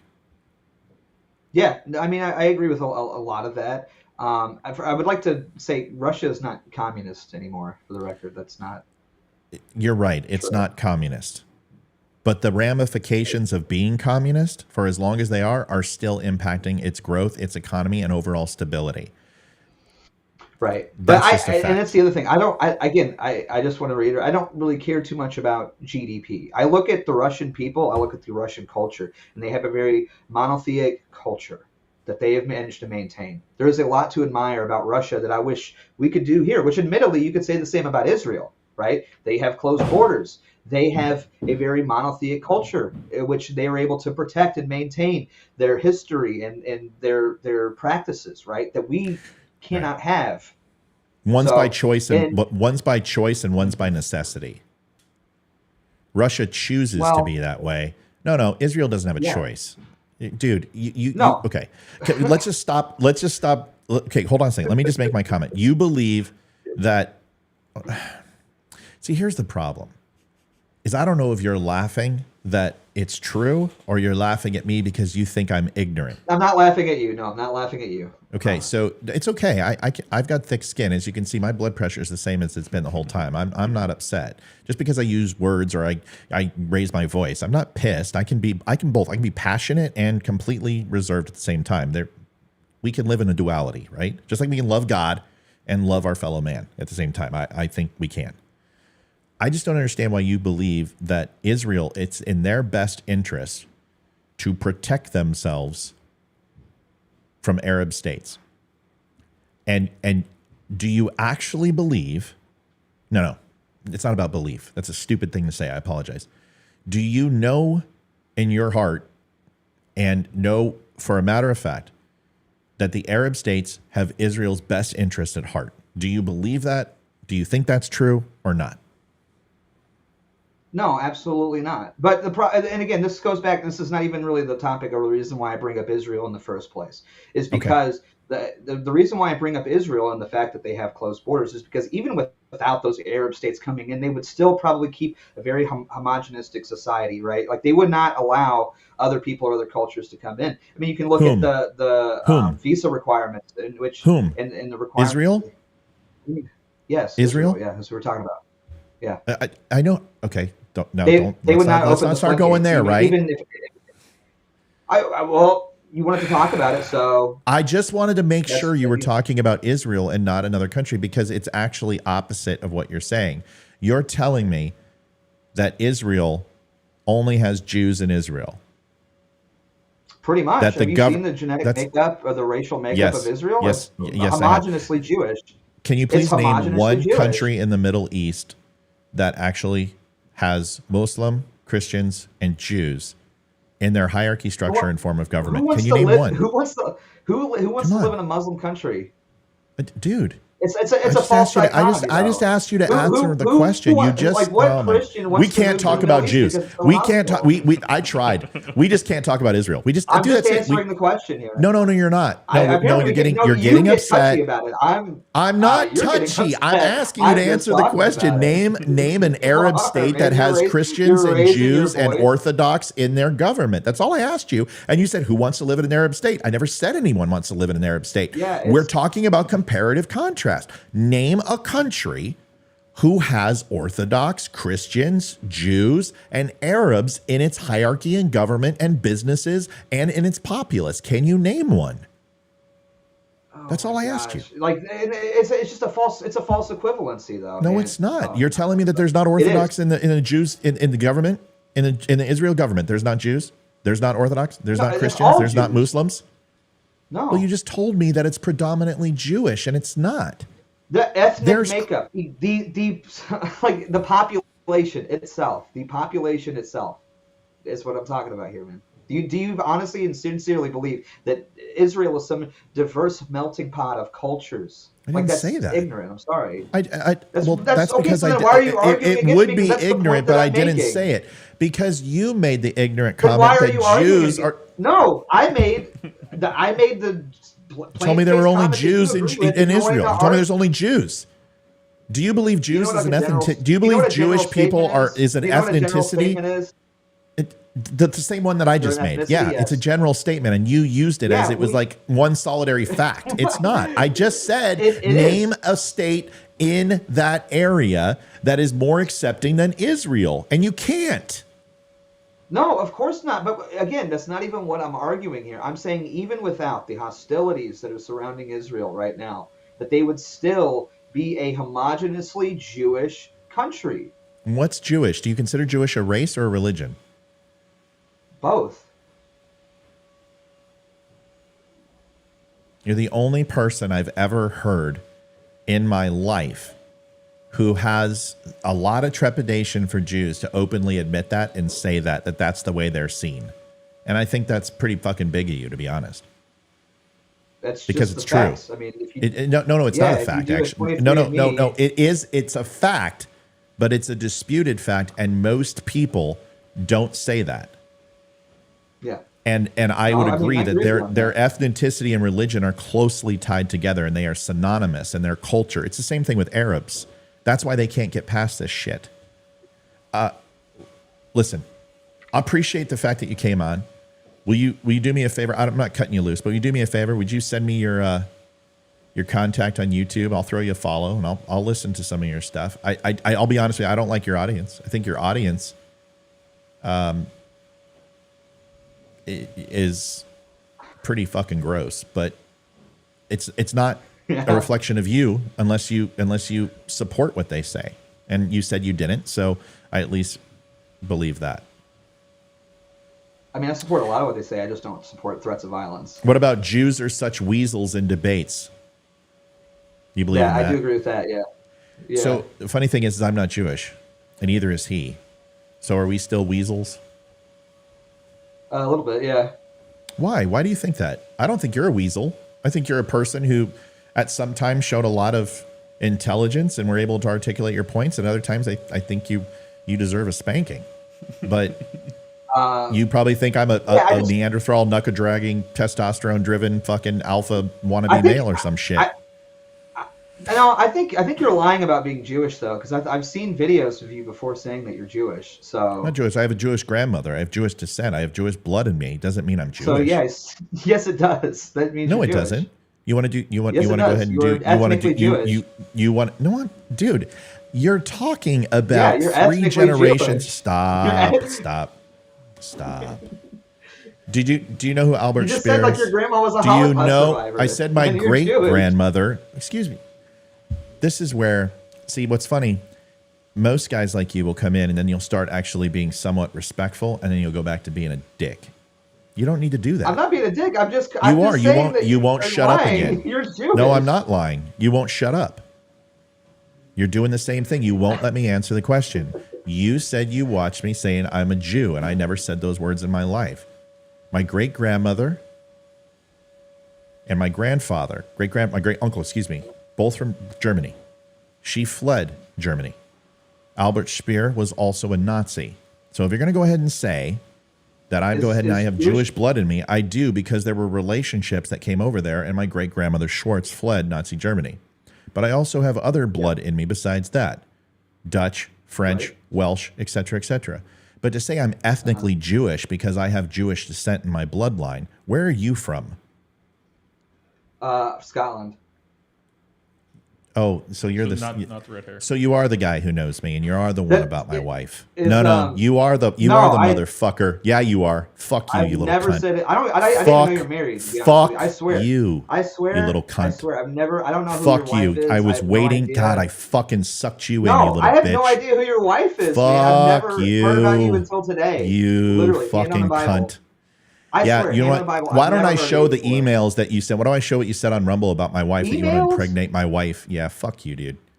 I know never, who you I are. swear, I promise. I know who you promise, are. You I've were on the never heard show of the your other wife. night. Yeah, I swear. yeah, No, it yeah. wasn't. I wasn't, Yeah. dude. I swear. Pinky Just want to promise. let all his promise. little viewers know that he said he wanted to I fuck swear my I- wife and slap her around.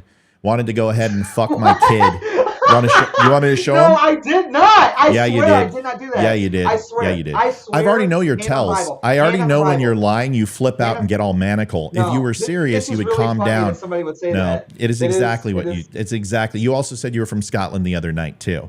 So you're from I'm not Scotland. I'm from Kentucky. I'm Scottish. You just told me My that your genetic entire history is bloodline is Scottish. You have no other Yes, descendants but I from live in anywhere other than Kentucky, dude. Scotland. I live in Kentucky. I've lived Yeah, in you're Kentucky all my 100% life. Scottish with no other bloodlines. I knew that was you. I knew it was you by the way you reacted. Dude, I have So let me no ask you a question. idea. I'm What an is my incel, dude. I don't what fuck is my anybody. what is an incel? What are you, a liberal? No, That's a I'm liberal Christian. word. Dude, who the fuck are you, man? You believe in big government. I'm not fucking You don't your believe wife. in fucking liberty. You believe that Russia is a fucking good representative state. And now you're fucking using the word incel? Why don't you use the word grifter too? What are you, a closet liberal? How am I grifting? Are am I you a grifting? closet liberal? No, what am You I- just what am called I me an grifting here incel. exactly? Yeah, I'm an So incel, you yeah. basically take liberal monikers and you go ahead and reapply them. That's what you do? I'm a Christian, right? So I'm not gonna have sex. I'm an incel. Like, what do you mean? Jesus. And for the Dude, record, I you know swear, what? I swear, I, have I am no idea who so your glad. wife is. I'm so glad you I cut swear. your teeth on this today. This is great. This is the best indoctrination to your show ever. this is amazing. And you know nobody watches anyway. So what Yeah. does it what does it I matter? mean, it's just us talking to each other. Yeah, this so is it great. works. Listen, man, I appreciate you. So do me a favor. The next time you want to have a conversation with me, do it like this. I appreciate it. Is this Yeah. your first time trying to call in? Yeah. I swear, I've heard about you just this morning for the first time. No, you're lying. I swear. I can Dude, prove it listen on to my me. stream. You Somebody don't super need chatted to me. you don't need to lie. I'm not lying, dude. You can watch my stream, dude. I swear. Somebody super chatted in your stream about Nick, and I saw there's a little call-in button, and I clicked it live. I didn't talk about And I was Nick like, oh, today. hey, I was How did like, I talk hey. about No, Nick? Did I talk it about was Nick on- today? Did I? No. It was on No. the 16th. It was on the 16th. Somebody sent me. Yeah, I know, clip of 3 that, and days then ago. I thought you said the first time you Yeah, heard yeah, about yeah. me was from today. It is. So somebody sent me that video, and I saw you had like a little call-in. No. thing. You didn't have to be live. Time out. I'm You gonna just address had to one be of your. live. I'm gonna address one of your viewers. I was like, oh.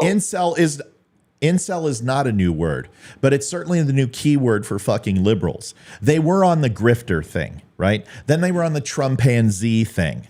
Then they were on the fucking the maggots thing. Okay, so now incel is their new word, and it's used by liberals. And the fact that you guys continue to change that thing. Remember when snowflake was really a conservative and a Republican thing? Then the left embraced it. If you're starting to use monikers that are used by liberals, check your fucking self. All right, find a new word. Extend your vocabulary past what a liberal fucking teaches you. And it's not like I have a huge problem with liberals. I have a problem with their monosyllabic vocabulary. Okay, go ahead. What's up? Beardson, you were saying I'm something. just saying, yeah, being an incel is awesome. Everybody should be an incel until you're married, at the very least, and it's dope. You should practice chastity. How old are you? Mind if I ask? 35. You're 35 and single? Yeah. I know, big surprise. I'm very handsome. Yeah, I was just gonna say that. Yep, for sure. Why are you single at 35? Mind if I ask? Because women are whores. I don't want to get with a whore. I know. It's kind of funny how you keep outing yourself the way you disrespect and talk to my wife. Dude, that woman would I fucking don't know who your end wife you. is. She would fucking end you. What, is she gonna give me snoo to death? Is that what's gonna happen? No, She gonna that suck my woman dick would to just death? fucking, she would eat you alive. You don't Eat know my dick idea. alive? No, see, Yeah, you're the maybe- same guy. maybe I He's the should same have her guy. life. He's the same. I Maybe I told you he's should the have same her guy. life. It took you If about she's an gonna eat hour. my- if she's gonna eat me It was alive, really man, easy. I don't know. How easy was it to expose this fucking guy? How I easy swear, was I it? have no idea who your How wife is. easy was but it to now- expose him? Now I kind of want to fuck your wife if she's a man eater. See? Woo, Jesus. you're really See? selling her on me, dude.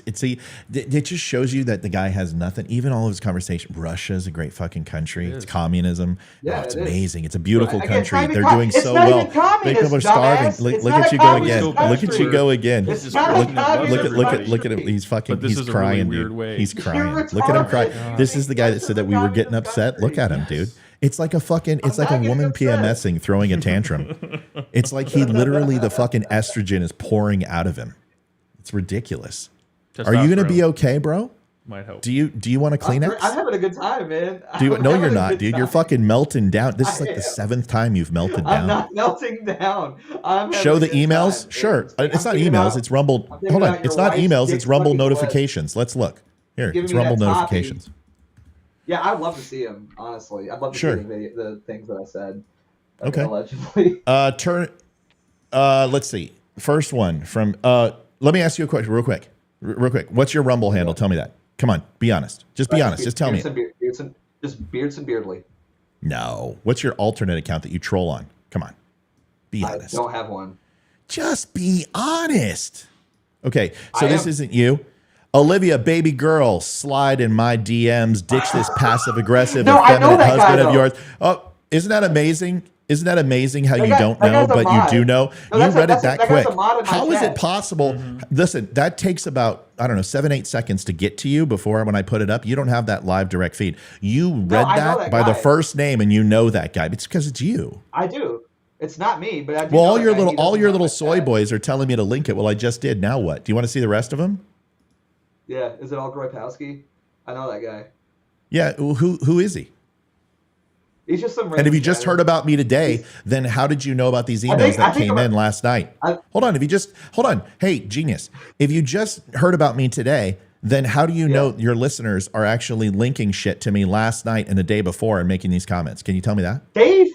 Because you got before I pissed did. off They last sent night the that I video blocked in. your ass and you're fucking unable to handle it. That's why you've tracked me No. on 3 different platforms and then you Bro, stalked me on I'm Rumble telling you, man, and now I you're stalking swear. my show. I had- Dude, you're I so had fucked. nothing Dude, to do with everyone this. knows you're full of shit. Just admit it. I swear. Just I swear admit I found it. out about you this morning. There's like Just video no, you footage, didn't. dude, I No, you promise. didn't. Come on, Yes. dude. Is You it really talk. that hard? Just like, yes, it was me. Just say it's Let's you, do it. dude. Why would I, You know what? I'll why laugh. Would I lie? Why would I lie about Because it?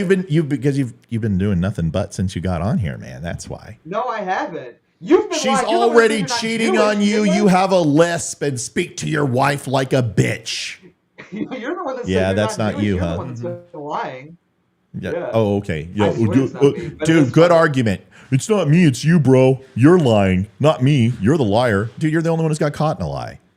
You're the one who, dude. You said- if you should play this back and go back and look at the things that you've said that have been absolutely untrue. Please tell me what I've lied about.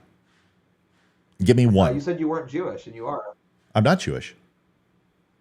Yes, you I are. don't know why It's you keep. maternal. I don't know why you What do keep mean? saying I'm a Jew. Not that it bothers me. If I was, who gives a shit? It's maternal. Do you know how Jewish lineage works? It's maternal. If your grandmother was Jewish or your great grandmother was Jewish, Yeah. then it passes down. You are Jewish. Yeah. You also said it's a hereditary and theological. That it's race and it's also religion. I'm Does not a it skip- practicing does it Jew. skip a I'm not. generation? Is it No, like no, autism no, or no, no, no, something? no, no, Does no. it skip No, no. Okay. generations? All Like, right. I All right. don't All know. right. You're So Jewish. so you're a clans. So are you from the Highlands or the Lowlands? You know, Scotland, Clan of MacLeod. Can you please tell me which one are you from? I'm from Kentucky. What the fuck, dude. man? Give me a I'm from break. Kentucky. Give me. I know you keep saying that, but you have Scottish blood, so therefore you're a fucking Klansman. Are you from the Clan of MacLeod? Are you McTavish? You're ethnically Which Jewish. one are you? Are you a You're Macintosh? ethnically Jewish. Ethnic, Just dude, own it. You you're were fu- ethnically Jewish.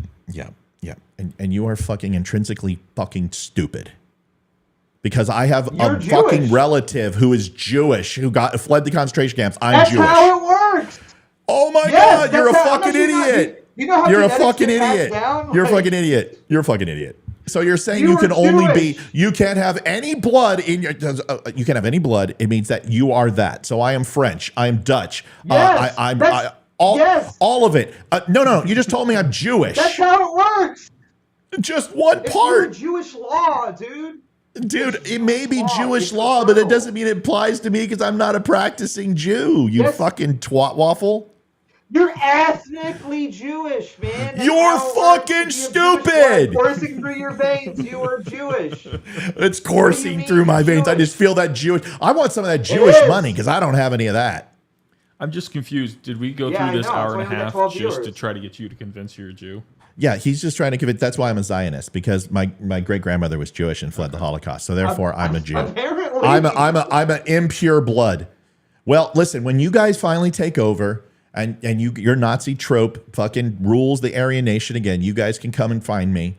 And guys like you can try to go ahead and take me to the fucking car. We'll see how that works out for you. Hey, Cool. hey, look. I'm No, not- no, dude. Fuck you, bro. This is what you surround yourself with. Your entire audience is a bunch of racist dicks, and you're gonna pretend you don't hate Jews. We're not back to this.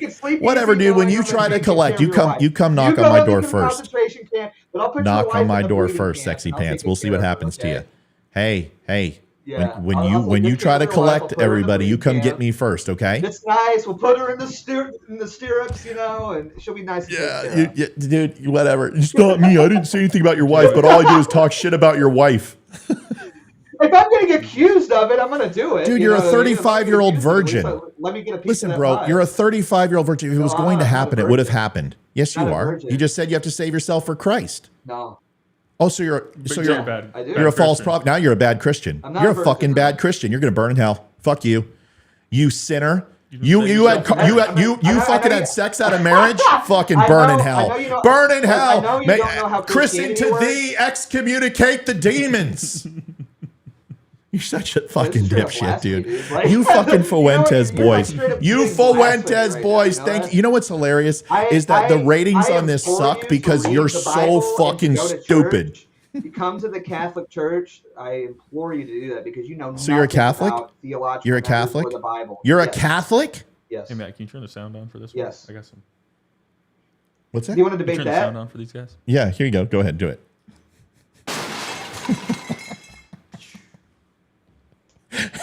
I don't Damn, that's I don't a real understand. slapper Guys, right save there. yourself for God. And then he has sex out of wedlock. And he's sitting here preaching to the world. Not Do anymore. your followers, do your you know how do sin your works? followers? Do you know how sin? No. Do you know how sin? No, works? no, You you know just how said can Jews sin in the can't have past? sin. Jesus will forgive you. What? You said Jews can't sin. If they sin, Oh, no, they're bad people. They sin too, and you're I can condemning do that them. too. You got some sounds? Let's hear what you got. Yeah, I got sounds too. Yeah. Well- No, what do you mean? Of course, Jews can. Where are your repent. That's sounds? the Hold whole on. thing. Does your soundboard We're not reduced to the work? Body of Christ. You should we're use talking Jews theology. as your We're talking audio something important. technicians. They do good work. Do you need some sounds? What can I play for you? Would you like me to play something for you? What do you want? No, I don't want But to I do tell you, if you have sounds. a problem figuring out whether you're for me or Trump, then you ain't black. Yeah. Oh, You should like That's Biden. He hilarious. says a lot of No, racist shit too. Are you a Biden fan? Sounds like you're I a kind of Biden do like fan. Biden. I know you do. I kind of like Biden. I know you do. He's a I'm not fucking. gonna He's a racist. You love him. You love him. He eulogized Yeah. Byrd, Strom lie. Thurmond. Of course he's you a love him. racist. Damn, Dems are the not- real racist, you guys. The Dems No, I never are said real that. racist. I Oh, love oh, everybody. okay. I look like I fuck my wife. Yeah. Okay. What the fuck? Listen to this shit, dude.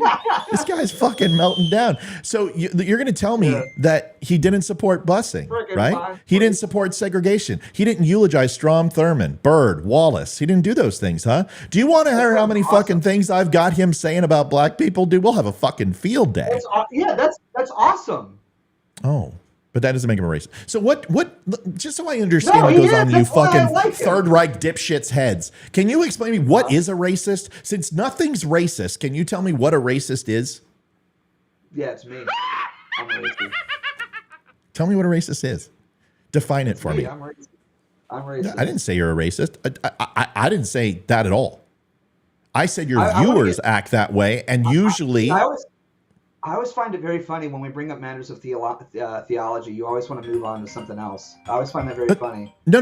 I've learned that religion and you and I, we don't mix. This is no, dude. We can't. We've tried to talk about this. You won't. You just fucking cackle and laugh, and you sound like Kamala Harris. You don't know anything because you know nothing. That's why. It's not, right. That's what it. You know what? I was just gonna Yeah. say that. The reason why I won't engage with him is because I don't know anything. That's right. Right. You don't know anything about. You finally got biblical us. We don't know anything. matters.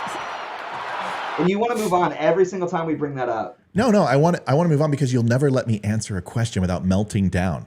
I say is that what Jew, it is? and all of a Where's the sudden you difference? fucking freak out. You just moving start on. freaking Like, out. You're wanting to move on. You're wanting to move on about it. You want to bring up, oh, you're Sure, that's- Catholic. And whatever, then, whatever, And then whatever. that was it. And you just let it go. No. I just wanted to know if you're practicing Catholicism, Christianity, Presbyterian, Baptist. I just wanted to know. Yeah. What I don't know how that's moving on. You didn't answer. You just said What are yeah. you? Are you a Baptist? Are you a Baptist? What am Or- I? I'm just, dude. I'm a material girl living in a material world. So you're I Protestant. mean, we could call you Ken. I'm a Protestant. That's funny. That was really funny. That was good. That's when you need to take that clip and that's the one you put up because that was good. I got to give it. Can we have a round of applause or something for this guy? Something. Oh, hold on. You have something for him because We did it. We did it, Joe. it was good. It was good. You're Protestant. That was funny. What am I? Dude, I don't fucking know. You know what? Honestly, I have no idea. Grew up predominantly with Catholicism in my life. Mother was Christian, but she felt that the structure of Catholicism was good for the kids.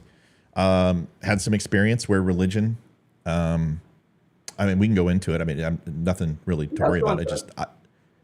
Well, let's go into it. You really want to know? Yeah. You know what? No, I'm not gonna give you that ammunition because I know what you and your viewers will do. I'm not gonna do it. I know how petty you guys are. Dude, No, don't believe you I at don't all. do anything.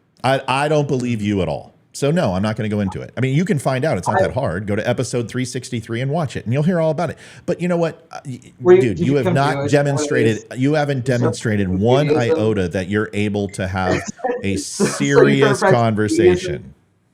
What's that? that? What it was? You started practicing Judaism. Is that what it was? Nope. See, it's funny how you keep trying to break me down to being Jewish, which demonstrates since you don't like me very much. No, You I'm don't just like asking. Jews. Why would you get You into hate it? Jews, Why dude. would- Just say it. Why are you afraid of talking about your faith? Like, Why do you hate Jews? Why won't you admit it? I don't hate anybody. Whatever, dude. But I just want to Yeah, know. and you're again, and you're a practicing virgin. You're saving yourself for God. You're saving yourself for your white moment where you can wear a white dress down the aisle.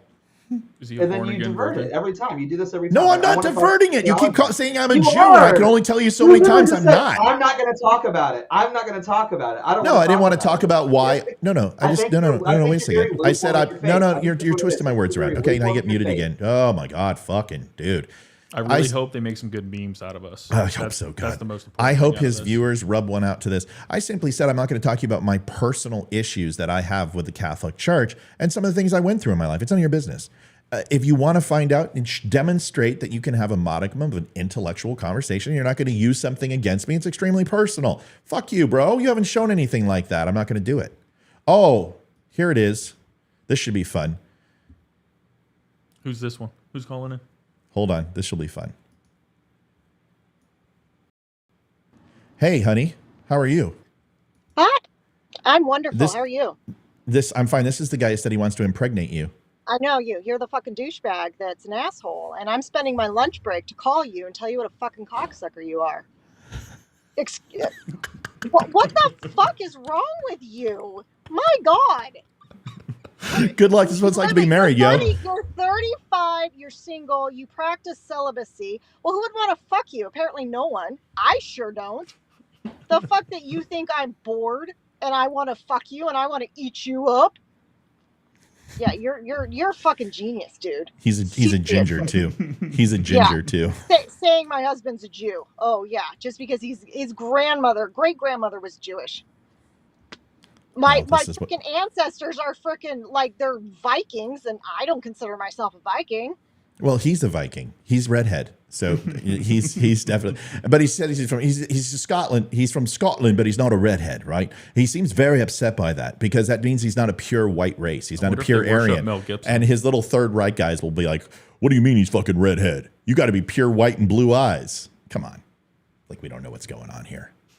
He says he's not. He says he's not racist. So, dude, congratulations. You earned the ire of my wife. And she just said she wouldn't fucking touch you with Mike's dick. Just wanted to let you know. All right, so let him talk. I don't think All right, anyone, go I ahead. don't think anyone would fuck him. Seriously. Yeah, I don't, Well, we know Yeah, this yeah, because you he's look like because you- he pretends he's a virgin and then says that he's had premarital sex. Save yourself Yeah, for you God, look but like not you'd for be me. very teethy. All my followers You know, when need to you're be giving me celibate top, but me. you look very teethy. Hey, I'm what's not big his on name? teeth. What's his Maybe you name? can pop the dentures out and then his give name it a is- nice gumming. But other than that, no. Do you hear him? It's the same shit he fucking wrote on Rumble. This guy has followed me on 4 fucking platforms. He's been banned from each one, and now he shows up to my No, show. he Dude, don't I am wanna- he in don't your wanna fucking sex- head. Maybe if we Dude, turn the rent lights off, free, maybe dude. that'd be Rent fine. fucking free. Rent He fucking doesn't want to free. have sex with me. He wants to have sex with you. Apparently, he's I obsessed. think- I mean, with I'm you. on board Dude, with that. I agree with that. I agree. I think he wants to fuck me. Seriously. I don't think it's you. I also want to. So Well, I get it. We should throw you in the middle. I mean, well, it would be. I've always wanted to have sex with 2.5 men. So I heard No, that wait, show I was didn't- good. I- Oh shit! Olivia bailed. She's gone. She popped. She popped smoke. Poof. no. Wait, no, I'm here. There's you go. What's Oh. his name? I don't know. Beardson or some Yeah, shit. Beardson. Beardson Okay, is his anyway. name. He's So on mute says right now. He practices celibacy, but he's had Yeah. premarital sex Yes. and considers Yes. himself a virgin. I'm Yeah, just so curious, he's- dude. What was his name? Who you had premarital sex with? Just out of curiosity. Just out of Dude, she curiosity. just fucked you up, and that was almost And as I'm good going as the to assume- Protestant comment. I'm going to assume you were the catcher. Oh yeah, because he's not a pitcher. I love He's not a that. pitcher. He's not a pitcher. He doesn't pitch. He catches. There's no doubt he catches. That's like when he gets all high voiced and he starts teary eyed. Dude, why'd you say mean things to my wife? Why'd you get her all riled up? I didn't. You did too. Dude, I Why can't you admit I it? never said lunch anything. break. And I'm spending my lunch break calling. Seriously. Watch your Oh, shirt. dude, Your wife has a job. Ew. It's my Sandy. Do you have a work husband? Do you have a work husband? I gotta be going. Do you have a male boss? I'm gonna No. go. All right, You don't have we a gotta. Hey, we gotta cut I'm loose. sure you Mike's got- gotta I'm go. sure you Call have in a again. male husband. I appreciate it. That was a hell of a first show. Oh, dude, it was very, very fun. Hey, call in again, bro. Call in again when you guys take over and the Aryan race rules the United States. Yeah, we will. In your communistic, Yeah. imperialistic, tyrannical fucking rule of Russia. Congratulations. Liv, we love you. We got to go. I got to let Mike get out of here. It's too late. Thanks, honey. All right. Go check Bye. on Ethan and let me know how he's doing. Love ya. I will. Love you. Bye. So, dude, you got to go. Your thoughts on this this wonderful excursion today? This has been a roller coaster. It's been absolutely amazing, and I think I love trolls now. That Aren't they was fun? enjoyable. Dude, it's so fun. And there's this guy in here, Pooping Good is his name, and he's been fucking, I haven't responded to him at all, so I'm going to give him a call out. He's posted like 300 fucking times, and he's just constantly, Jew this, Jew that, Jew this, Jew that. Dude, I haven't read one fucking thing, and I'm not going to. I don't know who you are, but you are certainly helping my algorithm, so thank you. It's not a rage quit, bro. I love you guys. If we would have went off amicably, we're like, rage quit. No, dude, we got to fucking go. We've been on for 3 hours. I talked to the guy for 2 hours. I gave him every opportunity not to look like a stooge. Rage quit. Beardson won. Dude, when he bricks in your mouth later, let us know. Let us know. Thanks for watching the show, everybody. I just had to ban the Poopin' Good because it's just going to make him go to my other channels and follow and like them. Mike, thanks for being here. Absolutely, Matt. Yeah, so I know this is a long time coming. I'm glad we finally got this going. Yeah, So me too. I appreciate it. It'll be funner next time because we won't have the trolls come in. Good night, everybody. Thanks for watching. We'll see you guys tomorrow with a new show, and we will have Mike on Tuesday. Talk to you all soon. Thanks for being here. We'll see you later. We got to rage quit because he's got an appointment he's got to go to. Yep, later. gotta rage quick, guys. I know he's such a rage quit. Here's our rage. Oh, man. We're out of here.